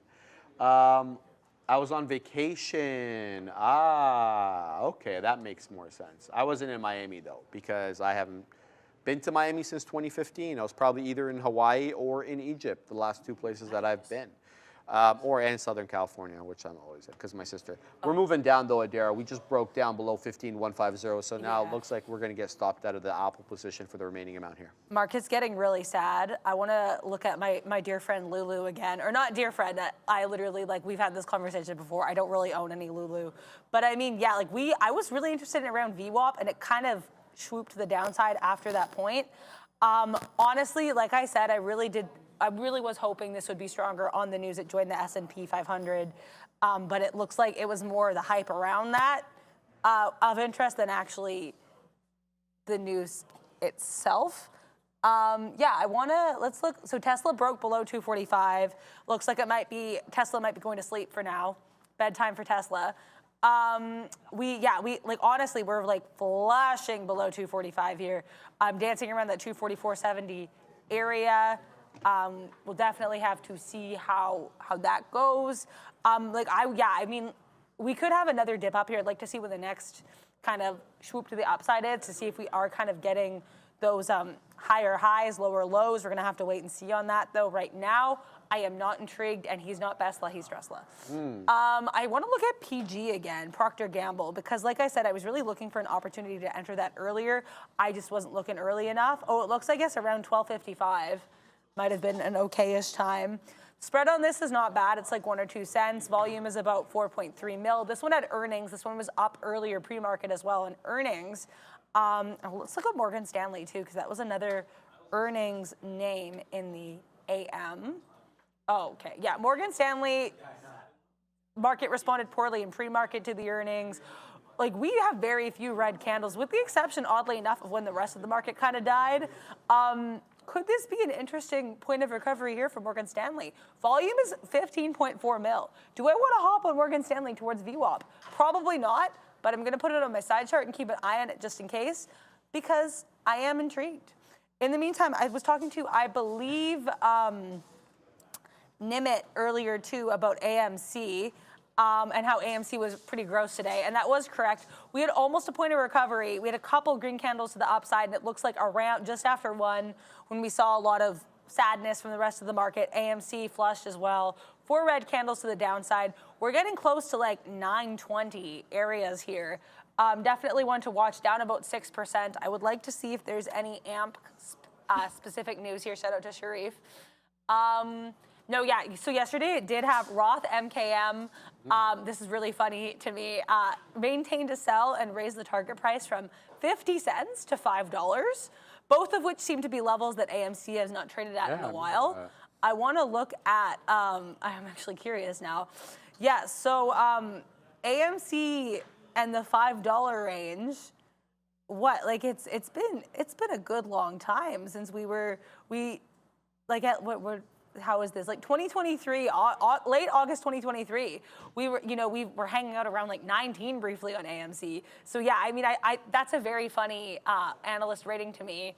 But yeah, one I wanted to look at, as we all kind of went through, I really thought that we would have more strength on the Swifty movie coming out. Alas, we did not. But yeah, I mean, definitely an interesting stock to watch in light of that news, for and you sure. know what? Personally, I like the new category of movie that they're creating, right? So, I mean, Bruno Mars could be thrown into that conversation. I know you may not like it. Yeah, but he has people that have that kind of pull where he could start doing something like that. I think his name was thrown around. Really? Some other artists were I thrown didn't know around. that he was thrown around. As well, Okay, right? Jay-Z would be interesting. Yeah. So that'd be really interesting to see that new category of movie come out, because that really buoys the market, and there's really no cost of production there. Yeah, because right? you're just filming the concert. You're filming the concerts that are taking place anyway, right? So that'd be really interesting to see if that can kind of take off as a niche for movies, and definitely AMP will benefit from that because it'll have more moviegoers. That's based upon the fact that it doesn't go to, like, say, pay-per-view or one of these other streaming services or anything like that. True, You know what I mean? Like, it'd have to go to theaters. Yeah, it would have to go to theaters. All right, so a couple of, we got to get to some super chats here, baby, because they're coming in fast and they're coming in furious. Kyle Burdett, SPY, buy the frowny face after a liquidity grab on the 1 minute here at Sharif. Dump it. Yes, absolutely. Can you hit the downward thing? Oh. Yeah, the red one. There we go. Boom. All the way down, baby.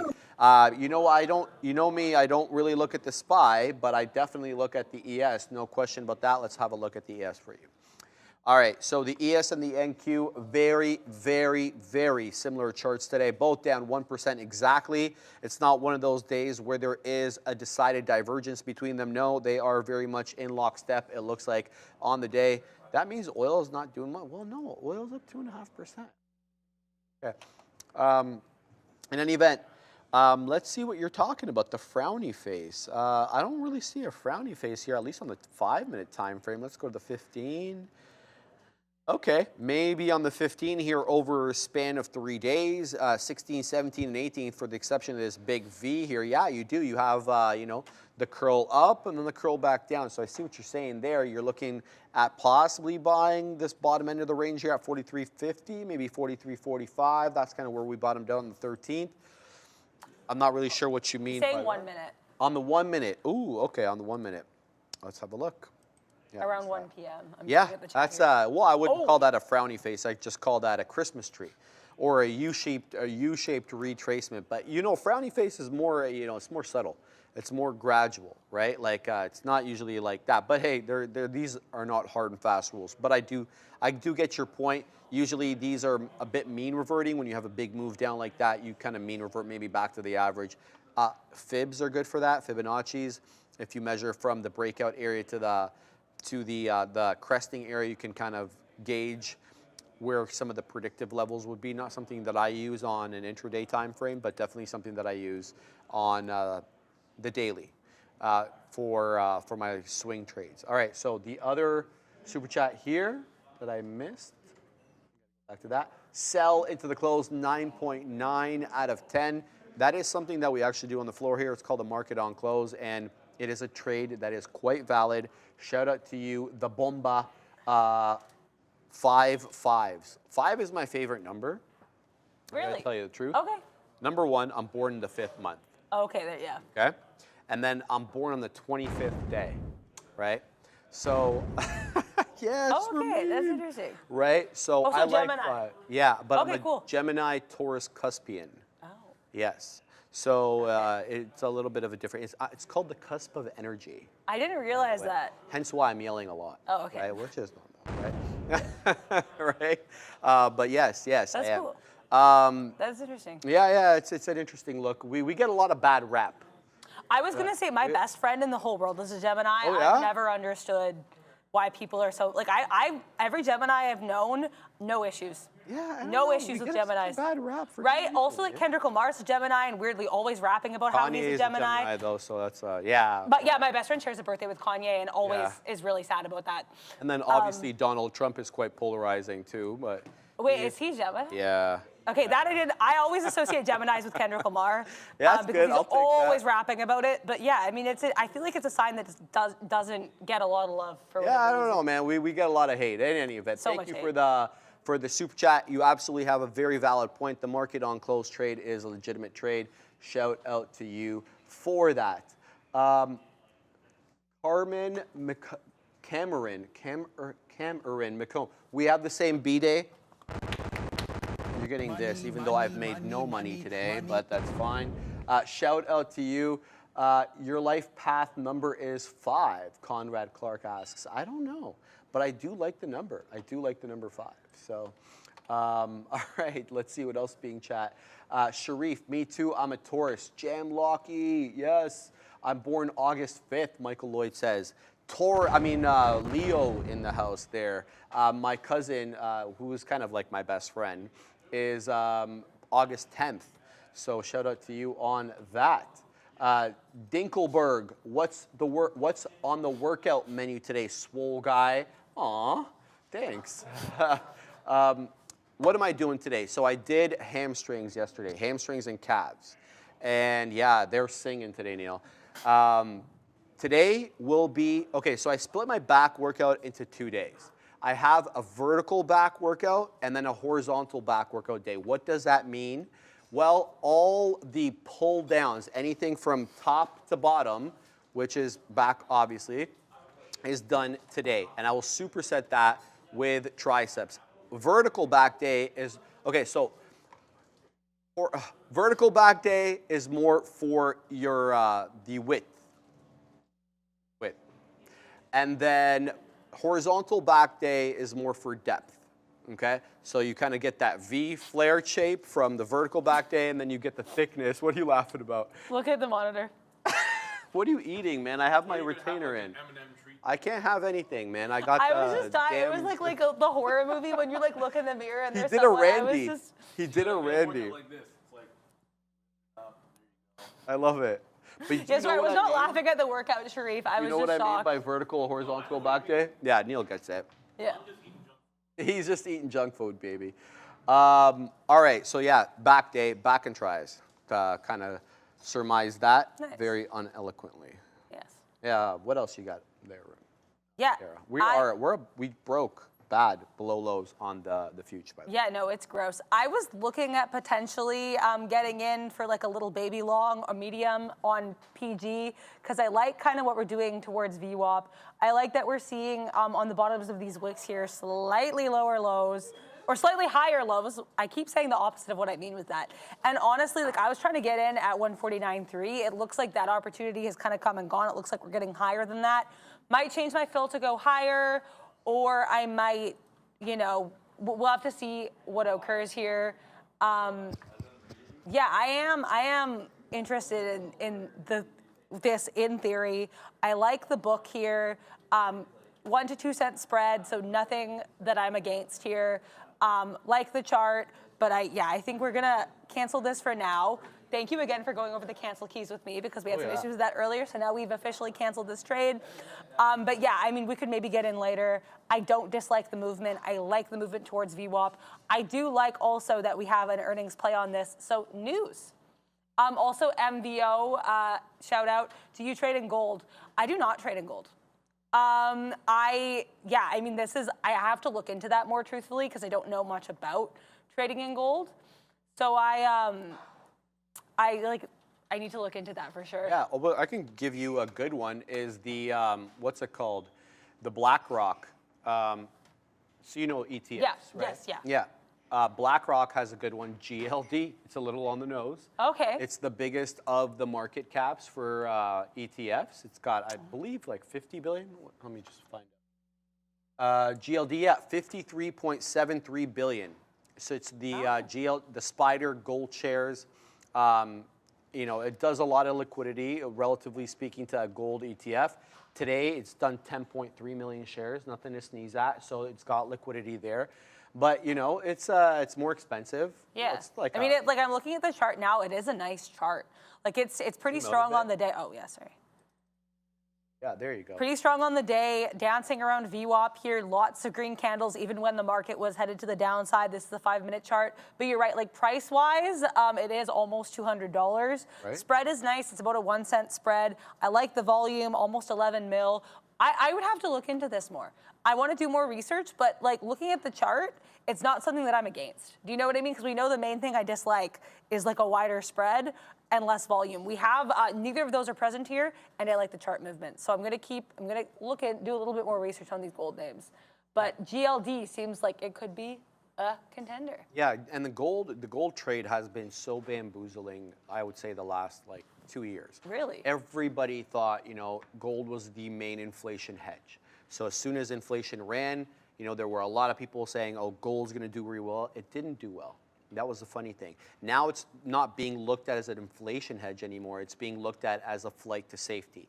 When you're worried about world events, a lot of people would buy the US dollar, but some people are getting annoyed with that because of the inflation being pumped in and the debt being accumulated by the American government. So now they're looking to buy gold. But really, it hasn't been making the move. And when you look at gold, lately, it just really hasn't been doing it for you.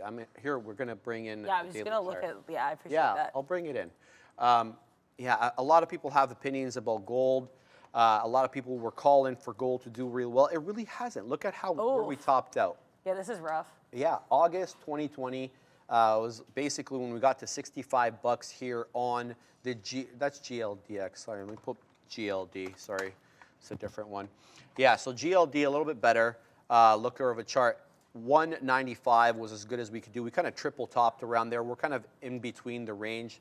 It just doesn't perform like you thought it might. Let's go to the weekly and see what the historical ranges are on this bad boy. Yeah, October 2018 was kind of the low for this one. It made its high, like I thought, August 2020, just right in the heart of that pandemic, and we got a triple top essentially off that 195 area.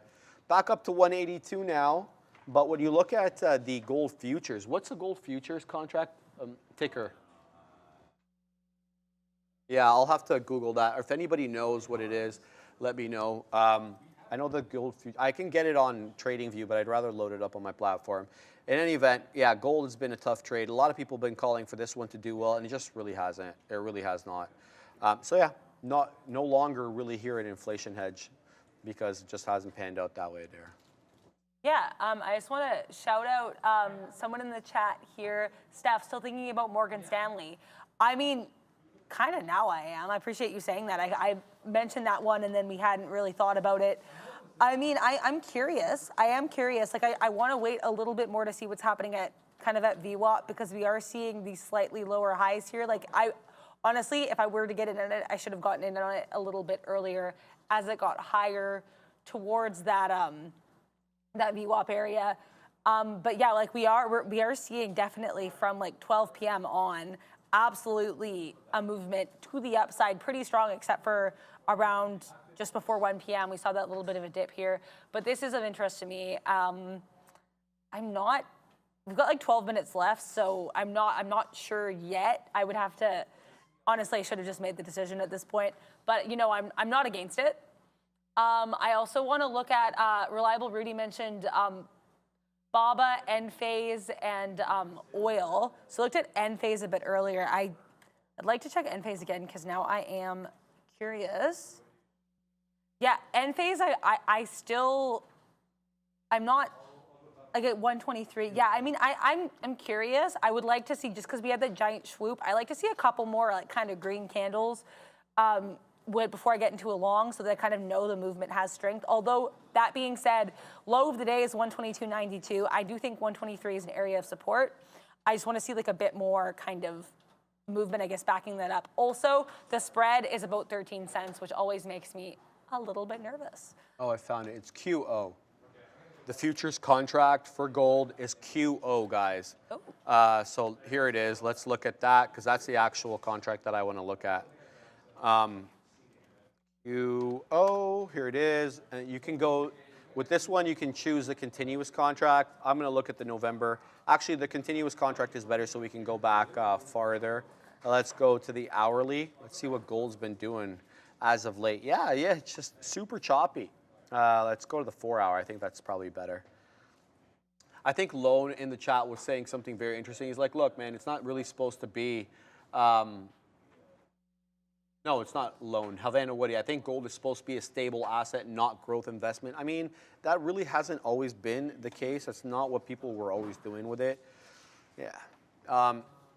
What is this? This is the 4 hour chart on gold. Yeah, I've been topping out here at that 1975. Look how many times we've touched this area. 1975 seems to be the high, and we're right back up there today. So gold has done quite well. With respect, let me just put that in. The ticker QO, gold, continuous contract. So everybody knows what the hell I'm doing over here. Okay, so the top that we made in August and early September is that 1975. We topped that today, 1975 and a quarter. We're right back down into 1967 area. But yeah, that is quite interesting that gold made a move back up. And I don't want to say I'm surprised because it is a flight to safety. I believe like that's what people are trading it as now, a flight to safety. And obviously with the developments in the Middle East, that would make sense. Having a look at the daily chart here, we're still not out of the woods on the daily. Look at this. Okay, so we kind of triple topped, like I said, at this 1975. We still have lower, I don't want to say lower lows. We definitely have lower lows. And we have somewhat lower highs, despite the fact that we got above this crest over here, which was 1969. 1975 is not clearing it by much. I would say the general trend is still lower lows and lower highs on GLD. We'll have to wait and see if this breaks out. I would say a nice print above that 1975 area really takes you out of that lower high territory, especially with the fact that we got above this one over here. So interesting move on gold. Not surprised it's moving higher, especially since when did the attacks happen? The 7th, right? Yeah, I think that was like the start 7th. of Yeah, this. look at that. It gapped up huge. Oh look my at that. God. So that's the 5th, and then the next day, the 8th. Look at that gap up. Yeah, So like that you're makes definitely seeing pure a sense. change in direction after Yeah. that. That's so interesting. Flight to safety is what I understand this to be now. And this gap really speaks volumes. Now, technical analysis time, baby. There is something in TA called initiation gaps. And essentially they're exactly what they sound like here. A gap here is usually a telling term or telling sign on the chart. Okay. It means that, enthusiasm into this whatever equity, futures, commodity, whatever we're trading was so exuberant that it created a gap between the final closing price on a Friday and the opening price on a Monday. And initiation gaps are exactly what they sound like. They initiate the move up. Oh, yeah. okay. And then there's other ones called continuation gaps, which happen in the middle of the general move. And then the final one's called an exhaustion gap, which is kind of foretelling that we're about to retrace that entire move. That's right? interesting. So the 3 types of gaps: initiation, continuation, and exhaustion.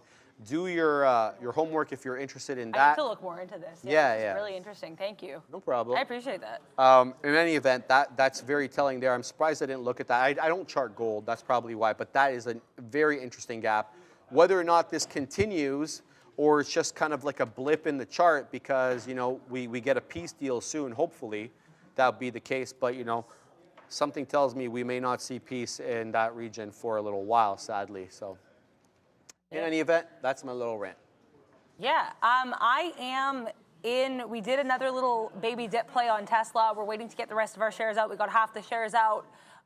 We got in at 244.15. Potentially a little bit high in retrospect, but not too shabby. We're definitely still dancing around that area, trying to get the rest out about where I got in. Not a bad time at all. We got half of them out around that 244.30 area. So that was a win. But yeah, in general though, market seems like it's moving down. I got in on Tesla when I did because I was noticing like a little bit of movement upwards, especially on those side charts, but it looks like that movement is absolutely waning. Also, people in the chat are mentioning Morgan Stanley breaking over VWAP, so I'm gonna check that in a minute here. I'm just gonna switch there, MS.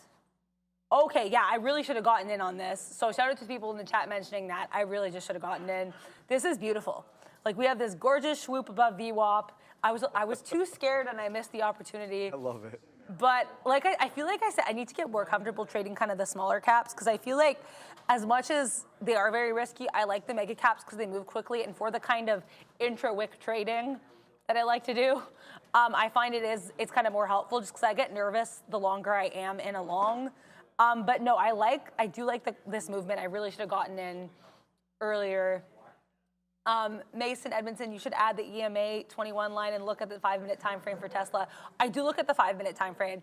I'll look into the EMA 21 as well. I'm trying to still get like a better sense of, you know, my charts and everything and customizing them, especially because I don't really trade that much per day. Like I trade maybe like half an hour before the midday, and then the midday, and you know, I kind of do other things here after that.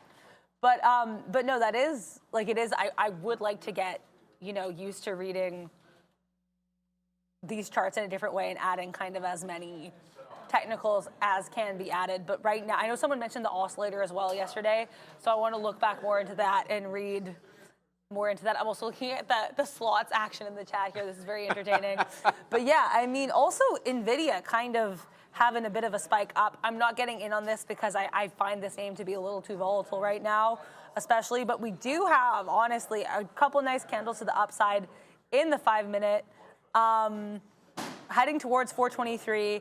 I still would be scared to enter this right now, but I mean, purely on a chart basis, it's cool to look at. It's a nice look. Yeah.